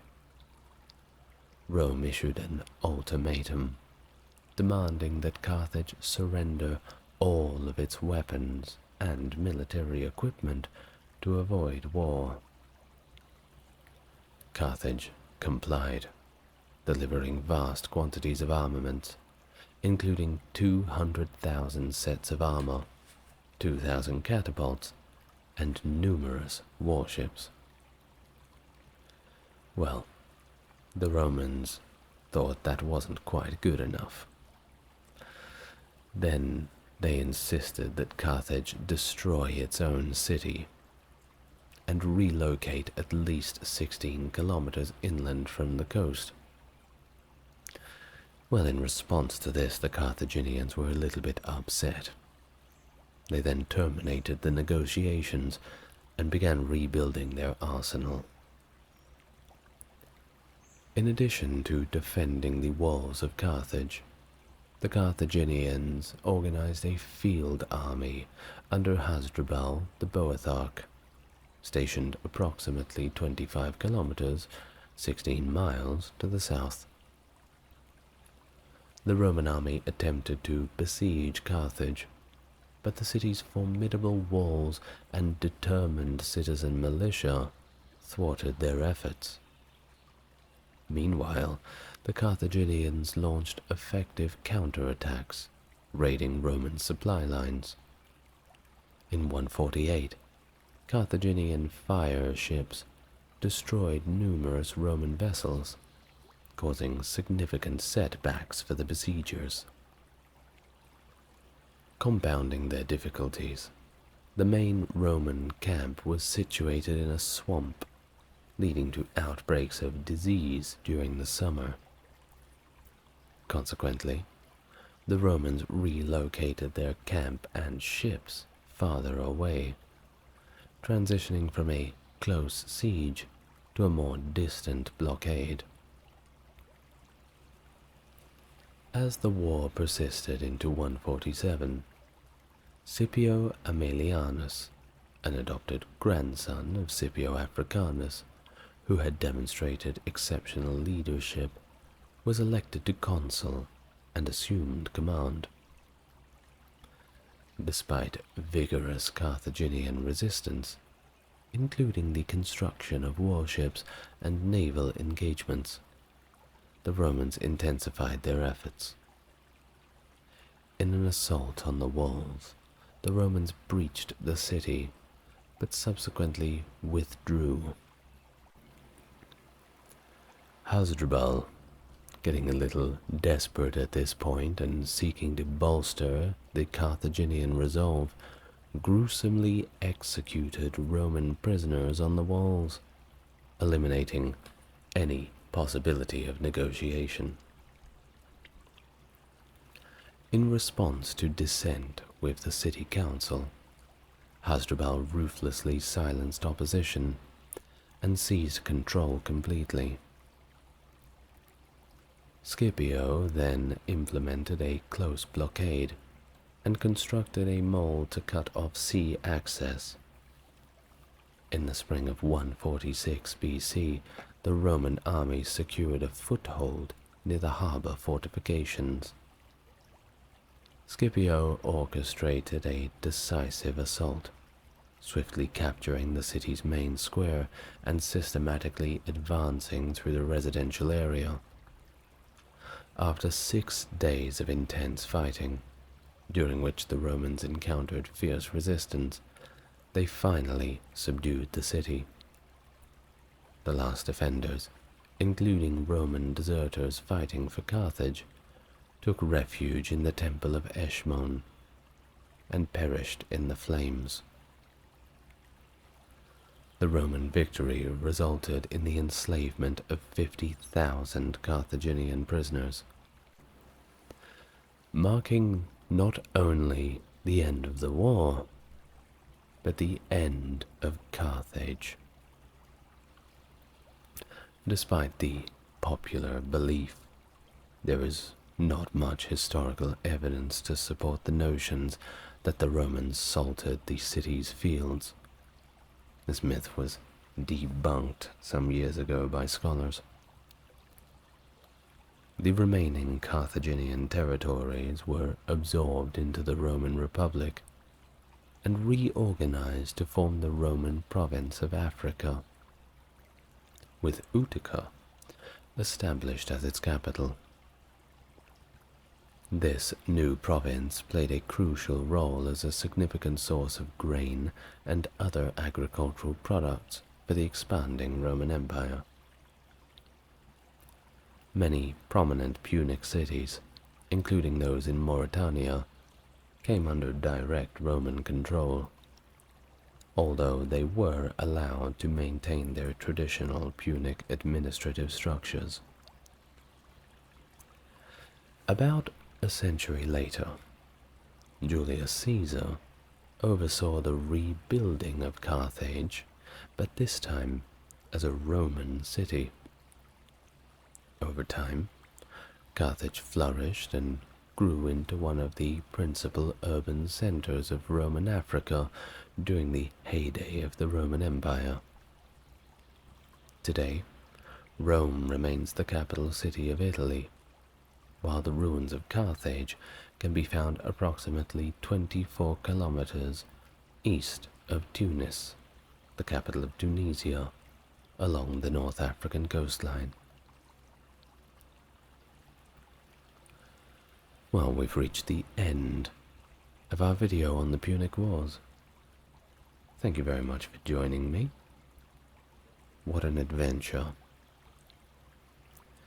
I feel a little sorry for the Carthaginians, don't you? Very mean trick for the Romans to demand they hand over everything, all of their weapons and catapults and everything else, and then tell them to simply destroy their own city. A very mean trick indeed.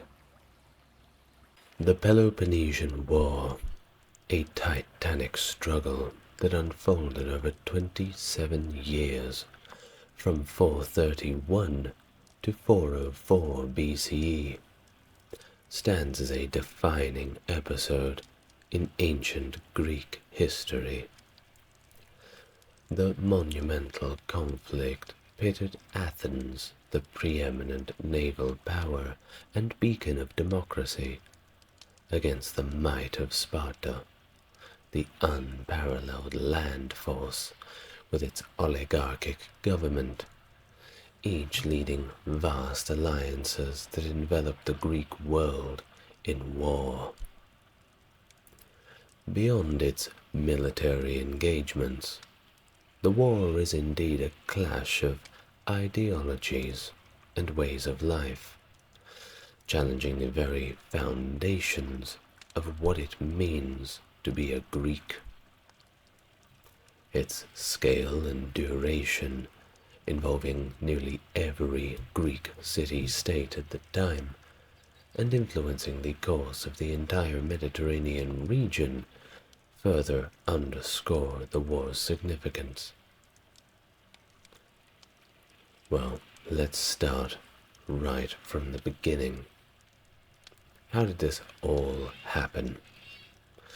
Well, if we want to know that, we have to go all the way back to the Greco-Persian Wars. Well, we're briefly going to talk about them, but if you want to know in detail, then check out my video about the Persian Wars. The roots of the Peloponnesian War can be traced back to the aftermath of the Greco-Persian Wars, a series of conflicts that saw the Greek city-states unite together against the Persian Empire's encroachments. In the wake of these victories, Athens emerged as a formidable naval power, spearheading the formation of the Delian League, a coalition of city-states aimed at securing the Aegean Sea and deterring Persian aggression. However, Athens' leadership soon evolved into an imperial enterprise, with the city imposing its will on League members and using the collective resources to embellish itself and fortify its dominance in the Greek world. Meanwhile, Sparta, the dominant power on land, watched Athens' ascendancy with growing concern. The rivalry between Athens' democratic ideals and Sparta's strict oligarchic system mirrored the broader ideological divisions within Greece at the time, with city-states gravitating toward one camp or the other. This, of course, further polarized the Greek world. I suppose we can say there were two types of Greeks: pen Greeks and sword Greeks. I'm sure I don't need to tell you which one Sparta was. The establishment of the Peloponnesian League, which was led by Sparta, set the stage for a protracted conflict, as mutual suspicions and the competition for hegemony over the Greek peninsula continued to intensify. Tensions escalated further through a series of diplomatic and eventually military confrontations. Notably the Corcyraean dispute and the Potidaea crisis, which saw Athens and Sparta supporting opposing factions. These incidents, exacerbated by Athens' aggressive policies, such as the Megarian decree, which imposed economic sanctions on a Spartan ally, eroded the fragile peace that was established after the Persian Wars. The increasingly hostile environment, marked by sporadic skirmishes and proxy warfare, culminated in the outbreak of the Peloponnesian War, a conflict that would test the limits of Greek unity and resilience, and, of course, alter the course of history. Now, before we continue, before the Persian Wars, the Greeks were fighting amongst each other. Always had done so, all the way back to the Greek Dark Ages. Well, the Persian Wars provided a brief respite for the majority of Greek states who banded together to kick out the bigger threat from the outside. But it wasn't such a strange change of pace for them to simply go back to business as usual and war with themselves among other Greeks.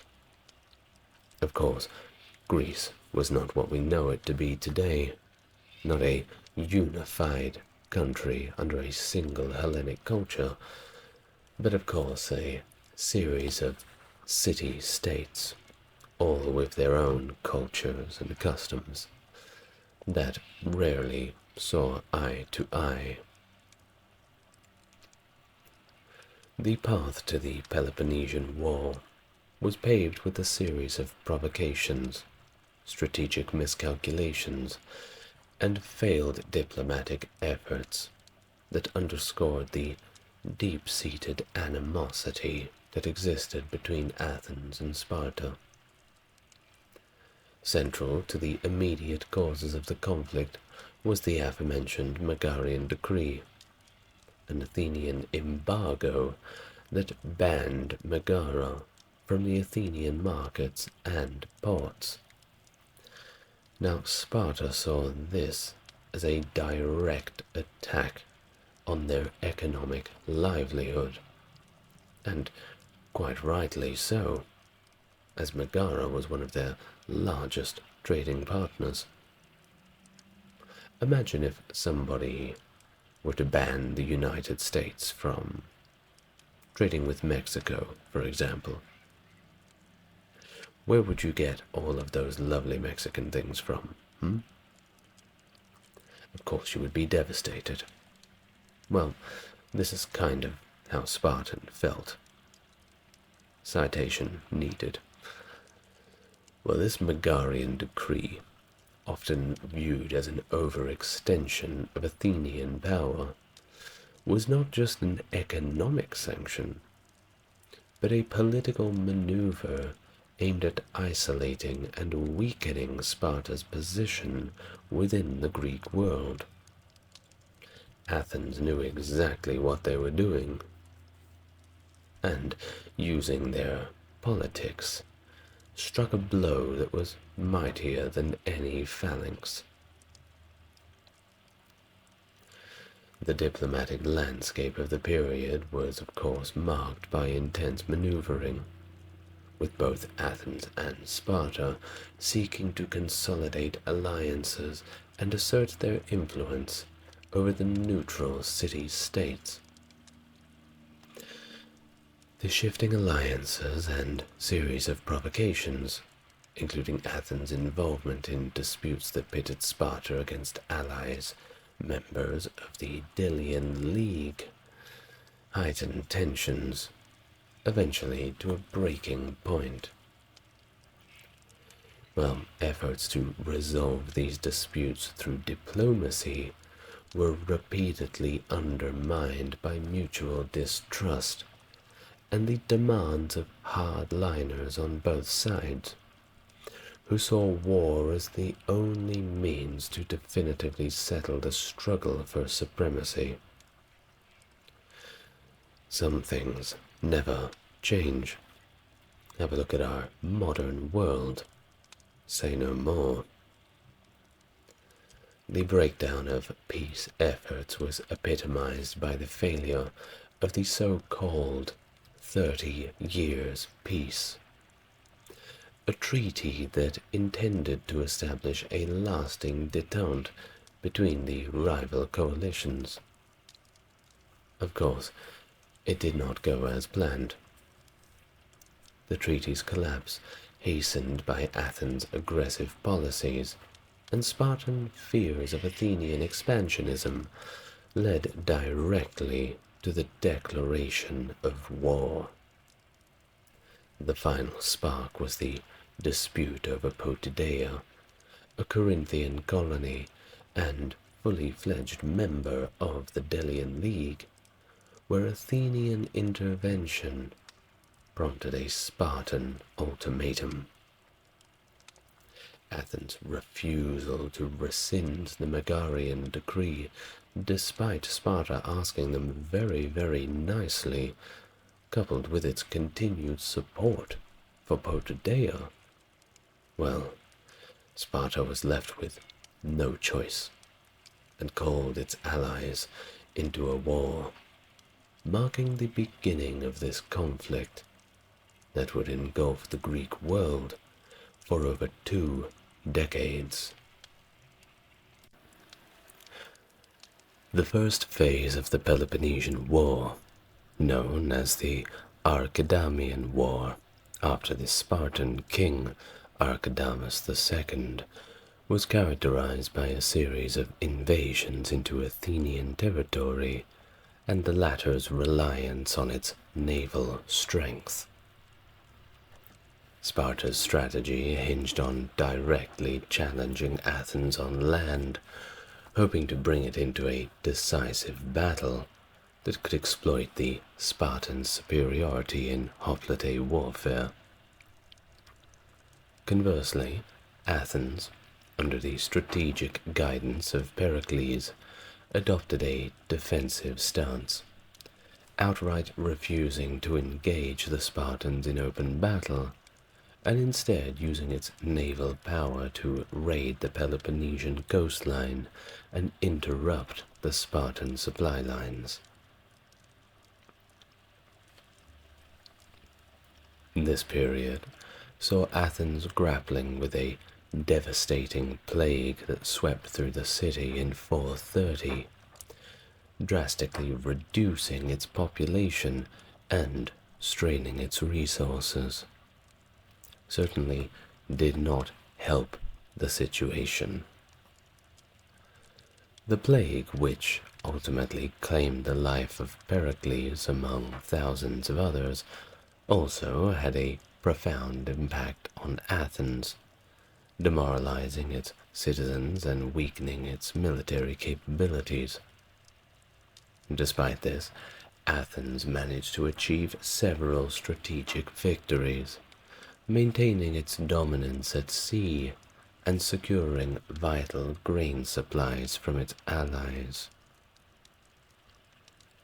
The war's early years were also marked by significant battles, including the siege of Plataea by Spartan forces and the Athenian naval victories at Pylos and Sphacteria, which resulted in the capture of Spartan hoplites. These victories, however, were not decisive enough to shift the balance of power, leading both sides to seek a respite from the conflict. The Peace of Nicias, named after the Athenian general who negotiated the treaty, ostensibly brought an end to hostilities in 421. The agreement, which called for the return of territories and prisoners of war, was fraught with issues and failed to address the underlying tensions between Athens and Sparta.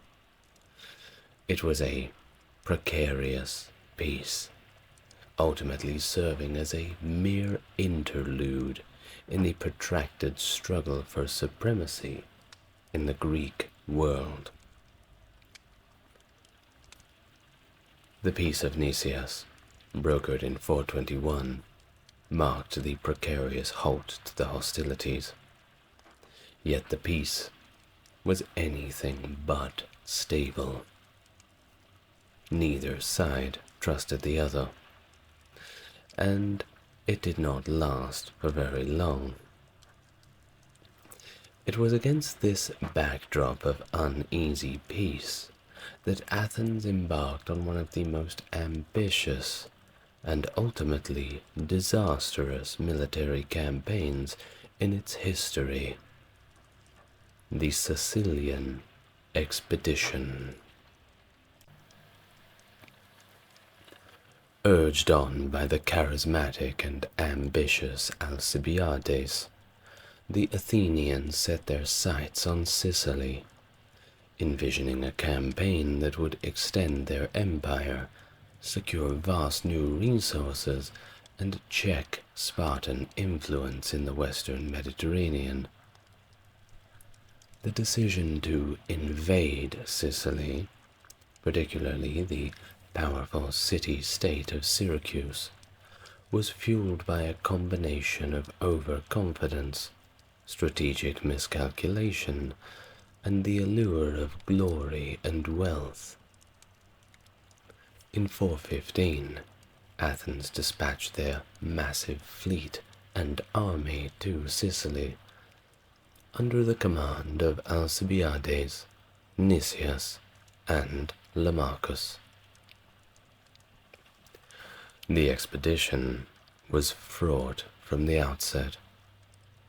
Shortly after their departure, Alcibiades was recalled to Athens to face charges of sacrilege. But instead of going there, he decided to turn coat and go over to Sparta, leading Nicias and Lamachus to lead the campaign.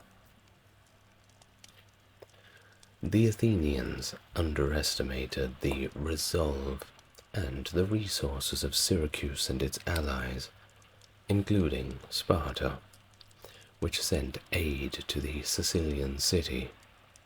They knew what was coming. The siege of Syracuse turned into a protracted and bloody stalemate, with the Athenians suffering heavy losses and ultimately failing to secure a decisive victory. All in all, it was a complete waste of time, and this was affecting the soldiers' morale. The turning point came in 413, when a massive Spartan-led relief force arrived in Sicily. Things were already bad enough for the Athenians without the Spartans showing up to crash the party.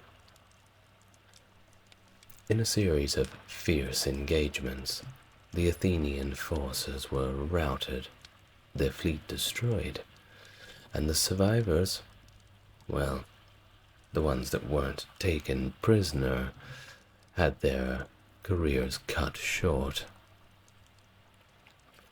The Sicilian expedition ended in a complete disaster for Athens, significantly weakening its military strength, morale, financial resources, and of course, emboldening its enemies. The catastrophic defeat marked the beginning of the end for the Athenian dominance of the Greek world. And remember, dear listener, you're not winning unless somebody else is losing. Anyway, the final phase of the Peloponnesian War, known as the Ionian or the Deucalian War, saw a renewed and intensified conflict that would ultimately lead to Athens' downfall.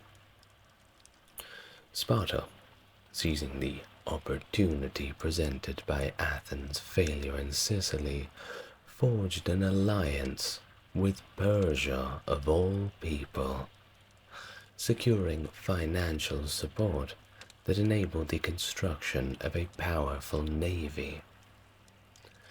This marked a significant strategic shift, as Sparta, for all of its history, had relied on its superior land forces.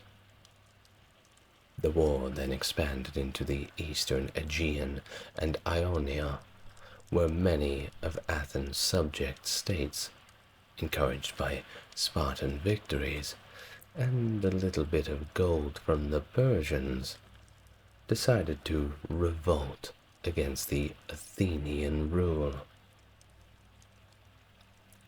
Sparta established a more permanent garrison at Decelea in Attica, further straining Athens' resources and morale. The Athenians, despite this dire situation, weren't willing to give up quite yet. They mounted a spirited defense, achieving several naval victories that briefly stemmed the Spartan advance.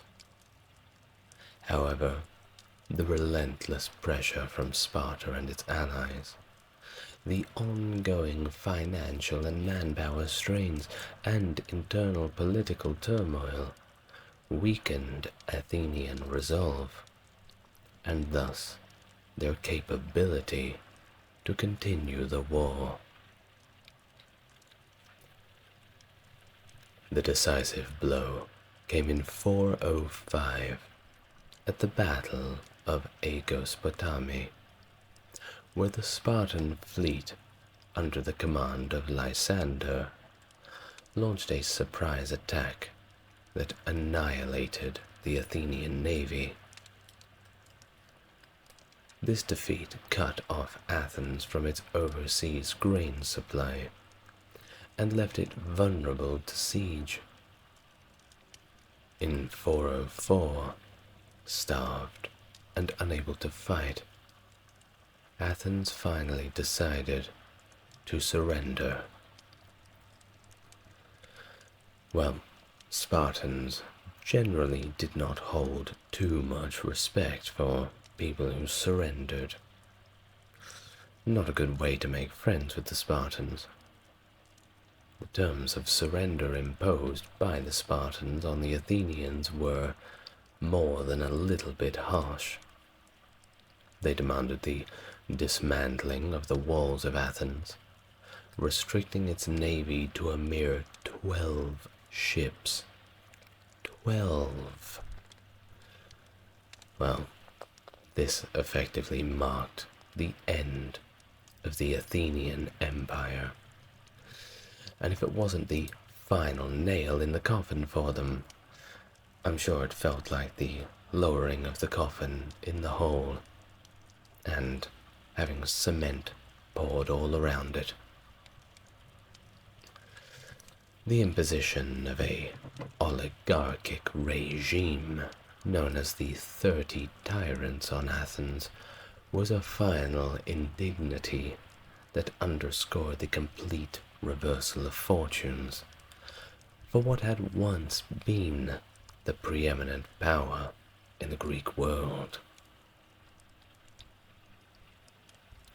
The Ionian or Deucalian War concluded the Peloponnesian War, a conflict that had ravaged the Greek world for nearly 3 decades, leaving a legacy of destruction, political upheaval, and a profound shift in the balance of power. Well, let's go and talk about some of the key figures that made the Peloponnesian War what it was. Because history is nothing if not the sum of the parts of its characters. So this war was shaped and influenced by a number of key figures, whose personal ambitions, leaderships, and strategies played pivotal roles in the course of the conflict. From Athens, Pericles stands out as the visionary statesman who guided the city at the war's outset. His strategy of avoiding land battles with Sparta, relying instead on Athens' naval power and protective walls, set the tone for the early years of the conflict. However, his death from the plague in 429 left Athens without its most steadying influence. The captain of the ship was gone, and the city was plunged into a period of political infighting. Poor old Pericles must have been turning in his grave to see what Athens had become without him. Cleon, a prominent Athenian general and politician, emerged as a key figure following the death of Pericles. Known for his aggressive military stance and his support for the democratic faction, Cleon pushed for a more offensive strategy against Sparta. His leadership at the Battle of Sphacteria resulted in a significant Athenian victory, but his later death in battle marked the end for Athens' initial military ascendancy. It did not last very long for them, didn't it? Now Alcibiades, with his complex legacy, we can say, was a charismatic and controversial leader. Initially an advocate for the Sicilian expedition, one that went horribly for the Athenians, his subsequent defection to Sparta, then Persia, and finally his return to Athens exemplify the volatile politics of the era. Alcibiades' strategic insights were crucial in several Athenian victories upon his return, yet his ultimate failure to secure a decisive advantage underscores the limitations of individual charisma against the broader realities of conflict. Now, on the Spartan side of things, there is, of course, a few important characters we can mention. Brasidas emerged as one of Sparta's most capable commanders. His campaigns in the north of Greece, particularly his capture of Amphipolis, demonstrated Spartan military prowess beyond the Peloponnese, and earned him a reputation as a hero. Unfortunately for him, his death in battle in 422 robbed Sparta of one of its most effective and beloved leaders. Lysander, no doubt you've heard of him, the Spartan admiral, played a crucial role in the final phase of the war. His leadership and strategic acumen, coupled with his ability to secure Persian financial support, were instrumental in Sparta's naval victories that ultimately forced Athens into surrender. Lysander's influence extended far beyond the battlefield alone, as he played a key role in the political reorganization of Athens following its defeat.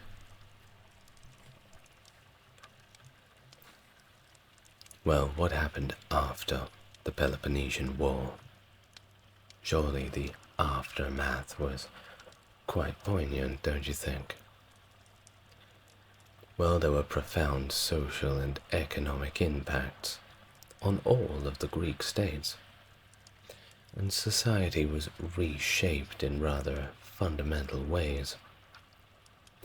The protracted conflict drained the resources of the warring parties, leading to the economic hardship across Greece. Some things never change. Athens, in particular, faced severe financial strains as it poured resources into maintaining its navy and fortifications, while the Spartan invasions of Attica devastated the agricultural base of the Athenian economy. The social fabric of the Greek city-states was also significantly affected. The war led to widespread displacement and suffering among citizens, with many Athenians crowded within the city walls during Spartan invasions, contributing to the conditions that led to the outbreak of the plague. Too many people, too much filth. Not a good combination, especially in the warm Greek sun. Imagine the smell. The loss of life, both from plague and from combat, resulted in demographic changes that would have long-lasting effects on Athenian society and the polis system more broadly. The conflict also precipitated changes in societal norms and attitudes. In Athens, the strain of war contributed to political upheaval, with the radical democracy of the early war years giving way to the oligarchic rule by the 30 tyrants in the conflict's aftermath. The war's impact on the Greek economy was equally significant, with the destruction of property, disruption of trade, and the cost of military expenditure undermining the economic foundations of many city-states. Of course, all of those smaller city-states that perhaps didn't have the resources that Sparta or Athens had, well, they had to pull their weight in the war if they were allied with Athens or Sparta, didn't they? There was no slacking, and everybody had to give a little bit more than they perhaps could afford to give. Moreover, the war exacerbated class divisions in Athens and elsewhere, as the burden of military service and the economic impacts of the war fell unevenly across society. The erosion of traditional values and the rise of cynicism and disillusionment in the war's wake marked a significant cultural shift, with implications for the development of Greek philosophy and drama. The war thus not only reshaped the political landscape of the ancient world, but also had deep and lasting effects on its social structure, economies, and cultural norms, changing Greece forever. Thus, the conclusion of the war was heralded as a seismic shift in the Greek world. Athens, for all this time, was the preeminent naval power, but it was now left humbled and weakened, a shadow of its former self, laying in the ruins of its own city walls. The stringent terms of surrender imposed by Sparta completely decimated the city. It was never the same again. Well, Sparta, how did they do after the war? Surely they were partying and celebrating the victory, don't you think? Well, not quite. They rather found the victory somewhat pyrrhic. Its military prowess, unchallenged on land, was ill-suited to managing the complex network of alliances and dependencies that constituted the Greek world. The financial support from Persia, whilst instrumental in securing victory, also marked the beginning of Persian influence in Greek affairs, undermining the very autonomy Sparta had fought to protect. Moreover, Sparta's harsh treatment of defeated city-states, including Athens, well, that didn't go unnoticed, and it sowed the seeds of resentment and discord that would plague its leadership. Instead of being scared of the Spartans, many people instead were rather disdainful of them. No one really wanted to be under Spartan rule, because they knew exactly how they treated the Helots, their slave underclass. Well, the broader implications of the war were profound. It decimated the population, and Greece was not doing well economically after this for sure. The collective strength of the entirety of Hellenic culture was completely decimated. External powers certainly took note of this, and the vulnerability would be exploited by Macedon under the leadership of Philip II and later Alexander the Great. Utilizing the divisions and weaknesses brought by the Peloponnesian War, Macedon was able to achieve dominance over all of Greece, marking the end of the classical city-state era and the beginning of the Hellenistic period. The legacy of the Peloponnesian War is indeed complex, don't you think? Its most enduring account, provided by the Athenian historian Thucydides, offers a meticulous and unvarnished narrative of the conflict, emphasizing the themes of power, hubris, and the tragic consequences of human folly.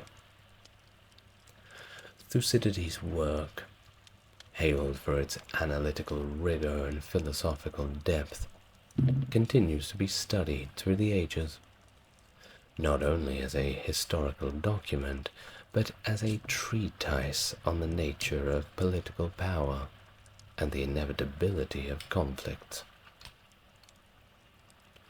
The war's portrayal in subsequent historical narratives and its impact on political theory do serve to reflect its multifaceted legacy. It has been cited as a cautionary tale about the dangers of imperial overreach, the fragility of democratic institutions in the face of external threats and internal divisions, and the timeless nature of human ambition and conflict. Moreover, the conflict's examination of the moral and ethical dilemmas faced by individuals and states alike continues to resonate. The speeches and decisions of its key figures, from Pericles' funeral oration to the Melian dialogue, offer profound insights into the complexities of justice, duty, and our fragile human condition. The Peloponnesian War, through Thucydides' lens and the myriad of interpretations it has inspired, remains a vital source of lessons on the conduct of war and the enduring struggle for power in the international arena. Well, what do you think? When I reflect on the Peloponnesian War, I always go back to the situation that the Greeks had faced the external threat from the Persians. Not long before the outbreak of the Peloponnesian War, indeed. They managed to band together to fight away the Persians. And this is a story that we all remember the Greeks for. We don't remember the Greeks for fighting amongst each other. We don't remember them for stabbing each other in the backs. It's not the best attribute to have to your name, don't you think?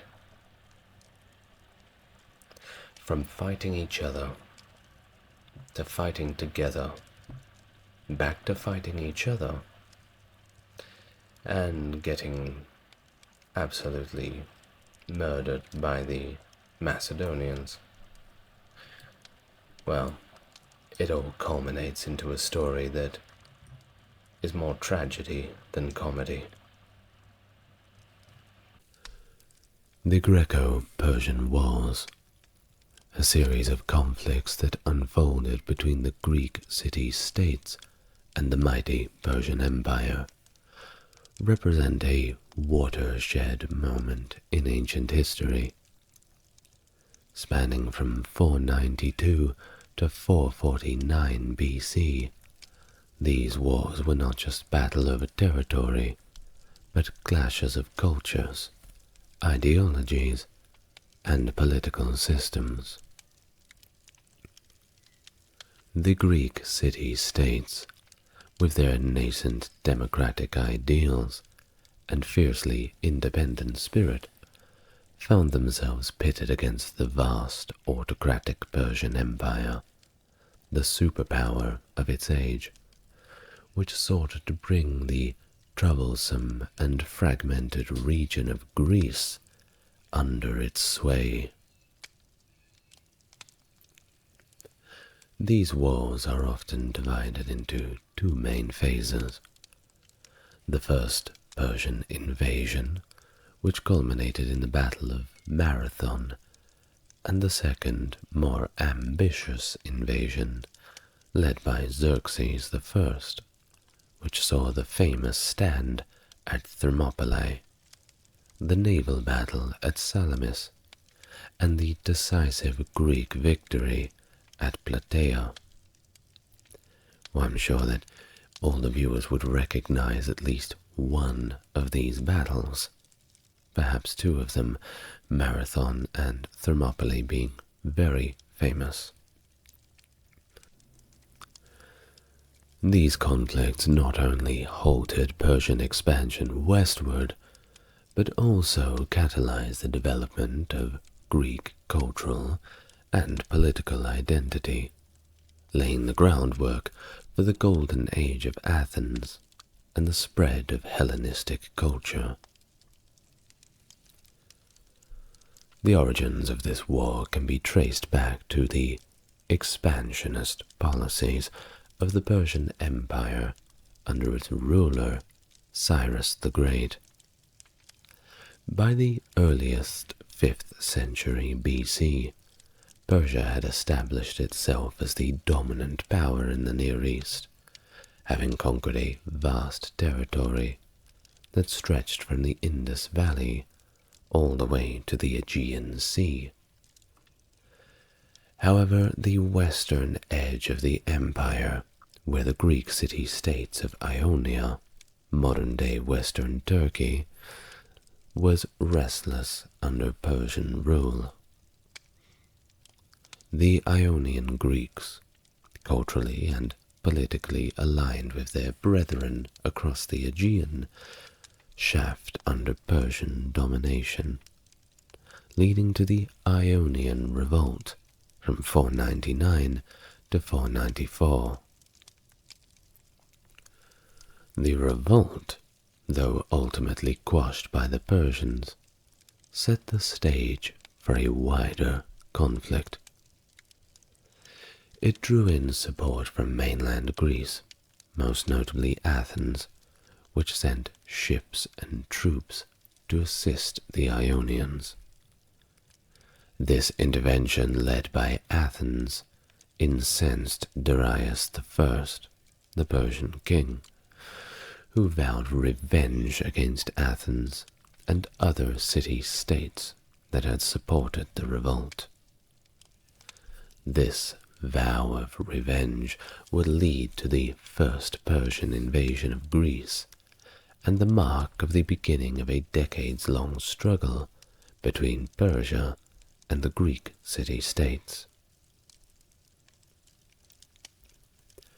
Of course, the backdrop of the Greco-Persian Wars is a rather complex tapestry of political maneuvers, alliances, and betrayals. The Greek world was not a unified entity like it is today, but rather a patchwork of city-states with their own governments, cultures, and of course their own ambitions. The Persian Empire, on the other hand, at this time was a vast, centralized state, capable of mobilizing resources and manpower on a scale unmatched by any Greek polis. The conflict between these two very different worlds was as much a clash of civilizations as it was a series of military engagements. So in the aftermath of this revolt, the stage was set for a conflict that would define the course of Western history.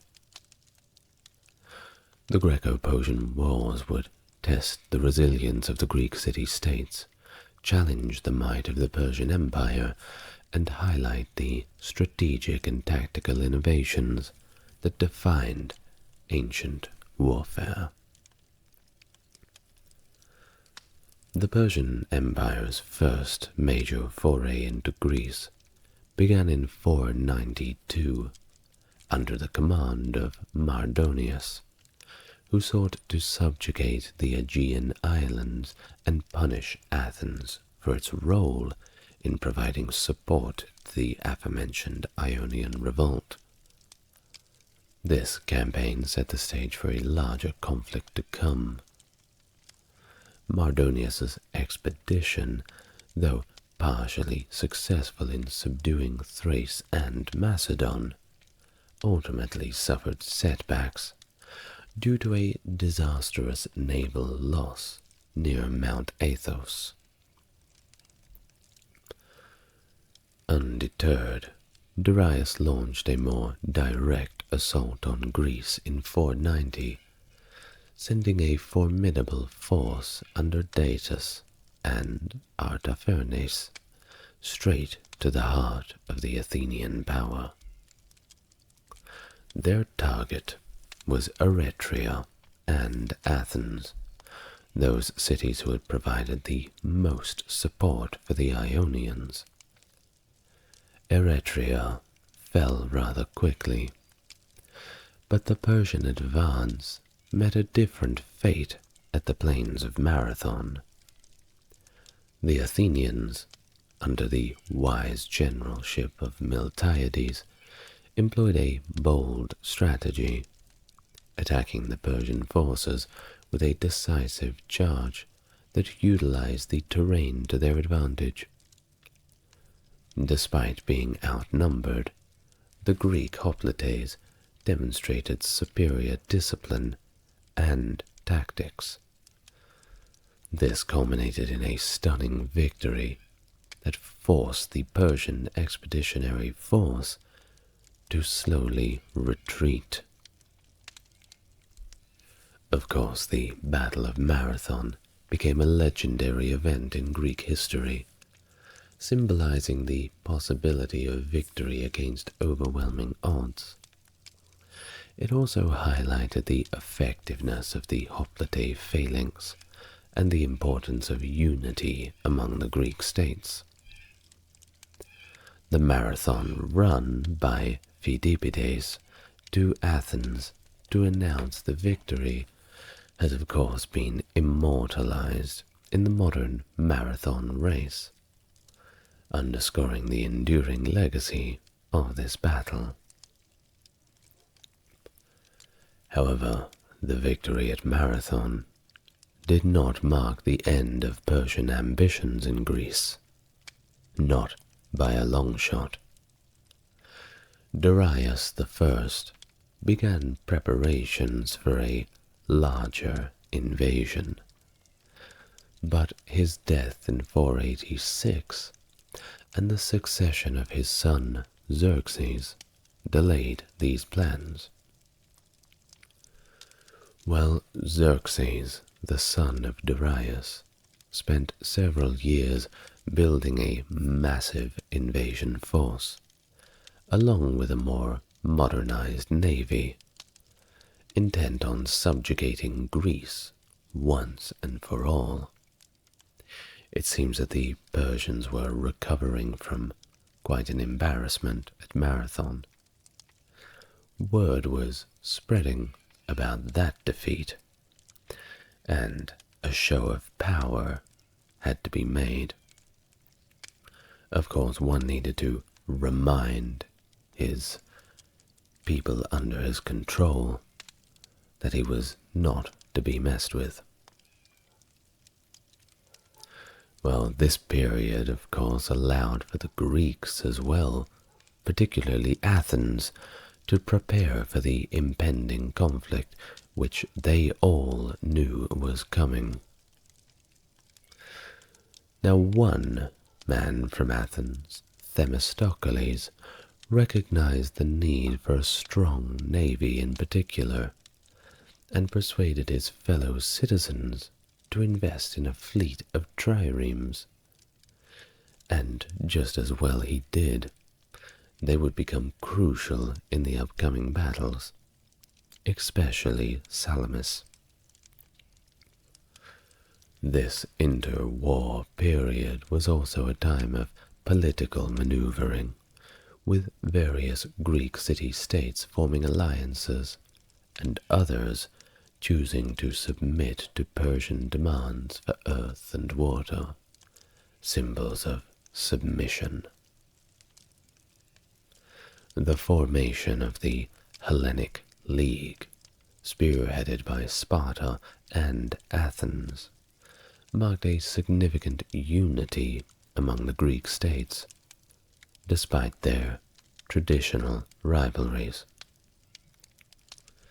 This alliance was a testament to the shared recognition of the Persian threat and the necessity of collective defense. The Greeks had decided to put their differences aside. Well, perhaps they can get back to fighting each other once the Persians are taken care of. The preparations on both sides set the stage for a conflict of unprecedented scale, the likes the world had never seen. The Persians were determined to crush the Greeks and secure their western frontier, while the Greeks were more resolved to defend their autonomy and way of life. The stage was set for the second and more extensive Persian invasion of Greece, a campaign that would feature some of the most famous battles in ancient history. The second Persian invasion, orchestrated by Xerxes I, was a colossal military campaign aimed at the complete subjugation of all of Greece. In 480 BC, Xerxes amassed an army and navy so vast that Herodotus, the ancient historian, claimed that it drank the rivers dry. Modern estimates suggest the numbers were exaggerated, as Herodotus is prone to do, yet the force was undoubtedly the largest ever seen in the Greek world. The Persians repaired the bridges over the Hellespont and dug a canal through the Athos Peninsula. This showcased much of their scientific and logistical prowess, and a determination to avoid past mistakes, and furthermore, past embarrassments. The invasion began with the crossing of the Hellespont and the slow march through Thrace and Macedon, with the Persians subjugating city-states along their path. Meanwhile, the Greeks strategized their defense at the Isthmus of Corinth, deciding to make a stand at the narrow passes of Thermopylae and simultaneously engage the Persian navy at Artemisium. These choices highlighted the Greeks' strategic use of geography to counter the Persian numerical advantage, and regardless of anything blown out of proportion by Herodotus, they did indeed have a numerical advantage. But this didn't scare the Greeks. Of course, this brings us to Thermopylae, the Hot Gates, that great battle where King Leonidas of Sparta and his force of 300 brave Spartans faced Xerxes' army. Well, we can't just credit the Spartans. They also did have 7,000 Greek allies with them, but they were still vastly outnumbered. And don't let that ruin the idea for a good movie.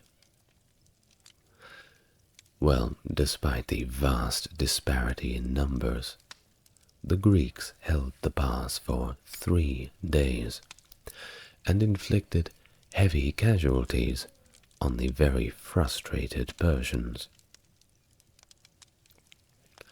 The stand at Thermopylae, though ultimately a Persian victory due to the betrayal and the encirclement of Greek forces, became a symbol of courage and sacrifice against overwhelming odds, and has its own video, as it deserves one. Go and have a look on my Greek history playlist. Well, at the same time as this, the Greek navy, leveraging the advanced design of their brand new shiny triremes, engaged the Persian fleet at Artemisium in a series of rather indecisive battles. Well, despite not achieving a clear victory, the fleet of the Greeks, under the command of the very intelligent Themistocles, demonstrated its capability to challenge the Persian navy, setting the stage for the pivotal Battle of Salamis. After Thermopylae, Athens fell to the Persians, who sacked the city. However, the Athenians had evacuated, placing their faith in their fleet. Themistocles devised a cunning plan to lure the Persian navy into the narrow straits of Salamis, where their numerical superiority would be neutralized. The resulting naval battle was a decisive Greek victory, devastating the Persian fleet and significantly altering the course of the invasion. Xerxes, witnessing the defeat and fearing a complete loss of his navy, decided to retreat to Asia, leaving with a substantial force under Mardonius to continue his campaign. The following year, in 479, the Greek forces, now united under the Spartan general Pausanias, met and defeated the Persian army at the Battle of Plataea. This land battle, coupled with the Greek victory at Mycale, effectively ended the Persian invasion, securing Greek independence and demonstrating the effectiveness of the hoplite phalanx and the strategic acumen of the Greek commanders. The aftermath of the Greco-Persian Wars marked a turning point in ancient history. The decisive Greek victories at Salamis and Plataea didn't just halt Persian westward expansion, but also established the foundation for a golden age in Athens and the rise of the Delian League, an alliance of Greek city-states led by Athens. This league was initially formed to continue the fight against Persia and to liberate Greek city-states which were still under Persian control. However, it eventually grew and evolved into an Athenian empire, showcasing yet another shift in power dynamics within the Hellenic world. The wars, of course, had profound consequences for the Persian Empire as well, who were no doubt at this point feeling a little sorry for themselves. Now, although Persia remained a dominant power in the Near East, the perception of its invincibility was at this point shattered. These conflicts showcased that Persian military power had a limit, and it highlighted the challenges of managing a vast, multicultural empire. Xerxes' attention turned towards quelling revolts and stabilizing his realm, diminishing Persian involvement in the Aegean affairs. Culturally, the Greco-Persian Wars fostered a sense of unity among the Greek city-states. Despite their frequent internal conflicts,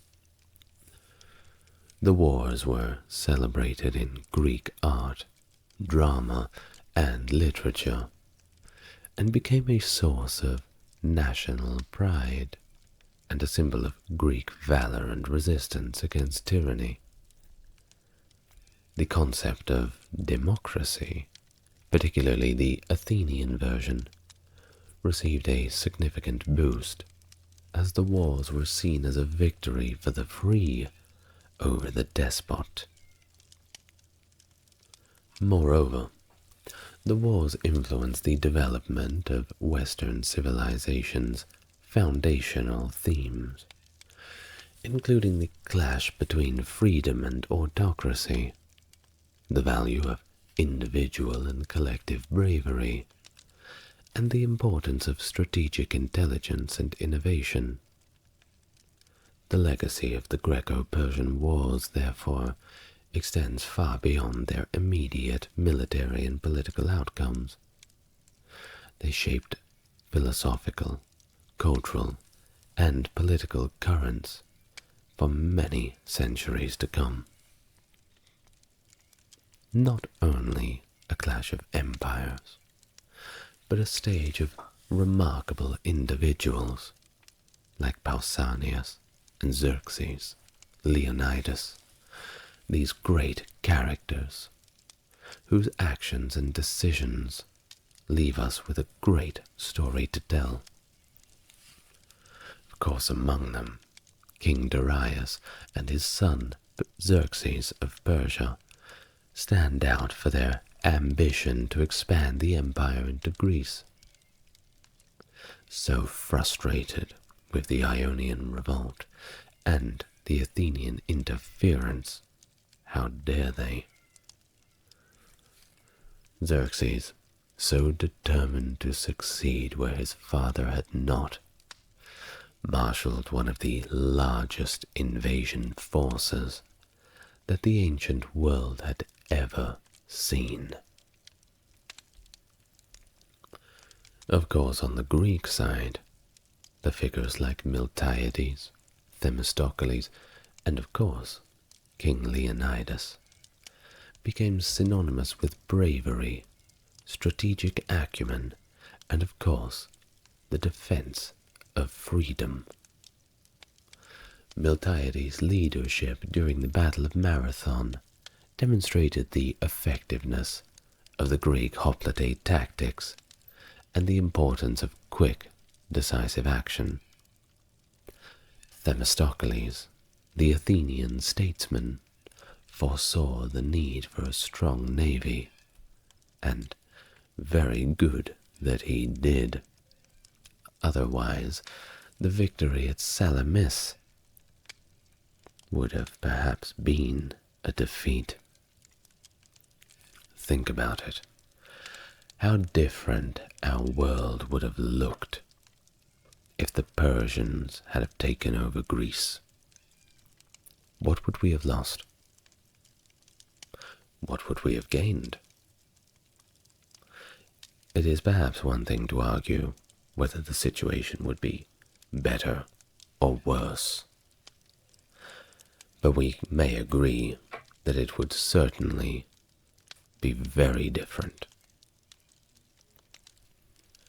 Of course, we can't forget about Leonidas, the brave and disciplined Leonidas, the king of Sparta, who embodied that Spartan ethos of courage and sacrifice.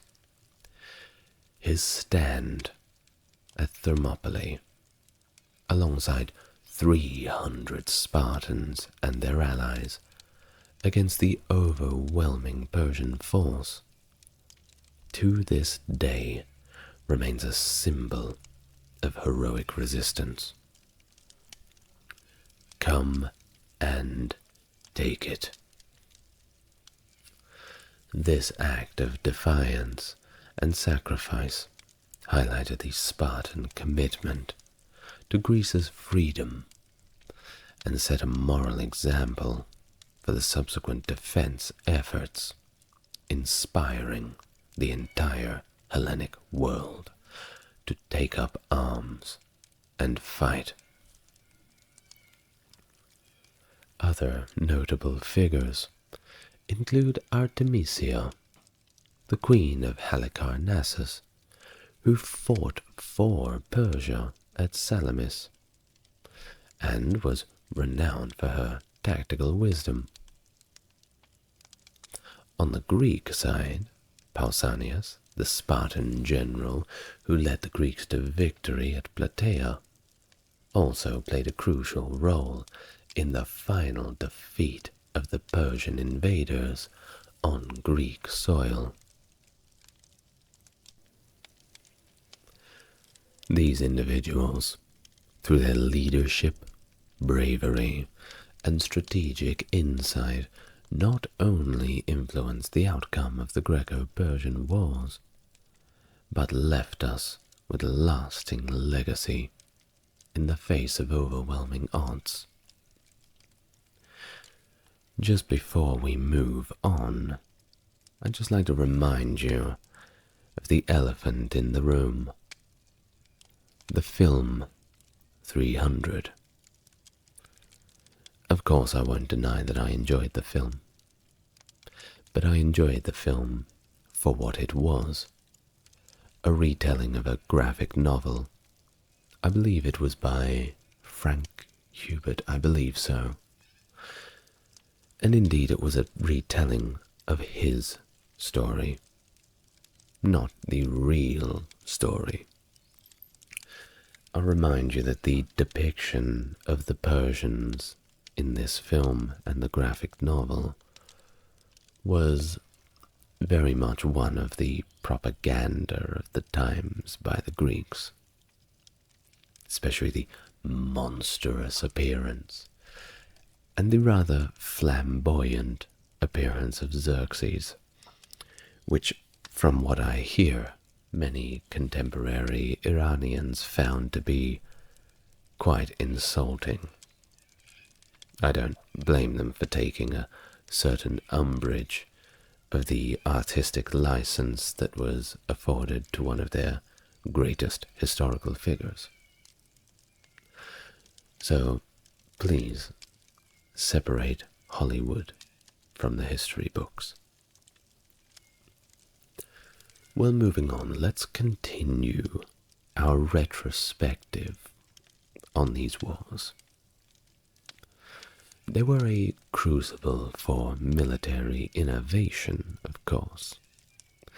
The need to defend the homelands led to a lot of new ideas, especially for the Greeks. Well, the Persian military strategy at the time heavily relied on the sheer size of their forces, including infantry and cavalry from across the empire. And don't forget that navy that could project its power all the way across the Aegean Sea. However, the Greeks, particularly the two main characters, Sparta and Athens, introduced revolutionary tactics of their own, leveraging their strengths while exploiting the weaknesses of the Persians.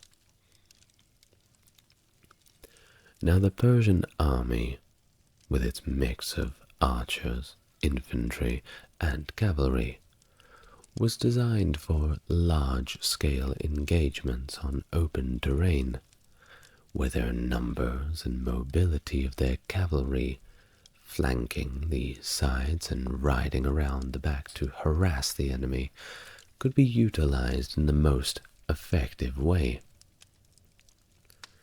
Well, the Greeks, quite a contrast.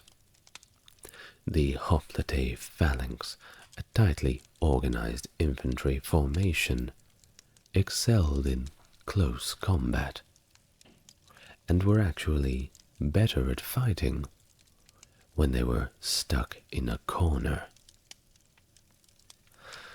The hoplites' heavy armor and long spears, combined with the very disciplined formation, made them formidable opponents in narrow passes and the rugged terrain of Greece. Well, this is why they wiped the floor with the Persians for the first 3 days in Thermopylae. Now what about the naval battles? Well, you see, the naval battles of these wars, particularly at Salamis, highlighted the importance of naval power and tactical innovation. One could say that after Salamis, Themistocles was certainly a lot more popular around Athens after his suggestion of expanding the fleet definitely paid off. The Greeks, using smaller and more maneuverable triremes, were able to outflank and ram the larger Persian vessels, demonstrating the effectiveness of agility over size. Themistocles' strategy of luring the Persian navy into the narrow straits of Salamis, where their numbers actually became a disadvantage. Well, all of this marked a turning point in naval warfare that would be studied for years to come. These wars were also emphasized the importance of strategic intelligence and psychological warfare. The Greeks, understanding their numerical disadvantage, employed strategies that maximized their tactical strengths and exploited Persian overconfidence. The use of their terrain, surprise attacks, and feigning retreat were all tactics that the Greeks used to great effect. The military innovations and strategies developed during the Greco-Persian Wars had a lasting impact on ancient warfare, influencing the military thought and tactics for centuries to come. Even the Persians went back and engaged in some retrospection, I'm sure.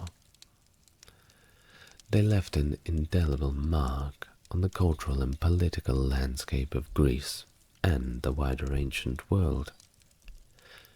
You see, in the aftermath, Athens emerged as a dominant naval power, leading to the establishment of the Delian League, which initially sought to consolidate Greek unity against further Persian aggression. This newfound Athenian dominance, however, led to the Peloponnesian War, as tensions rose with Sparta and other city-states wary of Athens' growing power and imperial ambitions. The wars also significantly influenced Greek culture, with the heroic narratives of battles enriching the oral and written traditions. Playwrights, historians, and of course artists drew upon the stories of Marathon, Thermopylae, and Salamis, embedding the Persian Wars deeply into the collective memory and identity of the Greeks. Politically, the wars accelerated the development of democratic institutions in Athens, with increased participation of the citizenry in military and civic life. The experience of collective struggle and collective victory bolstered a sense of democratic pride and identity, setting a precedent for future generations in Greece and beyond. The concept of a united Hellenic identity, transcending local loyalties to face a common enemy, was a powerful legacy of the wars. Well, this legacy extends far beyond the immediate historical context, of course. These conflicts have been celebrated as the first victory of the Western world against Eastern despotism, a narrative that has shaped the East-West dichotomy prevalent in later historical and cultural discourse. The works of Herodotus, often called the father of history, provide a comprehensive account of the wars, blending historical facts with myth and legend to capture the essence of Greek victory. Of course, the history of antiquity, depending who's writing it, often walks that thin line between myth and reality. The philosophical and political implications of these wars, particularly in the ideals of freedom, democracy, and resistance against tyranny, have of course resonated through the ages. These themes have been invoked in various contexts, serving as inspiration for political movements, literature, and art. The wars are seen as a triumph of democracy over autocracy, contributing to the idealization of Athens and its democratic system as the foundation to Western political thought.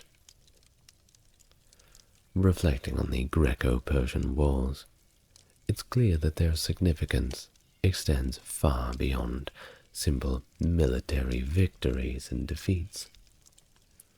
The conflicts represented a clash of ideologies, a battle of civilizations.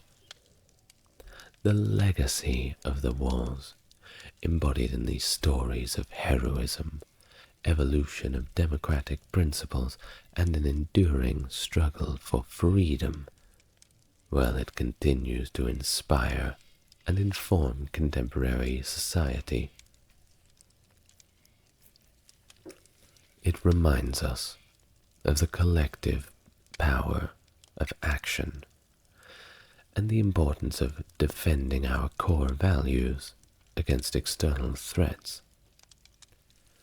It highlights the capacity for human societies to unite and work together in the face of adversity, achieving a seemingly impossible victory through courage, strategy, and innovation. Well, perhaps as we navigate the challenges of the modern world, the lessons of the Greco-Persian Wars remain as relevant as ever, offering insights into the complexities of human conflict and the potential for our own courage. And never forget our enduring quest for freedom.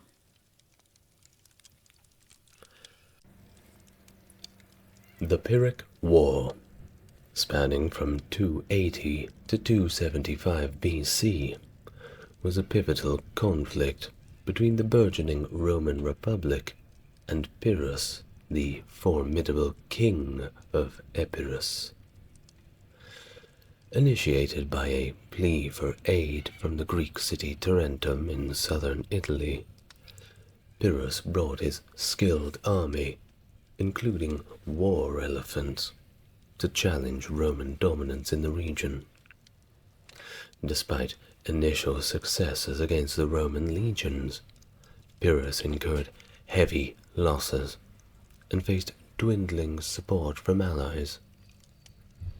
Plutarch's famous account of Pyrrhus lamenting, "One more victory like this, and we are lost," gave rise to the term Pyrrhic victory. Worn down by relentless warfare, Pyrrhus eventually turned his attention to Sicily, leaving the Romans to consolidate their strength. Returning to Italy in 275, Pyrrhus faced another battle. How did it turn out? Well, you're about to find out. Hello everyone, I'm the ASMR historian, welcoming you to another extensive, long video. It's gonna be great. If you'd like to support the channel, how about you go check out the Patreon?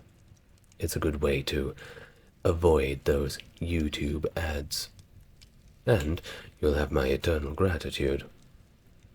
Short of that, help me out in the algorithm with a like and subscribe.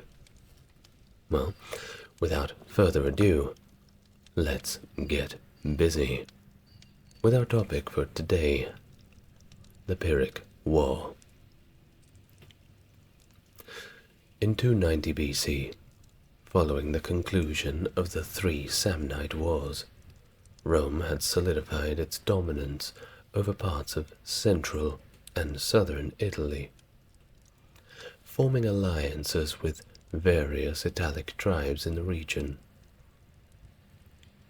South of Rome's influence lay the Greek city-states of Magna Graecia and Tarentum, emerging as the largest and most formidable among them. The outbreak of hostilities between Rome and Tarentum was triggered by differing accounts from historians such as Appian, Cassius Dio, and Zonaras.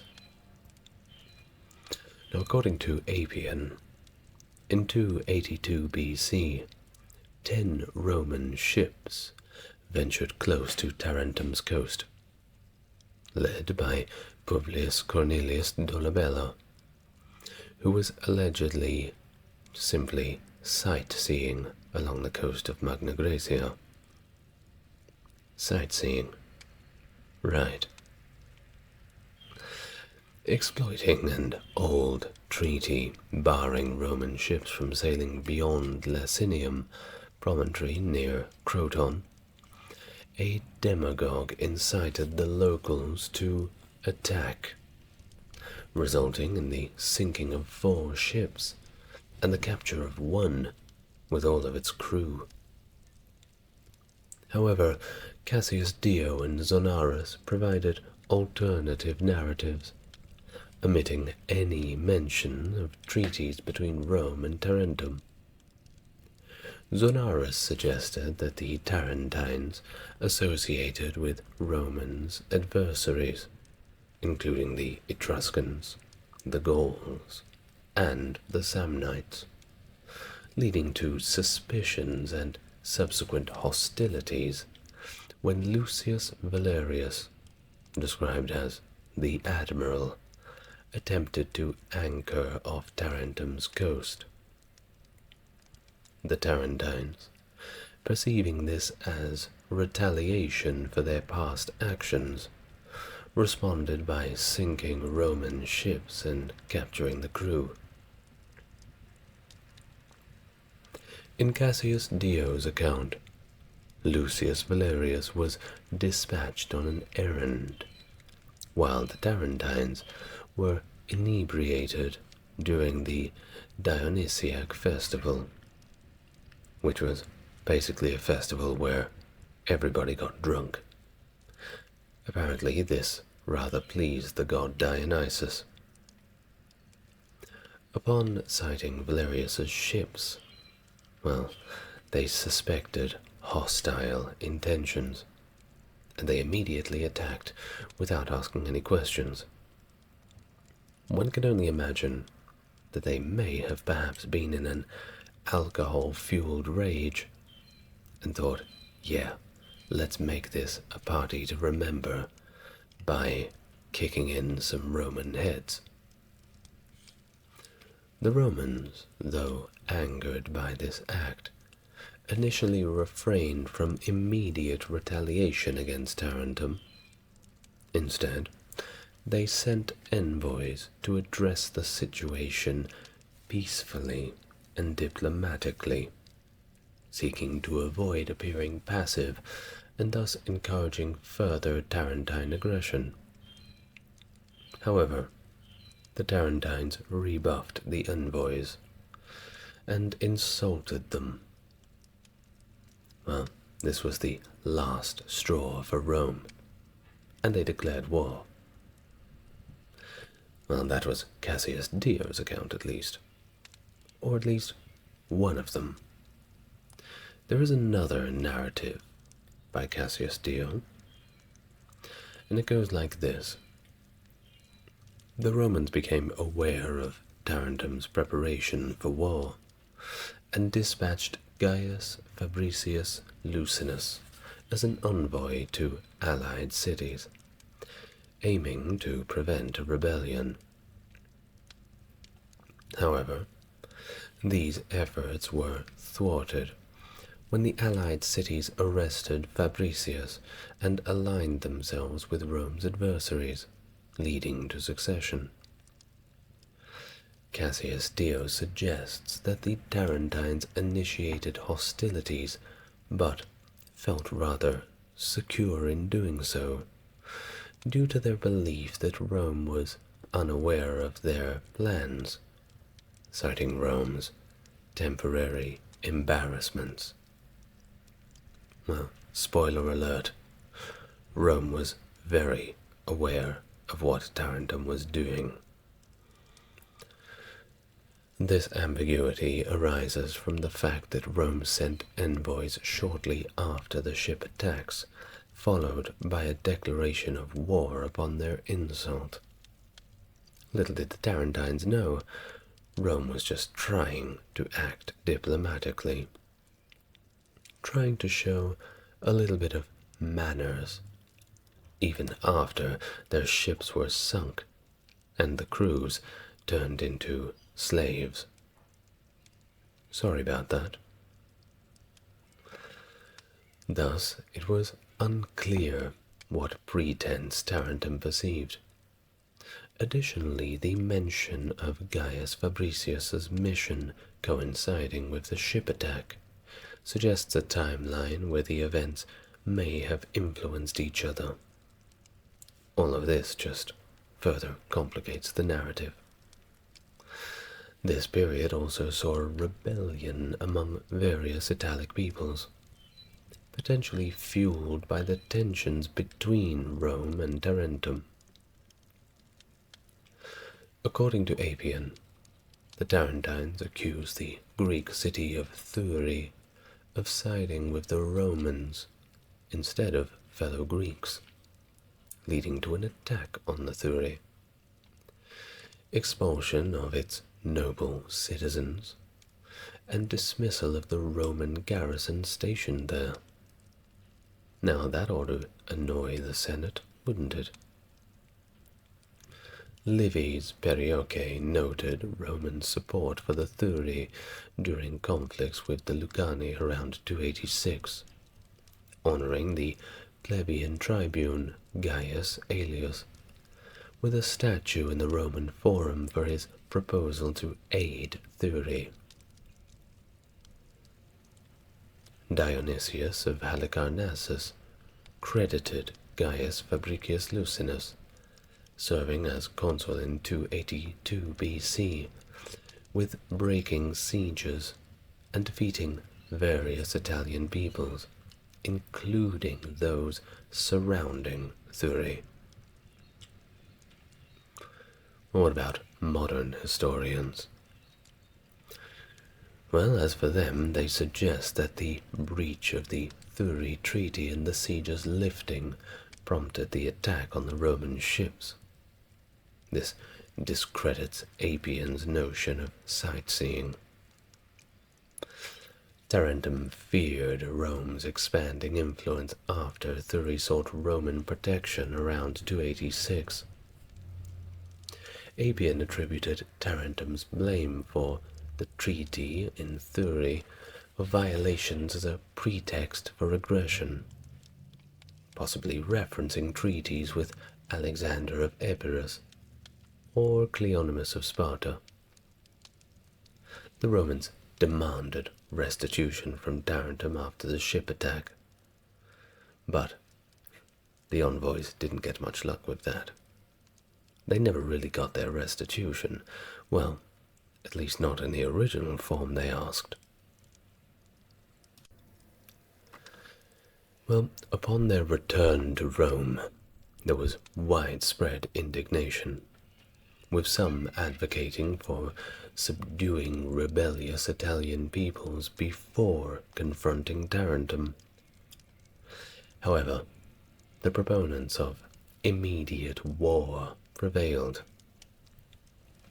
Lucius Aemilius Barbula, a consul in 281 BC, was tasked with offering peace terms to Tarentum before resorting to war, as per Appian's account.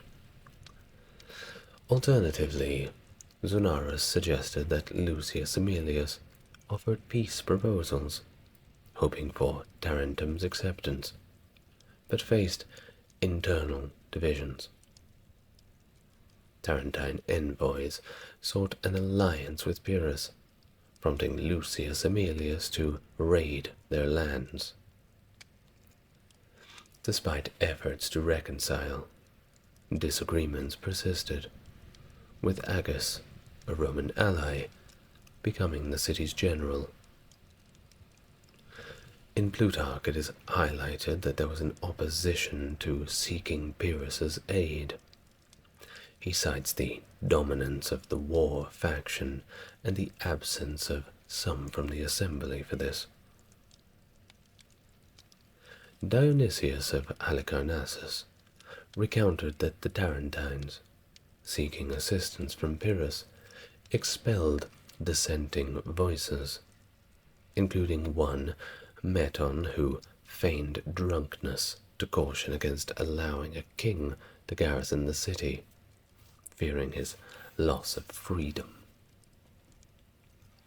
Meton was expelled, and his expulsion led to a decree to send envoys to Pyrrhus, offering significant military support from Tarentum and other Greek cities in Italy.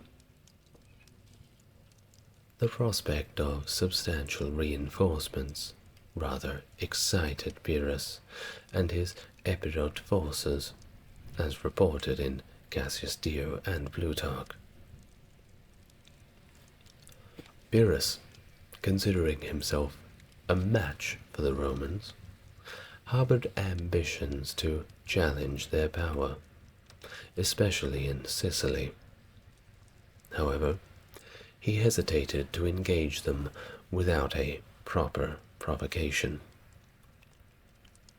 Both Cassius Dio and Plutarch highlighted the counsel of Cineas, Pyrrhus's esteemed advisor, who, despite his wisdom and efforts, failed to dissuade Pyrrhus from his Italian expedition.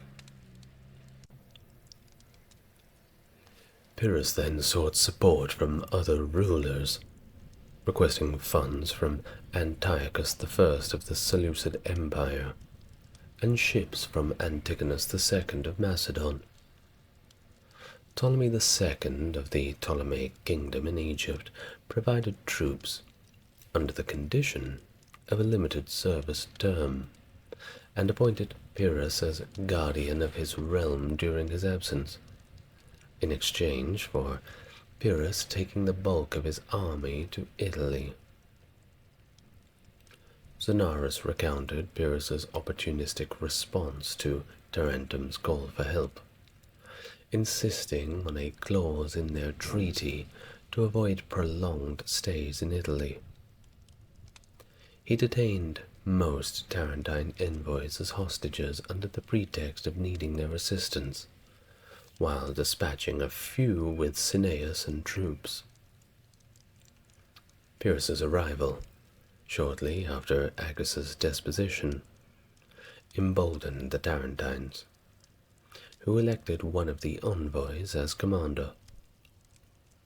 Pyrrhus then sent Milo with additional forces, securing the Acropolis as his headquarters.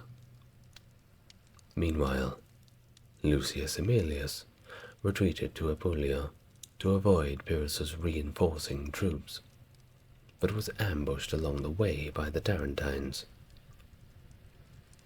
Pyrrhus, unwilling to wait for spring due to the Mediterranean's stormy winter, embarked for Italy, enduring a harrowing sea voyage. Never a good idea to sail at this time. Plutarch noted that many ships were lost in the storm, with Pyrrhus himself rescued by the Messapi. only a fraction of his intended forces even managed to reach Italy at all. Pyrrhus initially refrained from imposing restrictions on the Tarentines, but later enforced military discipline and curtailed civilian liberties to prevent any defection to the Roman side. Dissenters left the city, viewing Pyrrhus as a tyrant rather than an ally. Well, that's what happens when you curtail civilian liberties, right? Nobody likes that. Now, Appian had described Pyrrhus's draconian measures, including forced military training, house arrest, and brutality by his officers, as just a few of the reasons that people decided to flee the city. And fair enough, he sounds like a bit of a douche.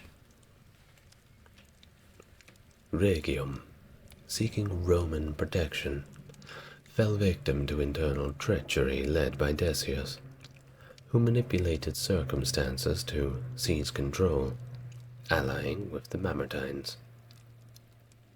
The Romans initially overlooked this while preoccupied with Pyrrhus, but eventually dispatched Gaius Fabricius Licinius, who recaptured Rhegium, executed the rebels, and punished Decius for treason. Before this period, Rome had never engaged in military conflict with any of the Hellenistic states in the Eastern Mediterranean. So yeah, achievement unlocked. Good job, guys. Publius Valerius Laevinus, one of the consuls for 280 BC, led a sizable army against Pyrrhus, aiming to intimidate him by marching through Lucania and seizing strategic positions. In response to this, Pyrrhus sent a letter proposing arbitration to settle disputes with the Tarentines, Lucanians, and Samnites. But Laevinus was not going to accept this. He immediately smacked down the offer, asserting Rome's independence and readiness for war. Laevinus even showcased his forces to Pyrrhus's scouts, underscoring Rome's military might. When the scouts came over to have a look and they were spotted, well, he essentially said, "Let's show them what we've got so they can come back and tell Pyrrhus exactly what he's up against." Because they knew that Pyrrhus would not like what he hear. Pyrrhus, yet to be reinforced by his allies, established his camp and awaited their arrival, hoping to exploit some Roman supply difficulties. When the Romans advanced, Pyrrhus positioned his troops defensively along the river Sirius, intending to engage them as they crossed. Despite initial Roman resistance, Pyrrhus's use of elephants and Thessalian cavalry caused a great deal of confusion, and the Romans actually began to retreat. After this Battle of Heraclea, Pyrrhus gained significant renown and attracted numerous allies, bolstering his forces. Despite suffering significant losses, including his best troops and some of his most trusted generals, Pyrrhus advanced within 60 kilometers of Rome, plundering territories along the way. However, the Roman Senate remained resolute, rejecting offers of peace or truce proposed by Pyrrhus through the many emissaries he sent.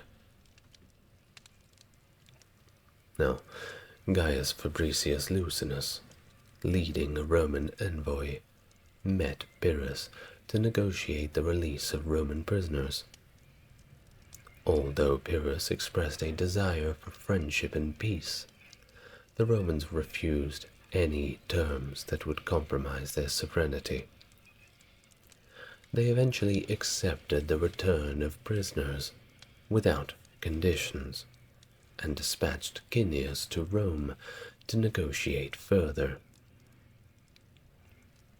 In Rome, Cineas attempted to secure a peace treaty, but the Senate, spurred by the resolute stance of Appius Claudius Caecus, rejected the offer.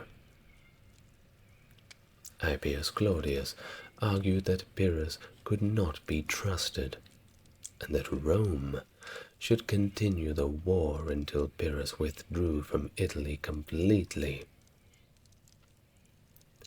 Meanwhile, Pyrrhus, aware of the growing Roman strength, prepared to march directly on Rome. However, faced with the daunting prospect of confronting the reinforced Roman army, he ultimately refrained from engaging in battle and withdrew back to Tarentum. Different historical accounts vary in their portrayal of Pyrrhus's movements following the Battle of Heraclea. Some describe him marching towards Rome, laying waste to territories along the way, while others depict him diverting through Etruria and Campania, before ultimately returning to Tarentum. Amidst these events, Rome also engaged in diplomatic efforts, sending envoys to Ptolemy II of Egypt, likely seeking support or alliances to counter Pyrrhus's growing influence in Italy. The Battle of Asculum in 279 was a pivotal moment in the conflict between Pyrrhus and Rome, with differing accounts from ancient historians regarding its specific outcome. According to Cassius Dio, Pyrrhus invaded Apulia in the following spring, capturing several places before encountering the Roman army near Asculum. Both sides hesitated to engage in battle for several days. Rumors were circulating that Publius Decius Mus, one of the Roman consuls, was preparing to perform a devotio, a sacrificial act where a commander sacrifices their life to ensure victory. This rumor bolstered the Roman morale and alarmed Pyrrhus's Italic allies. Pyrrhus attempted to reassure them, but ordered the capture of anyone wearing the distinctive garments of the Decius family. The consuls, however, rejected the need for such a sacrifice.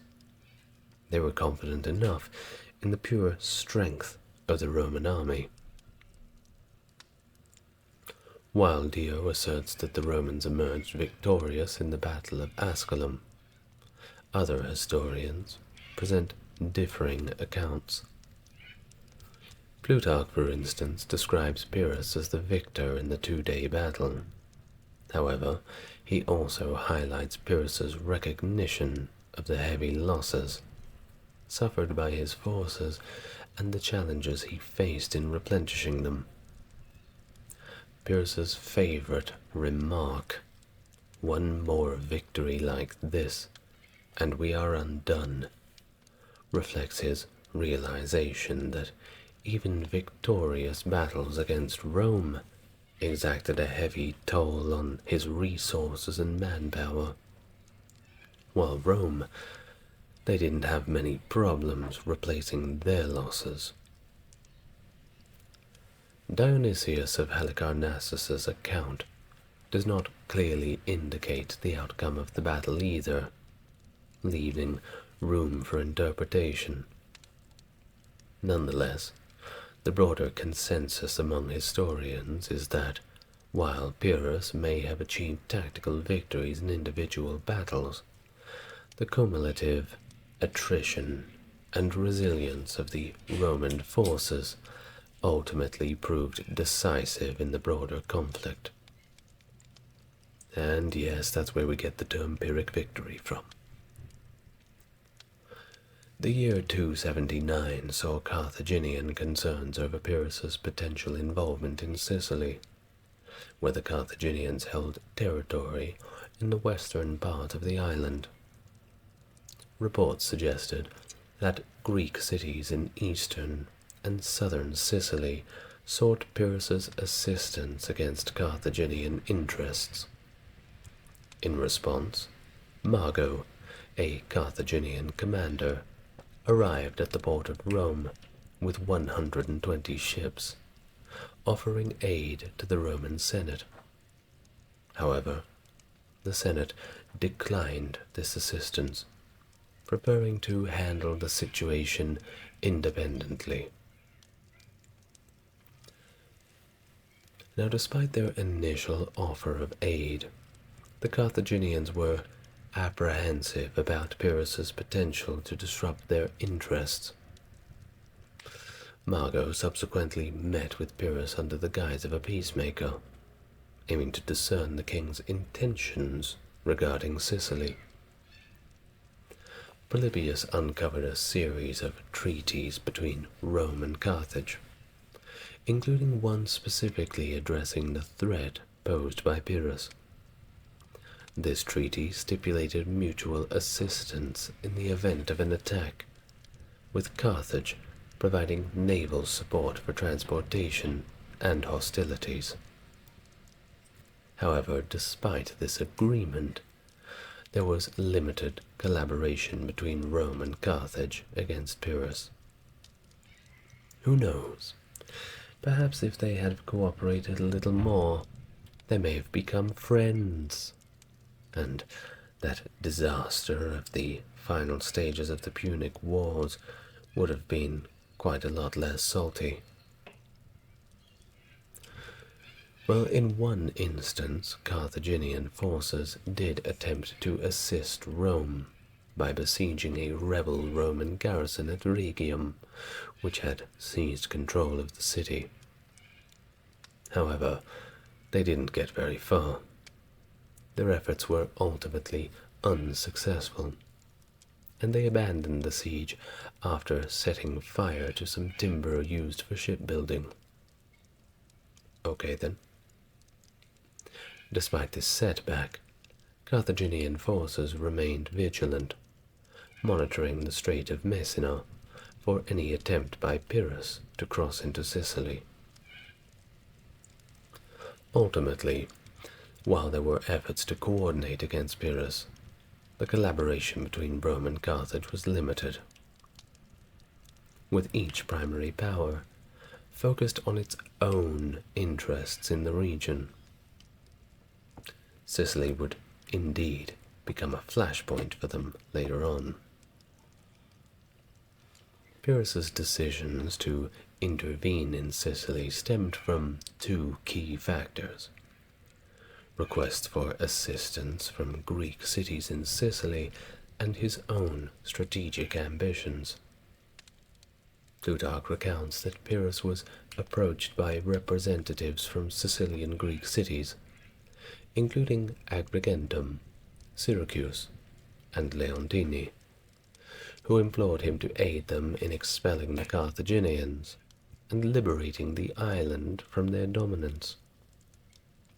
Additionally, Macedonians sought Pyrrhus's support in ascending to the throne following the demise of their king, Ptolemy Ceranos, in the Gallic invasion of Greece. Pyrrhus, perceiving Sicily as offering greater opportunities for glory and conquest, prioritized this endeavor over the Macedonian throne, which seemed more distant in Africa. We get some further context about this from Appian, suggesting that Pyrrhus's interest in Sicily intensified after the death of Agathocles, the former tyrant of Syracuse, and his subsequent marriage to Agathocles' daughter, Lenassa.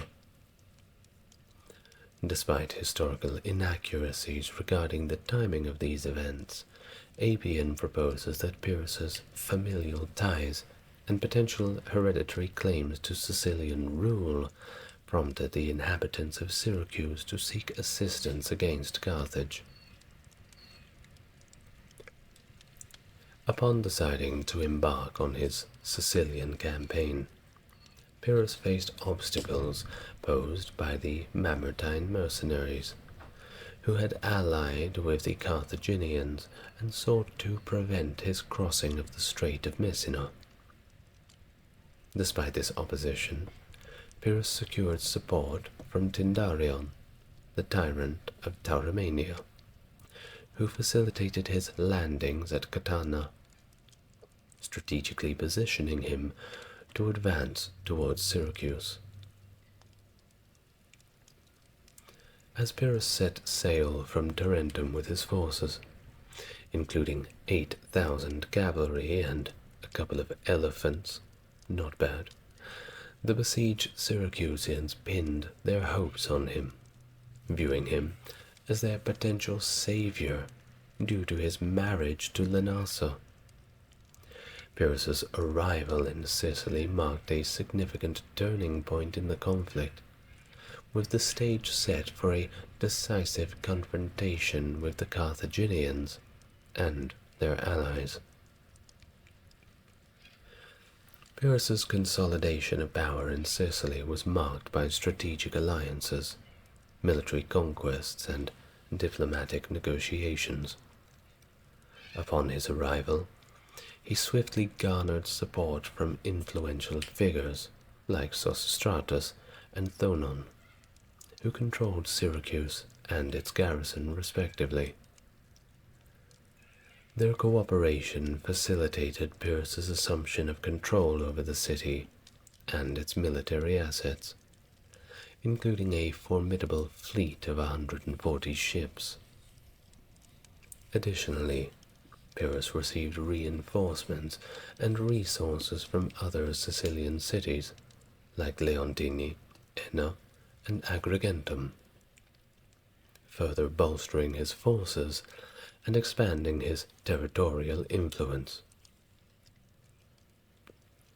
With a formidable army of 30,000 infantry and 1,500 cavalry, Pyrrhus embarked on a campaign to challenge Carthaginian dominance over Sicily. His military prowess was evident as he swiftly seized control of strategic locations such as Heraclea Minoa, Selinus, Segesta, and many more, securing the allegiance of numerous cities in the region. His conquest culminated in the successful storming of Eryx and Panormus, leaving only Lilybaeum under Carthaginian control. However, the siege of Lilybaeum proved to be a formidable challenge for Pyrrhus. Despite initial negotiations initiated by the Carthaginians, who were at this point, no doubt, feeling a little bit nervous, Pyrrhus remained resolute in his ambition to expel them entirely from Sicily, rejecting offers of financial incentives and conceding only under pressure from his allies and Sicilian delegates. The protracted siege saw Pyrrhus facing significant resistance from the Carthaginians, who leveraged their superior numbers and defensive advantages to thwart his advances. His unwanted advances. Ultimately, Pyrrhus's decision to abandon the siege and focus on naval dominance signaled a shift in his strategy, securing control over the sea lanes and preparing for an eventual campaign in Africa. And despite the setbacks at Lilybaeum, Pyrrhus remained determined to fulfill his ambitions of conquest. He then set his sights on Carthage and the broader region of Libya. Pyrrhus's descent into tyranny and despotic behavior ultimately led to widespread resentment and rebellion among the Sicilian Greeks. Plutarch highlights how Pyrrhus's actions, including arbitrary executions, confiscation of estates, and favoritism towards his military companions, eroded his popularity and credibility as a leader. Yeah, doing these things is certainly not going to make anyone popular. Try not to confiscate anybody's estates in your own circle of friends. Suspicion and paranoia further fueled his authoritarian rule, leading to the execution of prominent figures like Theban and the attempted arrests of others, such as Sosistratus. As discontent grew, some Sicilian cities began to align with external powers like the Carthaginians and the Mamertine mercenaries, seeking assistance against Pyrrhus's oppressive regime. The deterioration of Pyrrhus's control became evident as internal unrest escalated, prompting the intervention of the Carthaginians, who saw all of this as an opportunity to reclaim lost territories. In the face of mounting challenges and diminishing support, Pyrrhus received a plea for aid from the Samnites and Tarentines, offering him a pretext to depart Sicily without appearing weak or defeated. But everybody knew what was really going on, I'm sure. Plutarch's account suggests that Pyrrhus seized upon this opportunity to extricate himself from the increasingly untenable situation in Sicily. And behind him, he left a chaotic and unstable landscape. Now, after Pyrrhus's flight from Sicily, he ended up in southern Italy, which brings us to the final battle of the Pyrrhic War, the Battle of Beneventum. And it did not go very well for anybody, to be honest. The accounts of Plutarch, Dionysius of Halicarnassus, and Cassius Dio provide varying perspectives on the Battle of Beneventum and its outcome. Plutarch's detailed narrative describes Pyrrhus's tactical maneuvers and the unfolding of the battle. Pyrrhus, despite facing challenges with his troops losing their way and arriving late to the battlefield, managed to gain ground against Manius Curius's forces. However, the tide turned when the Romans successfully repelled an elephant charge, leading to the disarray of Pyrrhus's ranks and an eventual victory for the Romans. Dionysius of Halicarnassus offers a more concise account, focusing primarily on the confusion caused by the wounded elephants and its impact on the Greek forces. This version emphasizes the role of the elephants in the battle and how their disturbance and confusion contributed to the Greek defeat. Of course, the elephants just went crazy, started trampling over anyone they could find, and most of that was, it was Pyrrhus's guys. Not a good way to go. Cassius Dio's narrative aligns closely with Plutarch's, but emphasizes the chaos caused by the wounded elephant calf and its effect on the entire elephant contingent. The narrative underscores the pivotal moment when the Romans seized the opportunity to capitalize on the elephant's disarray and ultimately secured victory. That being said, I think around 9,000 Romans died in that battle. Not good. Not good at all. While each account provides unique insights into the Battle of Beneventum, they collectively highlight the decisive role played by the Roman forces in exploiting vulnerabilities within the Pyrrhus's army, ultimately leading to his defeat. In fact, one may say that it wasn't the Romans that defeated Pyrrhus, but his own elephants. Perhaps next time he'll think twice before bringing them. Well, for him, there was no next time. The post-Pyrrhic War era marked a significant turning point for Rome, as it solidified its dominance in southern Italy and expanded its influence across the Mediterranean.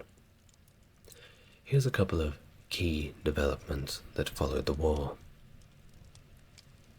Rome's hegemony in southern Italy. With the capture of Tarentum and other strategic victories, Rome asserted its hegemony in the southern part of Italy, right down there on the end of the boot, consolidating control over various regions previously influenced by Pyrrhus and his allies. And of course, a lot of people there were happy to have the Romans, because anything was better than Pyrrhus. Conquest and colonization. Rome expanded its territory through conquest and the establishment of colonies. Cities like Brundisium and Rhegium were captured, and colonies were founded in strategic locations to solidify Roman control, and of course, facilitate further expansion. Defeat of rebellions. Rome faced rebellions from various factions, including the Samnites, Lucanians, Bruttians, and Picentes. These rebellions were swiftly suppressed, and Roman colonies were established in the conquered territories to maintain control and, of course, prevent future uprisings. Diplomatic relations with Ptolemaic Egypt. Ptolemy II of Egypt, recognizing Rome's growing power, sought to make diplomatic relations with the rising Mediterranean force. Diplomatic exchanges and the changing of gifts between Rome and Egypt signaled the beginning of a new era of diplomatic engagement between Rome and the Hellenistic kingdoms of the East. Overall, the aftermath of the Pyrrhic War marked the ascendancy of Rome as a dominant force in the Mediterranean region, and set the stage for its further expansion and influence for centuries to come. But what did you learn? Well, I thought that it was quite humorous to think that the original attack on the ships was made while all of the men were drunk and partying, having a good time. Also the notion that the Roman ships, all 10 of them, were simply just sightseeing around the coast. Well, come on, who believes that? Whichever way it was, it's just another war, another great conflict confined to the pages of antiquity. Thank you very much for joining me. We've had a great time talking about the Pyrrhic War, haven't we? If you've liked what you hear, then you better like and subscribe and leave a comment down below. If you'd like to support the channel, please follow the link to my Patreon, where all the videos are ad-free. Until then, take care of yourself, and I'll see you next time. Good night, everyone.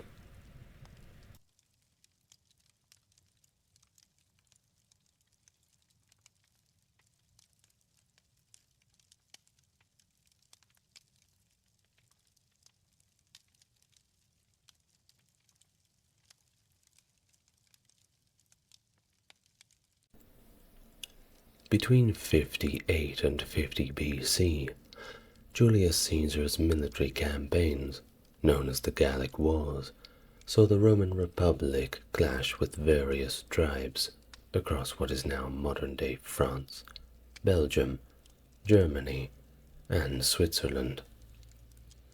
This aggressive expansion, led by Caesar, was ostensibly to protect Roman borders and pay off his debts, but it is widely viewed by historians as a strategic move simply to bolster his political career. Despite the formidable collective strength of the Gallic, Germanic, and Brittonic tribes, their internal divisions ultimately facilitated a Roman victory, highlighted by the pivotal Battle of Alesia in 52 BC. Caesar's conquests not only expanded Roman territory, but also had laid the groundwork for his rise to power, culminating in the end of the Roman Republic and the birth of the Roman Empire. Hello everyone, and welcome to the channel.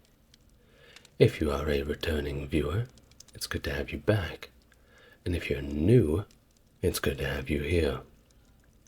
If you'd like to support the channel, I've opened a Patreon, where you can find all of my videos ad-free and of the highest quality. Or if you would like to help me in the algorithm, leave a like, comment, and if you feel so inclined, subscribe to the channel. Now, without further ado, on to today's video. The Gallic Wars. The Gallic Wars, fought between Julius Caesar and the many tribes of Gaul, were underpinned by a complex tapestry of political and military dynamics that stretched far beyond mere conquest. The tribes of Gaul, part of the sophisticated Latin culture, were not the barbarians as often depicted by Roman narratives, but were instead wealthy, culturally rich societies with burgeoning urban centers that facilitated trade with Rome, including the exchange of iron, grain, and slaves for Roman luxuries like wine, as the Gauls had developed quite a taste for it. Despite their previous alliances with Rome, the Gauls' warrior culture, characterized by individual valor and a lack of the disciplined military structure that defined Roman legions, set the stage for conflict. The Gallic military structure, with its superior cavalry and longer swords, clashed with the Romans' strategic innovations, such as the transition from the maniple to the more cohesive cohort system, which bolstered Roman morale and overall combat effectiveness. The logistical challenge faced by the Romans, including the management of extensive baggage trains necessary for their campaigns, underscored the practical difficulties of sustaining prolonged military operations in foreign territories. Despite these challenges, the memory of the Gallic sackings of Rome several hundred years earlier and previous incursions into Italian territory only served to fuel Roman determination and justified the aggressive stance against the Gauls. This backdrop of mutual respect and historical enmity, coupled with Caesar's ambitions, set the stage for a series of campaigns that would not only reshape the power dynamics in the region, but also leave a permanent mark on the history of Roman military strategy and expansion. Julius Caesar, a figure on the rise in Roman politics and military, found himself deeply indebted following his tenure as consul in 59 BC, an office that, while prestigious, had placed him under significant financial strain. Basically, he was flat broke. In a bid to secure Rome's geopolitical interests and also his own financial recovery, Caesar engaged in strategic alliances and payments, notably to Ariovistus, the king of the Suebi, that was a Germanic tribe.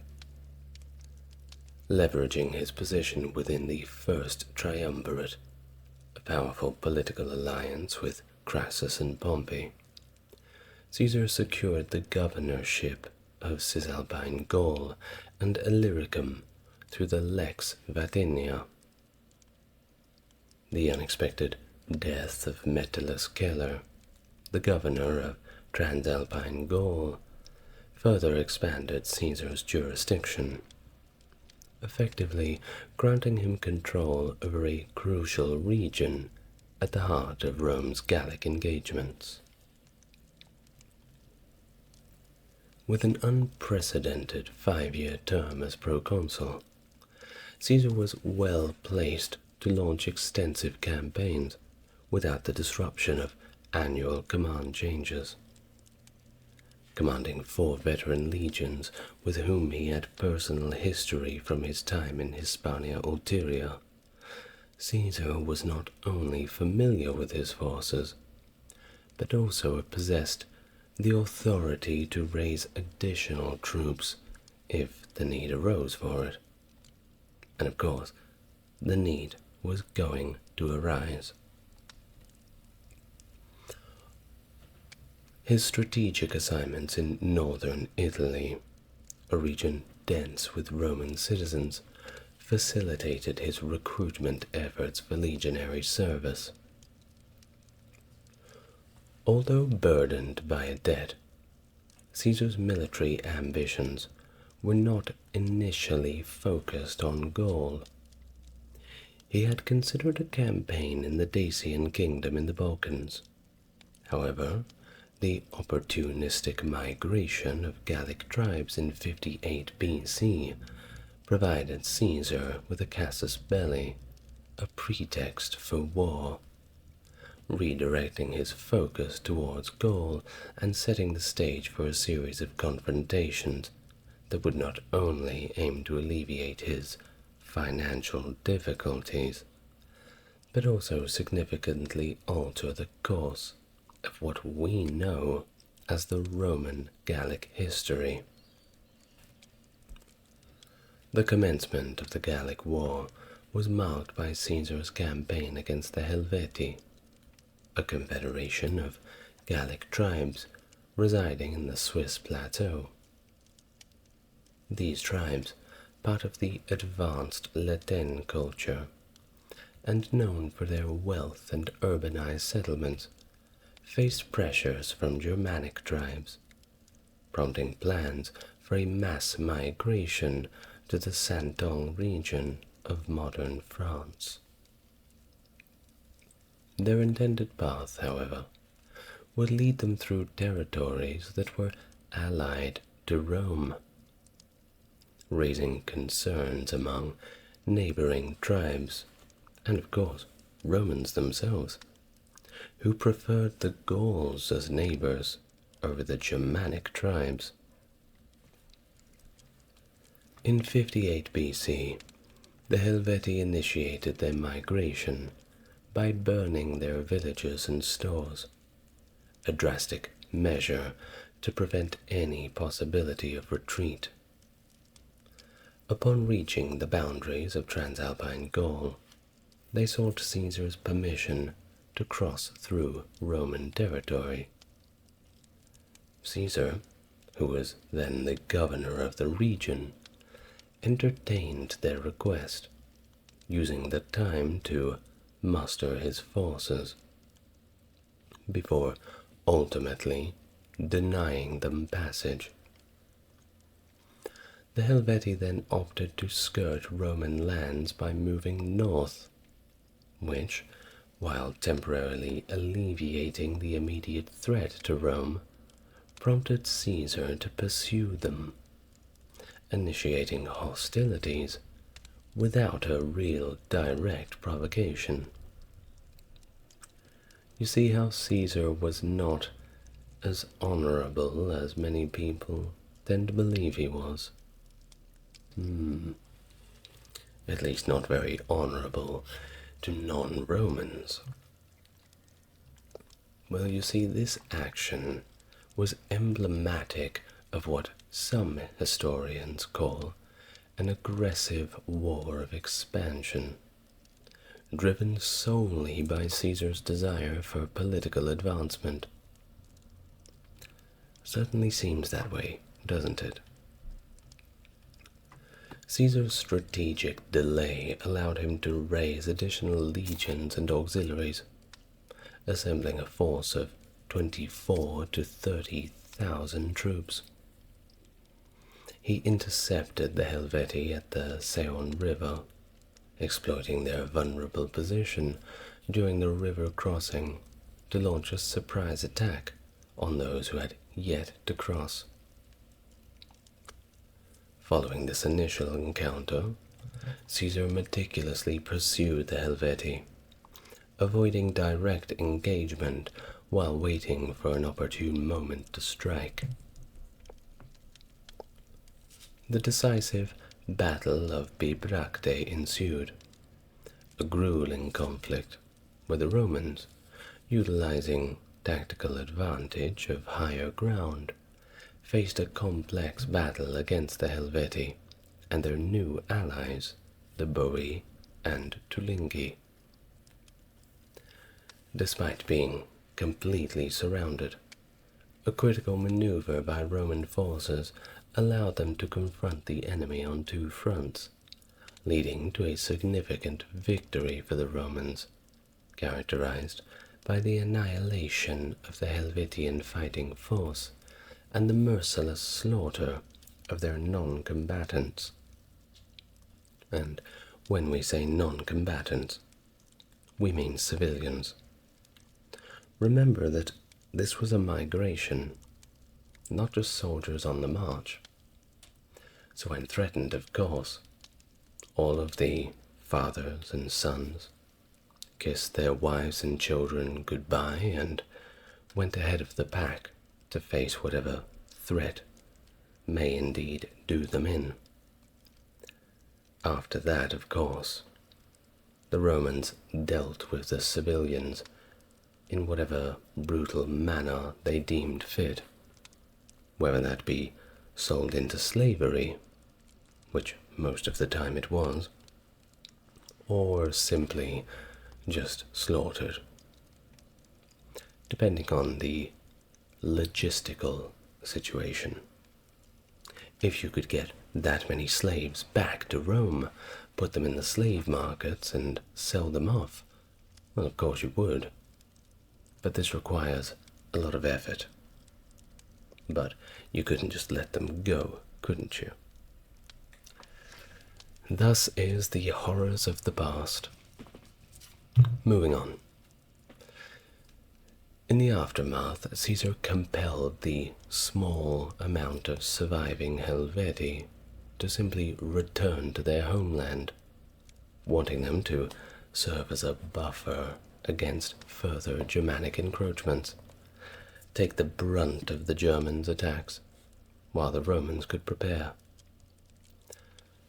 The purported discovery of a census detailing the Helvetes' number, later claimed by Caesar to exaggerate their strength for propaganda purposes, underscored the calculated narrative of Caesar's reports. The site of this pivotal battle, Bibracte, not only bore witness to Caesar's military acumen, but also later emerged as a key location during the Gallic uprising led by Vercingetorix in 52 BC. We'll get to that soon. Despite the ultimate Roman victory and the subsequent abandonment of Bibracte, the campaign against the Helvetii encapsulated the broader themes of the Gallic War: the clash of cultures, the strategic and brutal realities of ancient warfare, and the politics driving Rome's expansionist agenda. Following his victory over the Helvetii, Caesar shifted his focus to the Germanic Suebi, remember those guys, led by King Ariovistus, whom the Roman Senate had previously declared a friend and ally in 59 BC. It's funny how the Roman Senate can change their mind. Caesar's need for a legitimate war justification was met when a Gallic delegation, headed by Diviciacus of the Aedui, voiced their grievances against Ariovistus's aggressive conquests and the taking of hostages. Seizing this as an opportunity not only to protect Rome's allies, but also extend its dominion, Caesar prepared for conflict. The pretext for war was solidified by the harassment of the Aedui and the Harutes, allies of the Suebi, and reports of a significant Suebi force attempting to cross the Rhine into Gaul. Caesar preempted Ariovistus's plans to capture Vensontio, a major Sequani town, by marching there first. The initial diplomatic engagement between Caesar and Ariovistus, aimed at negotiating peace, broke down when Germanic horsemen decided it would be a good idea to attack Caesar's escort, violating the truce. It was not a very good idea. They should have thought that one through. A subsequent meeting turned sour as Ariovistus imprisoned Caesar's envoys. Well, all this managed to do was make Caesar even angrier. With Ariovistus strategically positioning his camp to cut off Caesar's supplies and communication lines, Caesar responded by constructing a second camp closer to the Suebi position, setting the stage for a direct confrontation. The battle that ensued saw Caesar's tactical prowess in full display, under the command of Caesar's legates, with Publius Crassus leading a pivotal cavalry charge. The Roman forces managed to turn the tide against the Suebi, driving their left flank back and causing the Germanic line to completely collapse. Caesar reported a staggering loss of life among Ariovistus's forces, with the Suebi king and the remnants of his army fleeing back across the Rhine, marking a decisive end to their story and their threat in Rome. See you next time, Germans. The campaign against the Suebi culminated in the battle where Roman discipline and strategy overcame the fierce but less organized Suebi warriors. It underscored Caesar's military acumen and his ambition to dominate Gaul. With the defeat of the Helvetii and the Suebi within a single year, Caesar had not only eliminated two of Rome's greatest threats, but also set the stage for his eventual takeover of Gaul, a feat that would significantly bolster his political and military stature back in Rome. In 57 BC, the ripple effect of Caesar's previous year's victories had set the stage for further conflict. Anticipating Caesar's ambition to conquer all of Gaul, many tribes sought alliances with Rome. While Caesar and his adversaries mobilized for the upcoming campaign. This year of 57 BC, Caesar embarked with a significantly bolstered force, fielding 32,000 to perhaps up to 40,000 men, aiming to confront the Belgae, a tribal confederation in modern-day Belgium. The Belgae had attacked a Roman allied tribe, prompting Caesar to take action. Despite an initial avoidance of direct confrontation by both sides, mainly due to logistical constraints, Caesar's strategic fortifications led the Belgic army to disband without a fight. Caesar's rapid movements became a critical advantage, as he laid siege to the Belgic oppidum of the Suessiones. Despite the Belgae's attempt to counter by sneaking back into the city, the Romans' unfamiliar siege tactics confused and overwhelmed them, leading to a panicked and swift surrender. Now, this victory in particular set off a domino effect, with surrounding tribes being so frightened that they simply submitted to Roman power. However, not all were subdued. The Nervi, alongside the Atrebates and the Viromandoi, planned an ambush at the river Sambre, resulting in the Battle of Sabis. And this battle nearly ended in disaster for Caesar, due to a tactical oversight and the Nervi's surprise attack. The Romans, caught off guard and with legions unprepared, faced a critical moment. Caesar's personal intervention, rallying his troops by joining the front line himself, alongside the disciplined formation of the Roman legions, managed to turn the tide.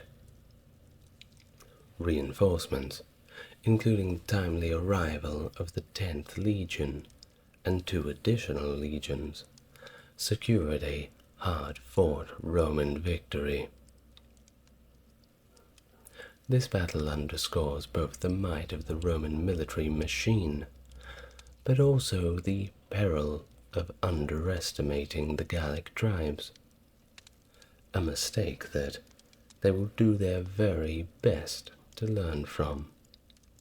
We'll see how they go with that as we move forward. This campaign's success expanded Roman control, with most Germanic tribes submitting to Rome. Caesar's tactics, while nearly leading to defeat, ultimately reinforced his reputation as a formidable commander. The year concluded with Caesar addressing civil affairs in Transalpine Gaul and wintering his troops among the northern Gaulish tribes, further cementing Roman dominance. The substantial wealth acquired notably from selling 53,000 Atuatuci into slavery, one of the smaller tribes, significantly contributed to Caesar's financial recovery and bolstered his political stature in Rome. Evidenced, of course, by an unprecedented 15-day Thanksgiving awarded by the Senate. Wow, 2 weeks off. Nobody gets that from their boss. This campaign not only showcased Caesar's military prowess, but really managed to show everybody that, strategically, he was a bit of a badass. Very impressive. The Gauls' resentment towards the Romans, of course, intensified after being coerced into supplying food for the Roman troops over the winter. Sort of like, well, we've just murdered half of your people. Now we'd like some dinner, please. Set the table. Tensions escalated when the Veneti, a seafaring tribe in northwest Gaul, captured Roman officers sent to requisition grain, setting the stage for a notable confrontation. Anticipating Rome's retaliation, the Veneti, skilled in Atlantic naval warfare, prepared by allying with Armorican tribes, fortifying their settlements, and assembling a rather impressive fleet. Their ships, designed for the tumultuous Atlantic, contrasted sharply with the Roman vessels, which were ill-suited for such conditions, primarily relying on oarsmen instead of sails. Recognizing the necessity of a naval strategy, Caesar commissioned the construction of a new fleet under Decimus Brutus's command, recruiting oarsmen from Gaul's conquered regions. This move, along with the dispatch of legions of cavalry to various parts of Gaul, indicated ongoing unrest and the threat of rebellion. This stood in a stark contrast to Caesar's previous claims of peace, which were, at this point, very well and truly out the window. Now, this campaign against the Veneti showcased the challenges Rome faced in adapting to naval warfare, especially the naval warfare that was required in the Atlantic. After all, when you're marching up to Gaul, you don't really expect a fight on the seas. The Veneti's ability to evacuate their hill forts by sea, and their initial confinement of the Roman fleet to harbor, underscored the difficulties Rome encountered. However, of course, the tide turned when the Roman fleet, leveraging its newly constructed ships, engaged the Veneti off the coast of Brittany.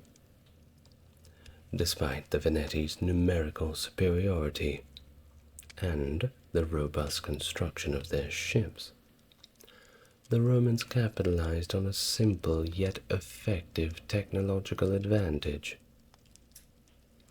They had grappling hooks. Pretty cool, huh? These hooks not only disabled the Veneti's sails, but also facilitated boarding actions, allowing the Roman soldiers to overpower the Gauls, sword to sword. Well, if the sailors even had swords to fight back. Well, they probably would have been using spears if we want to get technical, but okay. The defeat of the Veneti led to their surrender, with Caesar executing the tribal elders and enslaving the population, demonstrating the harsh consequences of opposing Rome. This victory over the Veneti allowed Caesar to shift focus to other coastal tribes. Of course, now they had the new boats and the cool grappling hooks. Nobody was going to see that coming. All of this signaled his relentless pursuit of dominance over Gaul, and showcased a great amount of adaptability, along with the usual Roman ruthlessness. Following Caesar's victories over the Veneti, his attention turned to pacifying regions under his control. Sabinus, stationed in Normandy, faced a coalition of tribes including the Lexovi, Coriosolites, and the Venelli. Their ill-fated attempt to assault Sabinus's fortified position left them vulnerable, resulting in their defeat and subsequent surrender. Sabinus's strategic acumen secured Roman dominance over the region of Normandy. Meanwhile, Publius Crassus encountered significant resistance in Aquitania, where tribes had adopted guerrilla tactics learned from their previous conflicts. The rebels, including the Vocates, Tarasates, adeptly targeted Roman supply lines and avoided direct engagement. However, Crassus devised a cunning plan to outmaneuver them, surprising the Gallic encampment and inflicting a decisive blow that led to their surrender. With Aquitania subdued, Roman control extended over southwest Gaul. Meanwhile, Publius Crassus encountered significant resistance in Aquitania, where tribes had adopted guerrilla tactics learned from their previous conflicts. The rebels, including the Vocates and the Tarasates, adeptly targeted Roman supply lines and avoided direct engagement. However, Crassus devised a cunning plan to outmaneuver them, surprising the Gallic encampment and inflicting a decisive blow that led to their surrender. With Aquitania subdued, Rome could add southwest Gaul under its sphere of control. Parallel to this, Caesar's attempts to subdue coastal tribes had met a few challenges. Despite Roman superiority in conventional warfare, the elusive tribes exploited their knowledge of the terrain to avoid direct confrontation. Hindered by adverse weather conditions, Caesar's forces resorted to raiding, unable to decisively engage the invasive tribes. Recognizing the limitations of continued pursuit, Caesar chose to withdraw for the winter, albeit with unresolved conflicts that would influence future campaigns. Amidst military endeavors, Caesar's political acumen remained evident. The Lucca Conference, a pivotal gathering where he secured political concessions in exchange for extending his governorship, underscored his skill in coalition building. Furthermore, Caesar's audacious feats in 55 BC, notably the unprecedented crossing of the Rhine and the inaugural Roman expedition to Britain, were driven by a quest for prestige and publicity. Despite minimal territorial gains, these endeavors showcased his leadership and made him very popular back in Rome. Widespread acclaim. The meticulous documentation of these exploits in Caesar's Commentari de Bello Gallico, or Commentaries on the Gallic War, cemented his heroic image and bolstered his political standing. But remember, this was written from the Roman perspective, so it tended to make the Romans look like they were just absolutely wrecking the Gauls. Yeah, it was a little one-sided. But please do yourself a favor and go and buy the book. Don't buy it off Amazon. Go to a bookstore, support the small businesses. Well, do whatever you want. Just buy the damn book. So upon his triumphant return, Caesar was hailed as a hero and accorded a remarkable 20-day Thanksgiving. Last time it was just 14. This was an unprecedented honor that underscored even more about his growing influence in Roman politics. Thus, while the campaigns of 55 BC posed formidable challenges, Caesar's strategic prowess, partnered with his political savvy, ensured continued momentum towards his ambitions in Gaul and beyond. The next year, in 54 BC, Caesar's approach towards Britain was far more comprehensive and ultimately successful than his initial expedition the year before. Over the winter, new ships were built, and Caesar embarked on this campaign with a formidable force consisting of 5 legions and 20,000 cavalry. Leaving the rest of his army in Gaul to maintain order, Caesar set sail for Britain.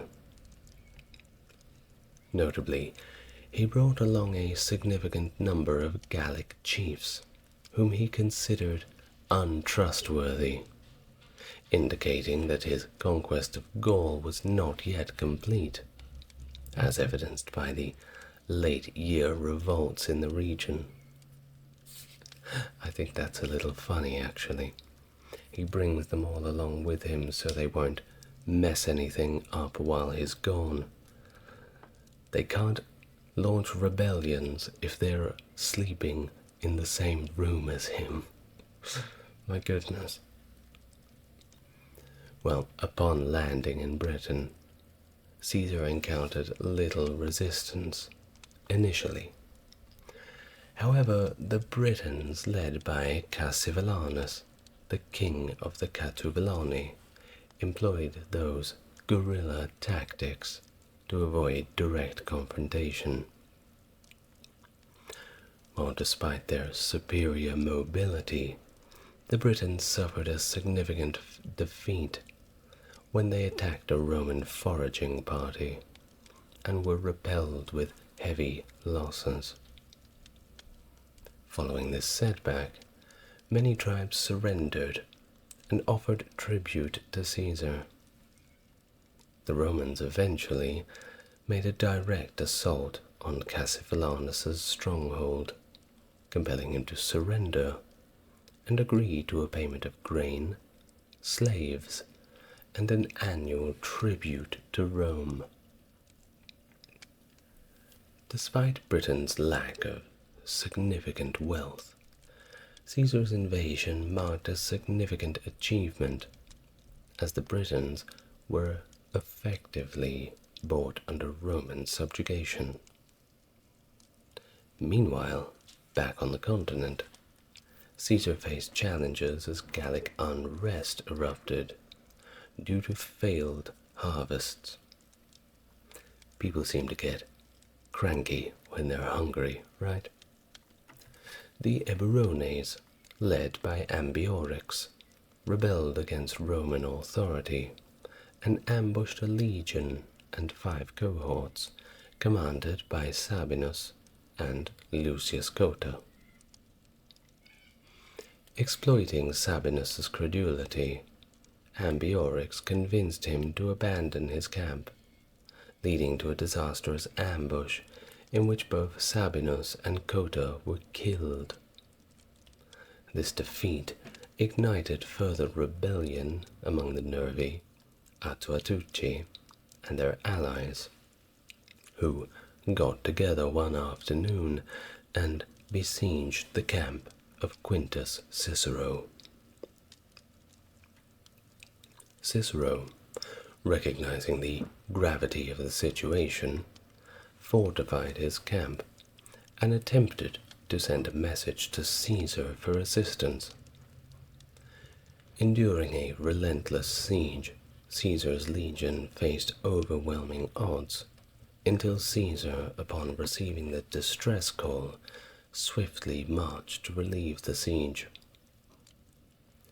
Overcoming significant challenges, including hostile terrain and enemy resistance, the forces of Caesar successfully rescued Cicero's besieged legion, albeit at a significant casualty rate.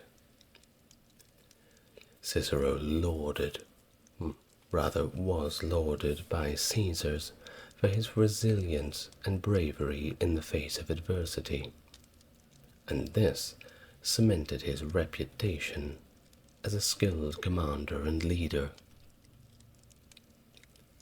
Overall, the events of 54 BC underscored Caesar's strategic acumen and military prowess, as he successfully navigated both challenges in Britain and Gaul.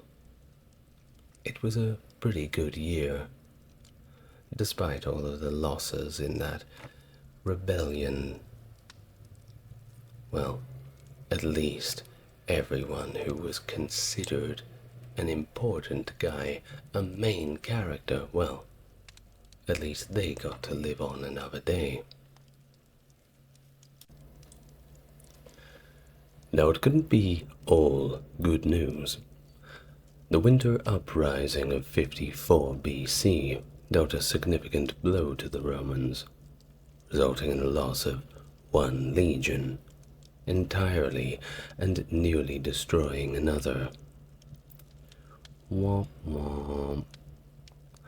This debacle exposed the vulnerability of Roman control over Gaul, prompting Caesar to launch a campaign aimed at a complete subjugation of the region and preempting future resistance.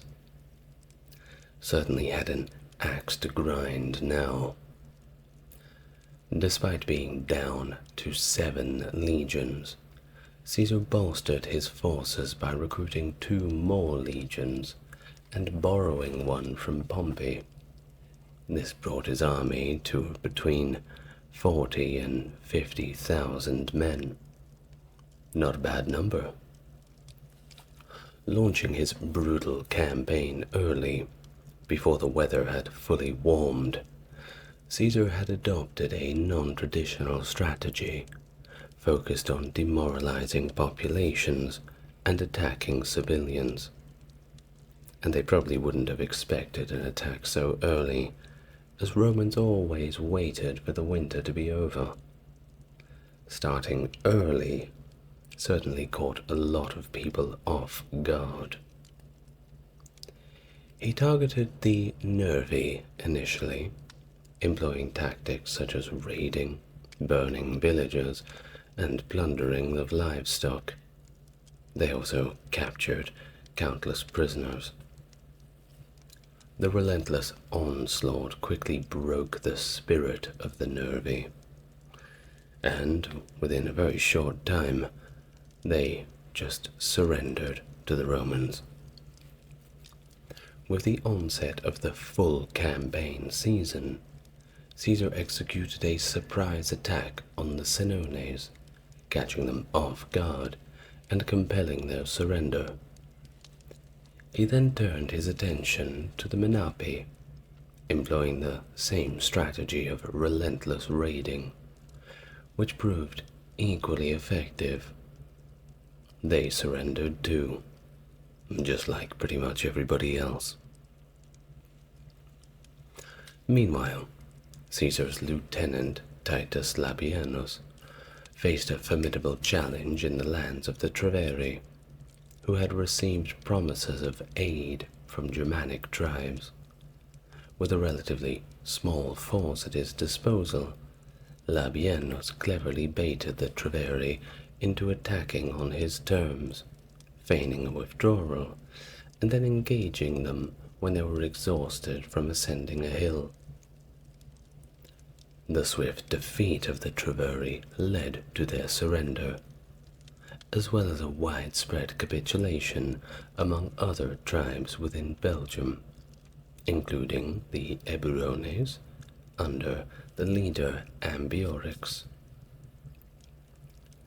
Seeking retribution against the German tribes for their support for the Gauls, Caesar led his legions across the Rhine once more, constructing a bridge solely for this purpose.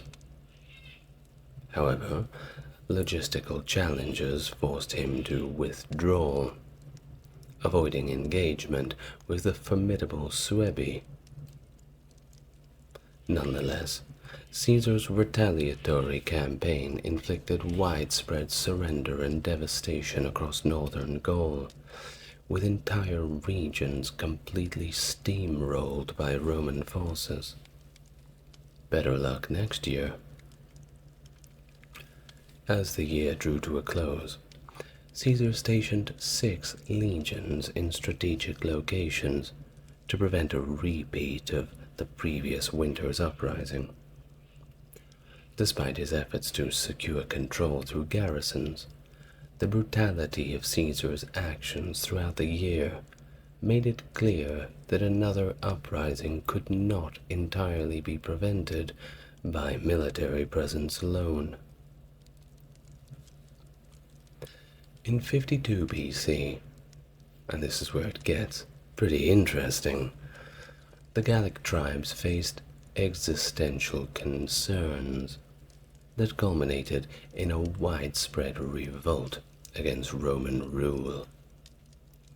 A scenario that had long been feared by Roman authorities had finally come true.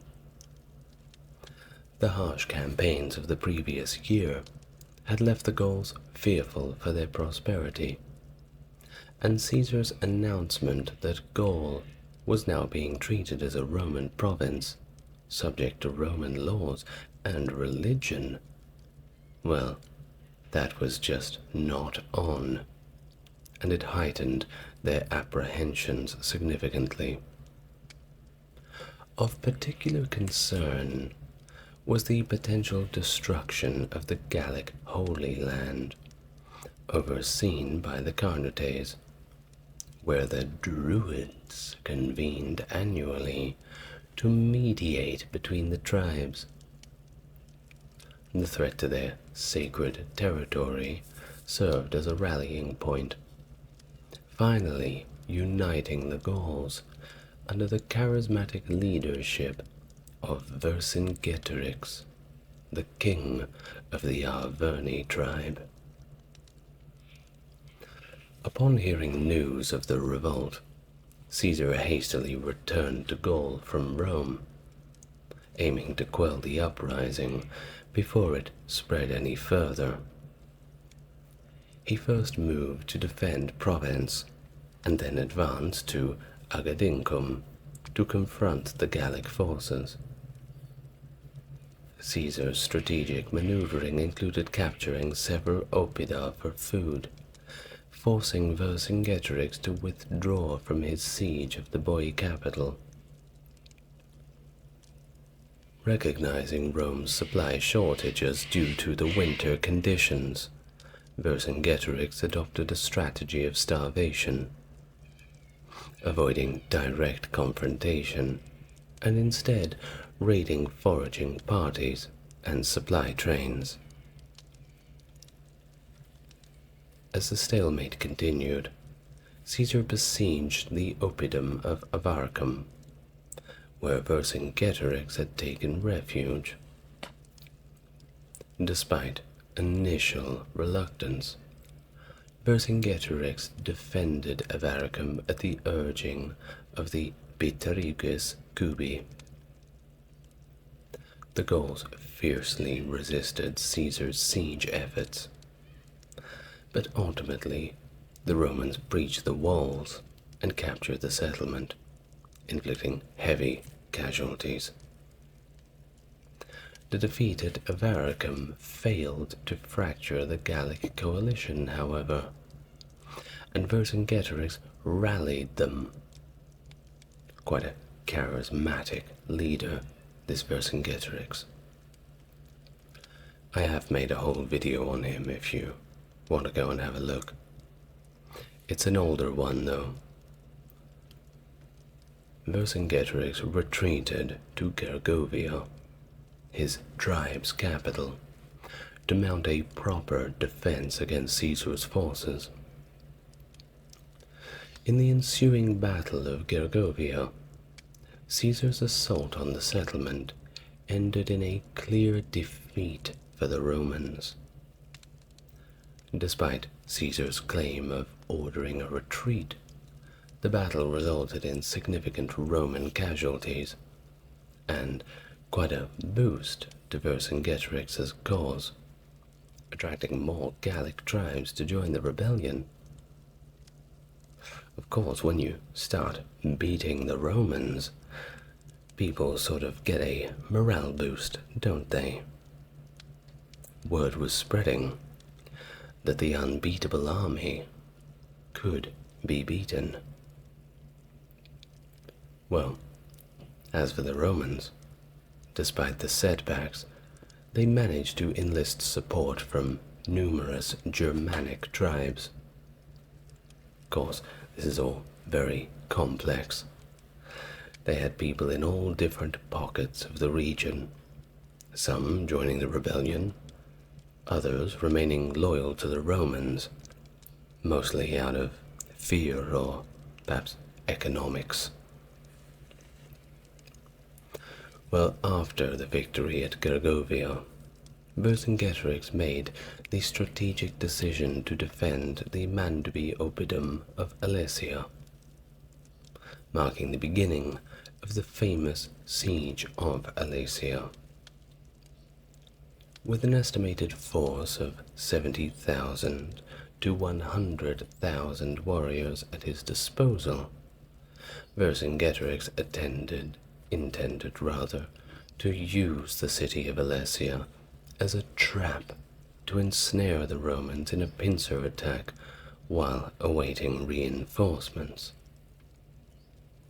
Meanwhile, Caesar, recognizing that a direct assault on the Gauls was no longer a feasible option after the setback at Gergovia, he rather opted for a siege strategy to slowly but surely starve out the defenders.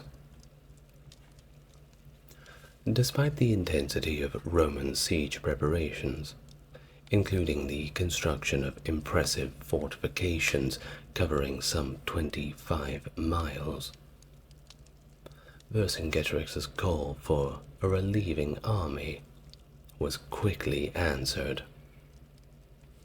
The Gauls then launched coordinated attacks from both within and outside the settlement, but the Roman defenses held firm.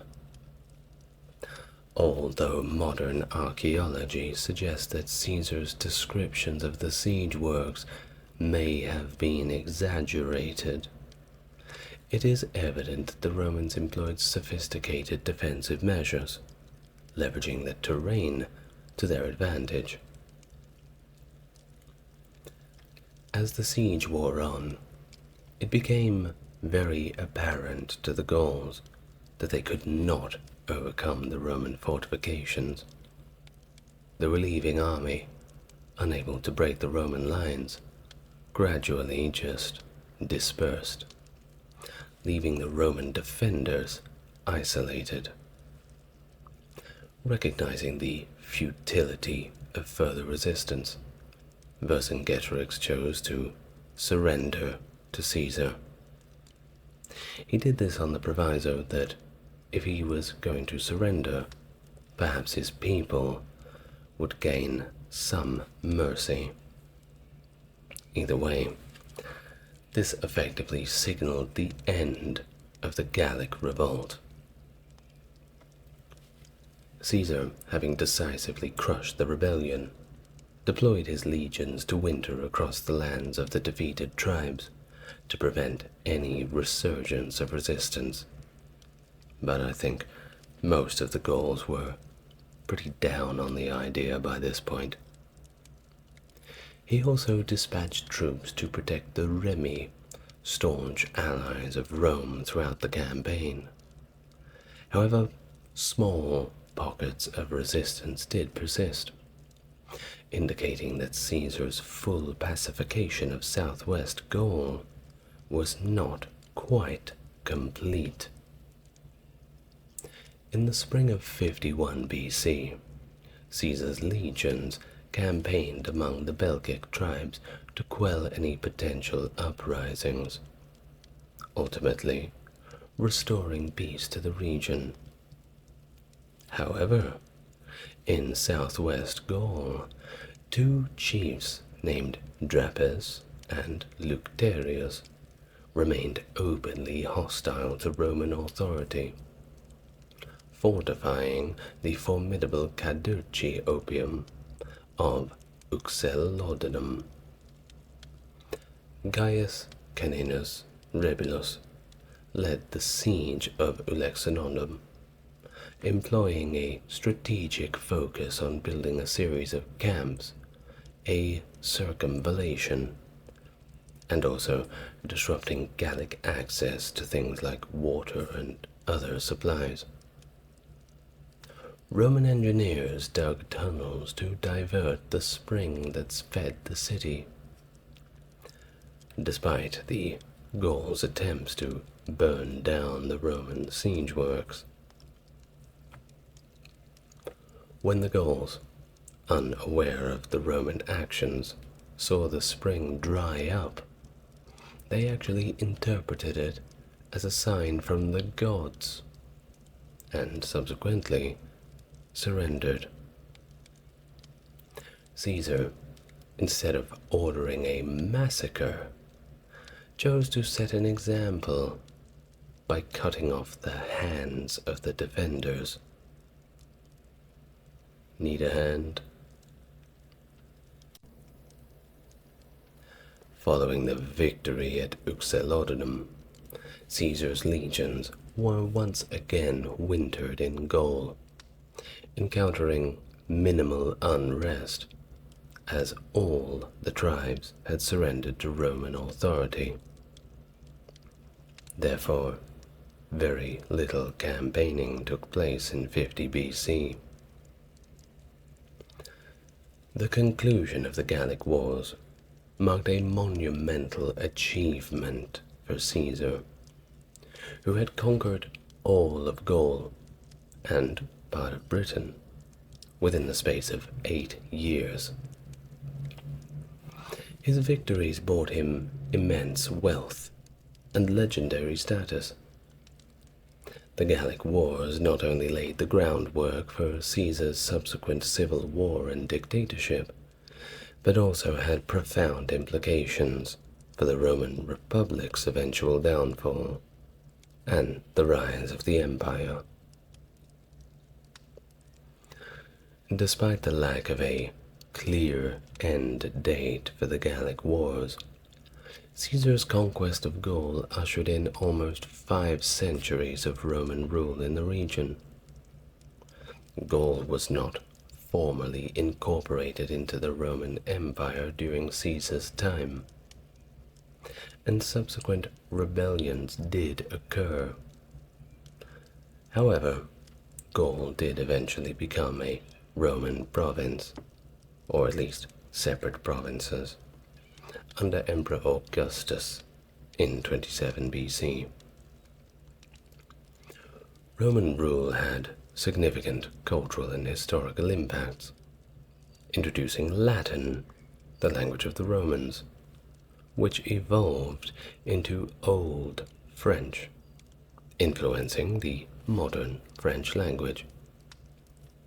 Furthermore, Caesar's conquest of Gaul paved the way for further Roman expansion into northwestern Europe, including parts of Germania, but they didn't get too far across the Rhine. Roman hegemony in Gaul endured, with few interruptions, until the crossing of the Rhine in 406 AD marked the beginning of significant changes. Well, those Germans eventually got their own back on Rome, but that is a topic for another video. Thank you once again for joining me. A little bit longer this one, wasn't it? But it's a topic that deserves our attention and demands my work. If you like the channel, like the video and subscribe and leave your comments down below. And if you really like the channel, go check me out on Patreon. I wish you all the best. Thank you once again for listening. I'll see you in the next video. Good night, everybody.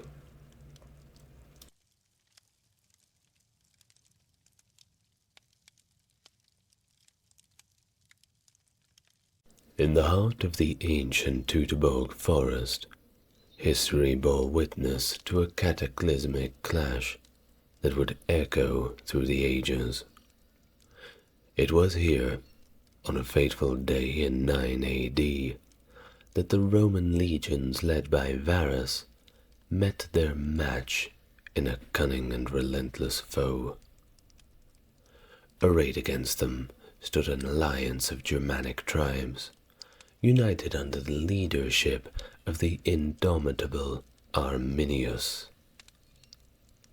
He, once a trusted officer within the Roman ranks, had mastered the art of deception, having imbibed the knowledge of Roman tactics and strategy. With meticulous planning and unwavering resolve, he lured Varus and his legions into a deadly trap, ensnaring them in the dense thickets of the forest. The Varian disaster, as it came to be known in the annals of Roman history, marked a turning point of unparalleled significance, shattering the illusion of invincibility that had long surrounded the Roman legions. Hello everyone, welcome to ASMR Historian. I am your host. If you'd like to support the channel, why not consider looking at my Patreon, where all the videos are ad-free. Otherwise, you can support the channel by helping me in the algorithm, by subscribing, liking, and leaving your comments down below. Without further ado, let's begin our video for today, the battle and the legacy of Teutoburg Forest. Let's start from the beginning and set the scene so we can understand what led to this catastrophic event. In the wake of Julius Caesar's Gallic conquests, the Roman Republic stood as a formidable force in the 1st century BC, extending its dominion over vast territories in Western Europe. However, amidst the triumphs of Caesar's campaigns, the Germanic tribes across the Rhine posed a persistent challenge to Roman expansion. Despite Caesar's forays into Germania, notably crossing the Rhine on 2 occasions, the elusive nature of the German warriors and their guerrilla tactics stymied Roman efforts to assert dominance in the region. Following the turmoil of Caesar's assassination in 44 and the subsequent power struggles in Rome, attention shifted away from continental Europe, leaving the Gauls vulnerable to internal strife and external threats.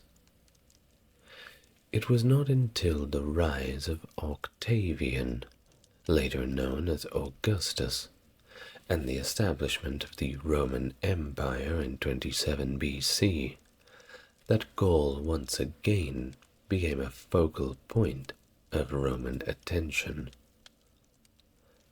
Augustus's reorganization of Gaul into smaller provinces highlighted the strategic significance of the Rhine as a buffer against Germanic incursions. Although Rome's precise policy towards the Germanic tribes still remains ambiguous. The Roman defeat in the Lullian disaster of 16 BC served as a sobering reminder of the challenges posed by the Germanic tribes. In response, Augustus embarked on a concerted effort to subdue the restless frontier, appointing his stepson Drusus as the new governor of Gaul. Drusus then launched a series of successful campaigns against the Germanic tribes from 11 to 9 BC, earning a string of victories despite facing formidable obstacles. However, Drusus's sudden death in 9 BC all but halted Roman expansion into Germanic territory, leaving his brother, Tiberius, to inherit the mantle of command. Tiberius continued his brother's efforts to consolidate Roman control in Germany, confronting local uprisings and extending Roman influence up to the Elbe River. Despite these achievements, Tiberius's fall from favor and subsequent voluntary exile in 6 BC marked a turning point in Roman policy towards Germania. He was succeeded by Lucius Domitius Anubarus, who subdued further uprisings and became the first Roman general to cross the Elbe River. As the new century approached, Rome's relations with the Germanic tribes remained complex, characterized by a delicate balance of diplomacy and, when needed, military force. In the early days of 6 AD, the Roman Empire mobilized a formidable force under the command of Saturninus and consul Aemilius Lepidus. This massive army, comprising of 13 legions with their accompanying personnel, totaling around 100,000 men, was deployed against Maroboduus, the king of the Marcomanni, a prominent tribe of the Suebi. However, Tiberius, who had been overseeing operations in Germania, was compelled to divert his attention to quell the Bellum Battanianum, also known as the Great Illyrian Revolt that had erupted in the Balkans. Amidst these tumultuous events, Arminius, a trusted advisor to Varus, clandestinely orchestrated a coalition of Germanic tribes, including traditional rivals like Cherusci Marsi, Chatti, and Bructeri. Despite outward appearances of submission to Roman authority, these tribes seethed with resentment over perceived Roman oppression and brutality. With meticulous planning and patient coordination, Arminius cultivated this simmering discontent, waiting for the opportune moment to strike a decisive blow against Varus and his outnumbered legions. As Varus led his forces from their summer encampments towards winter headquarters near the Rhine, reports of a localized rebellion, engineered by Arminius, reached his ears. Unaware of the broader conspiracy brewing against him, Varus heeded the call to suppress what he believed to be a minor uprising, unwittingly walking into a meticulously laid trap set by his erstwhile ally. Publius Quintilius Varus, the central figure in the Varian disaster, rose through the ranks of the Roman Empire with notable swiftness and distinction. So let's understand a little bit about him first, before we go on. His ascent began when Emperor Augustus appointed him as quaestor in 22 BC, a remarkable achievement, considering the usual age requirement of 30 for such a coveted position. Varus's subsequent military career saw him commanding the 19th Legion in 15th BC and attaining the position of junior consul. His administrative talents were further recognized with appointments as governor of Africa in 8 BC and later of Syria in 7 BC, a prestigious but challenging role amidst the complex political landscape of the Eastern Empire and its chaotic border regions. Well, despite the complexities of governing Syria, Varus demonstrated his capability by effectively addressing the succession crisis following the death of Herod the Great in 4 BC. However, contemporary accounts offer divergent assessments of his governance, with Josephus portraying Varus favorably, while Patroclus implies corruption during his tenure.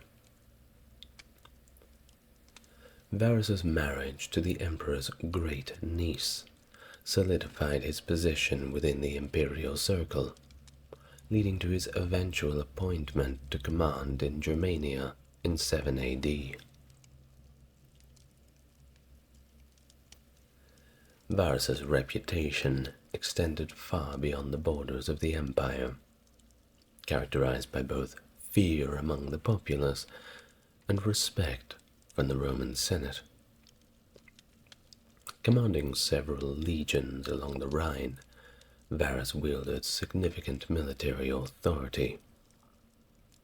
These legions, formerly under the leadership of Saturninus, were stationed at Castrum Mogontiacum, while Varus's nephew Asprenas likely led the other 2 legions in winter quarters. Varus's initial command in Germania comprised a formidable force, consisting of 5 legions alongside auxiliaries. During the early imperial period, each legion boasted approximately 4,800 men, supported by 120 light escort or scouting cavalry. With engineers, officers, and non-combatant servants included, a legion typically totaled around 5,000 fighting men. Varus's command of approximately 25,000 soldiers, excluding auxiliaries, constituted about 20% of the Roman frontline army. Now, however, despite the exact number of troops under Varus's command during the Battle of Teutoburg Forest remains uncertain, with estimates ranging from 20 to 30,000. At the time of the battle, only 3 legions, totaling approximately 50,000 men, remained under Varus's leadership, accompanied by 9 small auxiliary units comprising of about 4,500. Winter attrition, including casualties and illness, likely diminished the legion's strength. It was a German winter too, wasn't an Italian winter. 2 different things.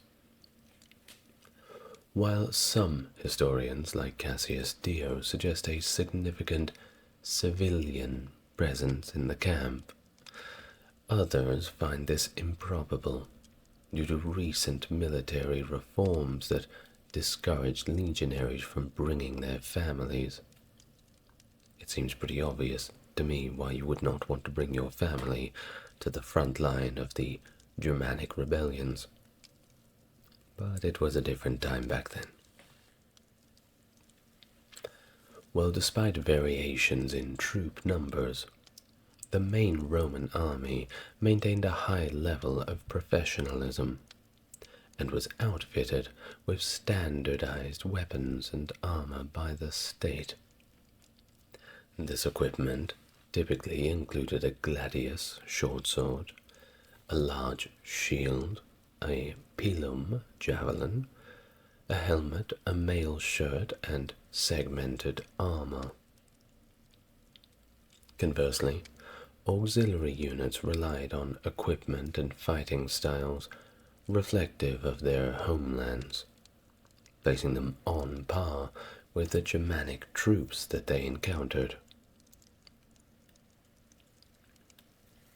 Now, on to Arminius. We're going to learn a little bit about the other main character in this story. Arminius, hailing from the Cherusci tribe, emerged as the leader of the Germanic coalition. His unique background positioned him well to comprehend Roman tactics and strategy. Captured by the Romans at a young age, after Drusus's victory over his tribe in 8 BC, Arminius received an aristocratic education in Rome, eventually joining the Roman cavalry and commanding auxiliaries by 4 AD. Pretty impressive, don't you think? Despite his Roman affiliations, Arminius maintained ties to his beloved homeland in Germania. Well, you can take the boy out of Germania, but not the Germania out of the boy. 2 pivotal events shaped Arminius's perception of Roman capabilities. A Cherusci ambush against Drusus in 11 BC, and Drusus's subsequent victory over the Cherusci in 8 BC. From these encounters, Arminius gleaned a crucial lesson. While the Romans could be defeated, their tactical adaptability and discipline posed formidable challenges. It was not going to be easy. The size of Arminius's forces remains a major matter of conjecture due to the absence of written records. Estimates vary widely, with historians proposing figures ranging from 17,000 all the way up to 100,000 troops. Despite their varied origins, these Germanic warriors possessed combat experience, albeit lacking the standardized equipment of the Roman legions. While some fighters wielded heavy spears and javelins, many relied on basic shields and hunting weapons, with armor a rare commodity, acquired primarily from defeated Romans or through service as Roman auxiliaries. Well, with all this, the stage was set for a straightforward campaign as winter loosened its grip in 9 AD. Varus was unaware of the impending betrayal, and he meticulously planned the expedition. The rendezvous point was Vetera, situated in present-day Xanten, Germany. From there, the Roman forces would traverse the Rhine, replenishing garrisons along the route as they advanced into Cherusci territory. Their objective: to establish a summer encampment within what was believed to be pacified Cherusci lands, laying the groundwork for further operations in the region. Little did Varus know that he had already fallen into a trap. Arminius, his trusted confidant, had orchestrated this cunning deception. Under the guise of cooperation, Arminius manipulated Varus into positioning the Roman army within the heart of Cherusci territory, offering a strategic advantage to the German tribes. Pretty clever, huh? Arminius needs to get more credit, I think. As the Romans embarked on their return journey to winter quarters, they would be vulnerable to ambush in terrain that favored Arminius. The timing of Arminius's betrayal remains a little mysterious, whether seeded during his years as a Roman hostage or solidified during his service alongside Varus in Germania. No one really knows. Nonetheless, by early 9 AD, Arminius had initiated a web of deceit, rallying Germanic chieftains to his clandestine cause. You know, he's winning me over. I like this Arminius. Can you imagine?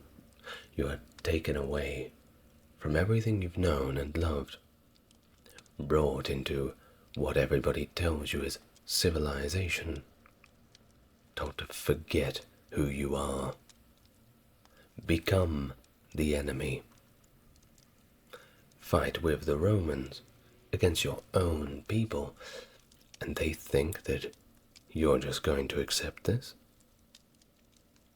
You've got to be joking. Certainly Arminius knows how to bide his time and get payback. There's a saying in Mandarin that I like. 君子报仇，10年不晚. For a gentleman to take revenge, 10 years is not too long to wait. Hell yeah. Anyway, let's get back to it. Anticipating the inevitable Roman reprisal, Arminius sought to unite disparate tribes, bracing for what could potentially evolve into a prolonged conflict against the formidable Roman war machine. The time had come. As the Roman army emerged from winter hibernation in March, they dutifully executed Varus's strategy, albeit amidst logistical hurdles and a notable lack of vigilance. The precise location of the summer encampment remains obscured by the veil of time, likely nestled near or around modern-day Minden in Germany. Historical accounts depict Varus's summer demeanor as more administrative than martial, focusing on diplomatic engagements rather than military maneuvers. However, some historians scrutinize these narratives, citing biases from within his own chronicles, particularly Paterculus's contentious portrayal of Varus. Nevertheless, for these legionaries, the season unfolded in a routine blend of drills and infrastructure projects, fortifying roads and defenses. Meanwhile, Arminius strategically embedded within Rome ranks alongside his auxiliaries, patiently awaiting his moment to strike.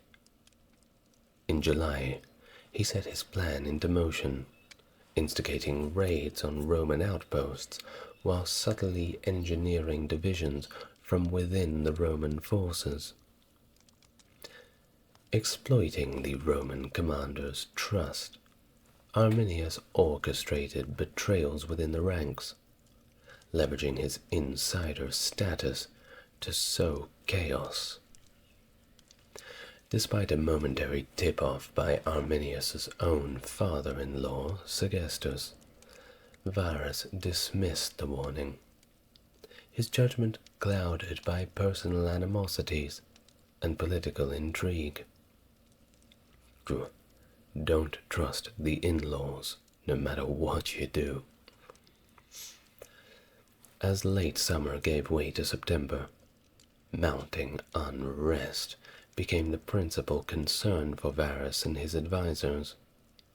Sensing the narrow window of opportunity, some councillors cautioned against attempting to quell the rebellion, while also securing a safe return to winter quarters.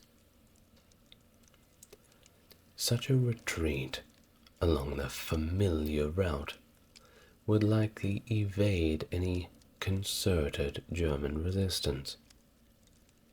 However, in a daring move, Arminius proposed an alternative course, a campaign against the Angrivari. By traversing their territory, the Romans could both shorten their homeward journey and suppress the uprising.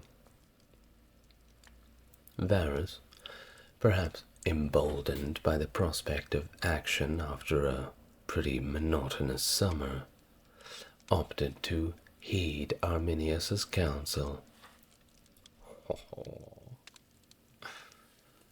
On the dawn of September 7th, 9 AD, the Roman legions rallied for departure.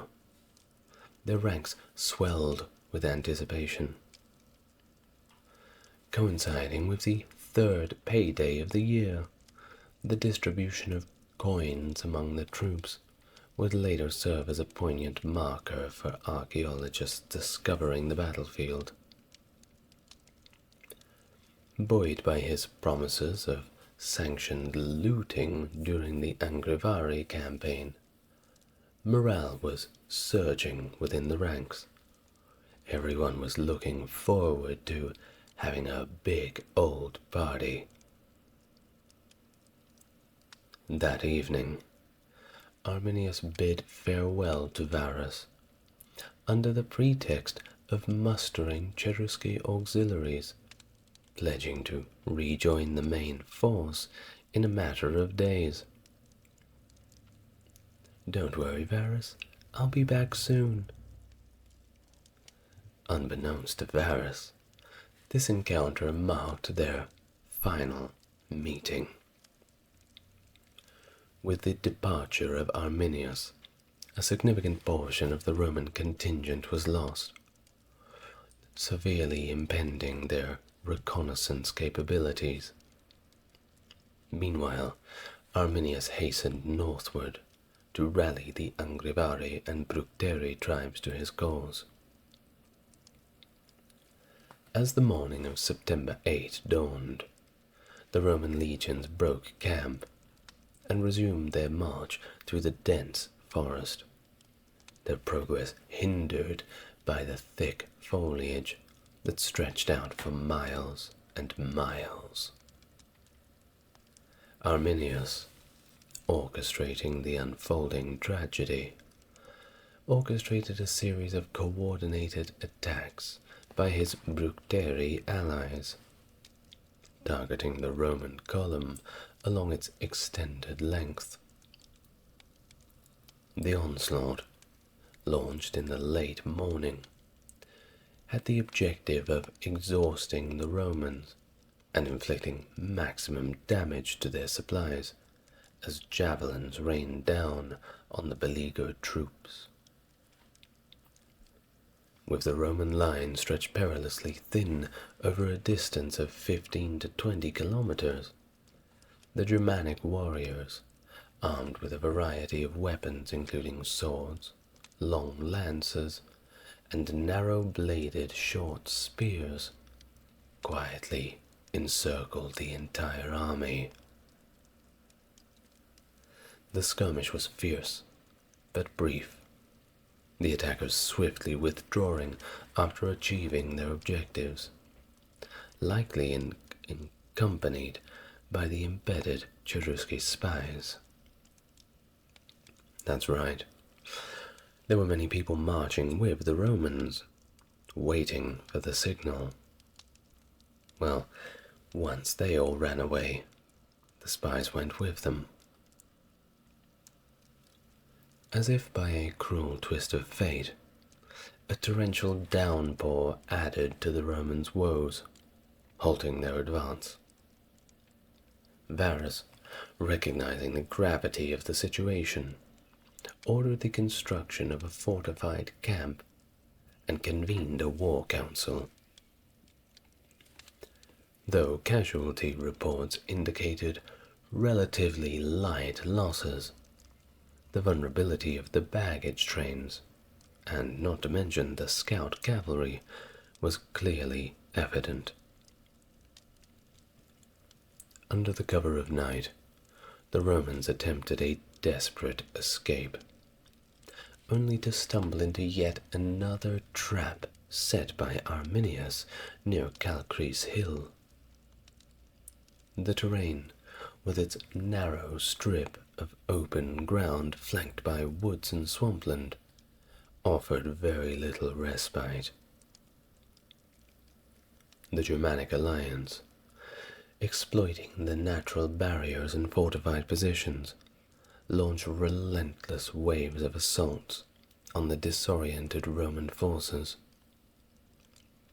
Amidst the chaos, Varus drew his last breath, choosing to take his own life rather than face capture or defeat. Other Roman commanders, including Prefectus Caeonius and Prefectus Aegius, met similar fates, either falling in battle or succumbing to the culminated despair of their doomed cause. The aftermath of the Battle of Teutoburg Forest was nothing short of catastrophic for the Roman forces, with casualties estimated to be between 15,000 to 20,000. Many Roman officers, faced with that grim reality of defeat, chose to fall on their swords in accordance with Roman tradition. It was the style at the time. Tacitus grimly recounts how some officers met a grisly fate, becoming sacrificial victims in the indigenous religious ceremonies of the Germanic forces, their bodies cooked in pots, and their bones used for rituals for many years later. Others were subjected to ransom, while some common soldiers were likely enslaved by their victorious foes. Roman accounts paint a vivid picture of the utter devastation suffered by the legions, with archaeological findings at Calchris revealing approximately 6,000 pieces of Roman equipment compared to just a single clearly Germanic artifact, indicating the severity of the Roman losses. It was not simply a loss for the Romans, it was a red-ass beatdown that they will never forget. However, the absence of substantial German relics can be attributed to their practice of removing the bodies of their fallen comrades from the battlefield and burying them along with their battle gear. So maybe the Romans did manage to take a few of them out. Moreover, many Germanic soldiers, possibly numbering in the thousands, had deserted and donned Roman armor, further complicating the identifications of combatants in archaeological excavations. And do remember that, as we had already mentioned, the Germanic forces, if they were wearing armor, well, it was probably Roman armor.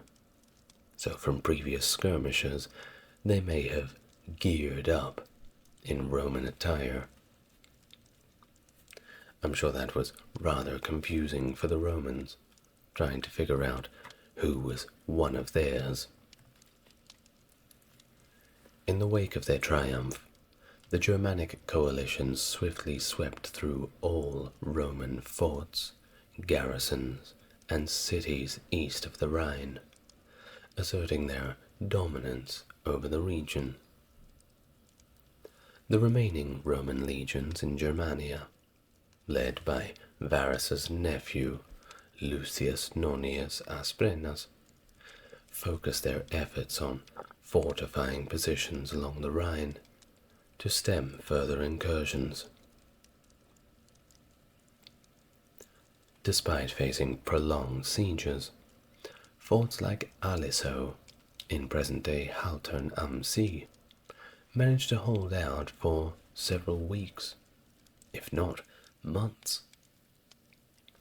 Ultimately, the garrison under Lucius Caedicius, reinforced by survivors from the Teutoburg forest, successfully broke through the encirclement and reached the safety of the Rhine.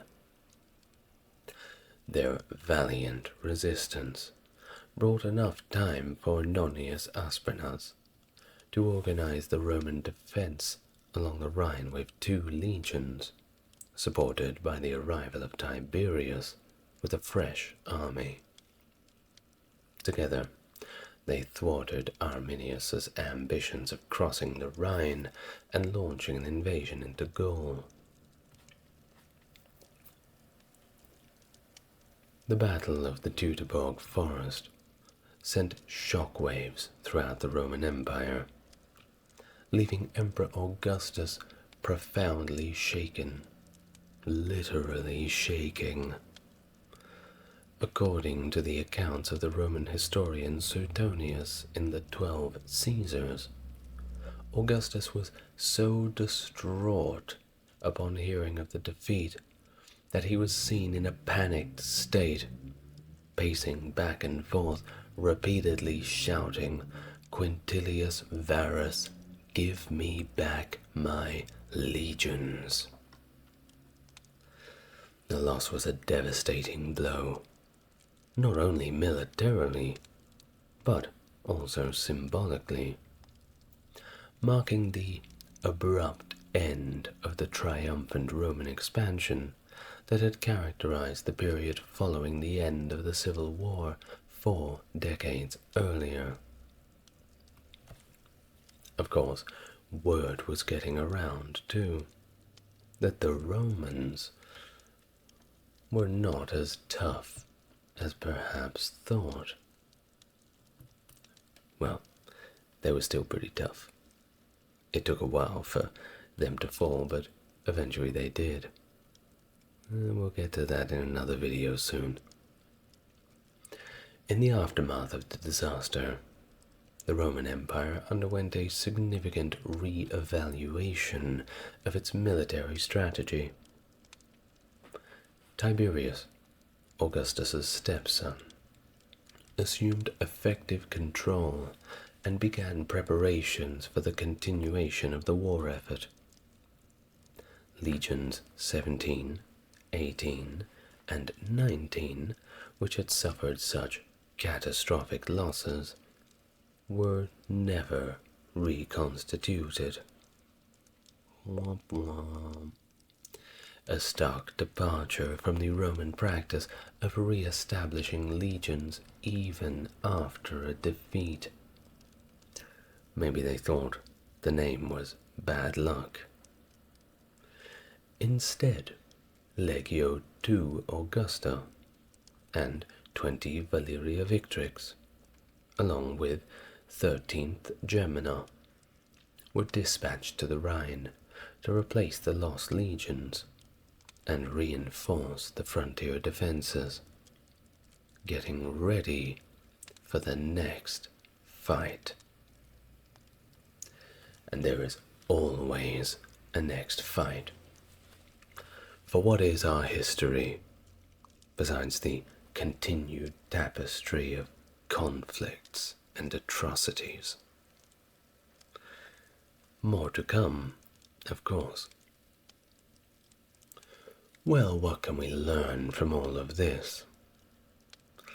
I suppose, if anything, we can look at it from the German perspective first.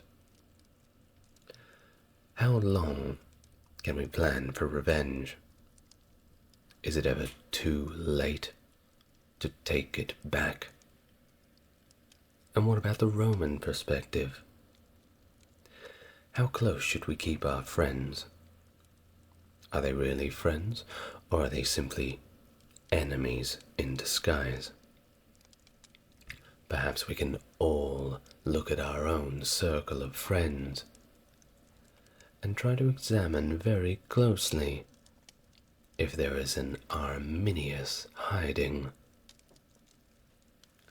Well, thank you very much for listening. I really had fun recording that. I thought that was a great story, if I do say so myself. If you enjoyed it, how about you subscribe to the channel? I'm trying to push to 3,000 this month. Ooh, glorious day that I receive the 5,000. So tell your friends about me. Otherwise, continue to enjoy the historical content that I'm pushing out with the utmost enjoyment. I'm the ASMR Historian. It's been a pleasure. See you in the next video, and good night.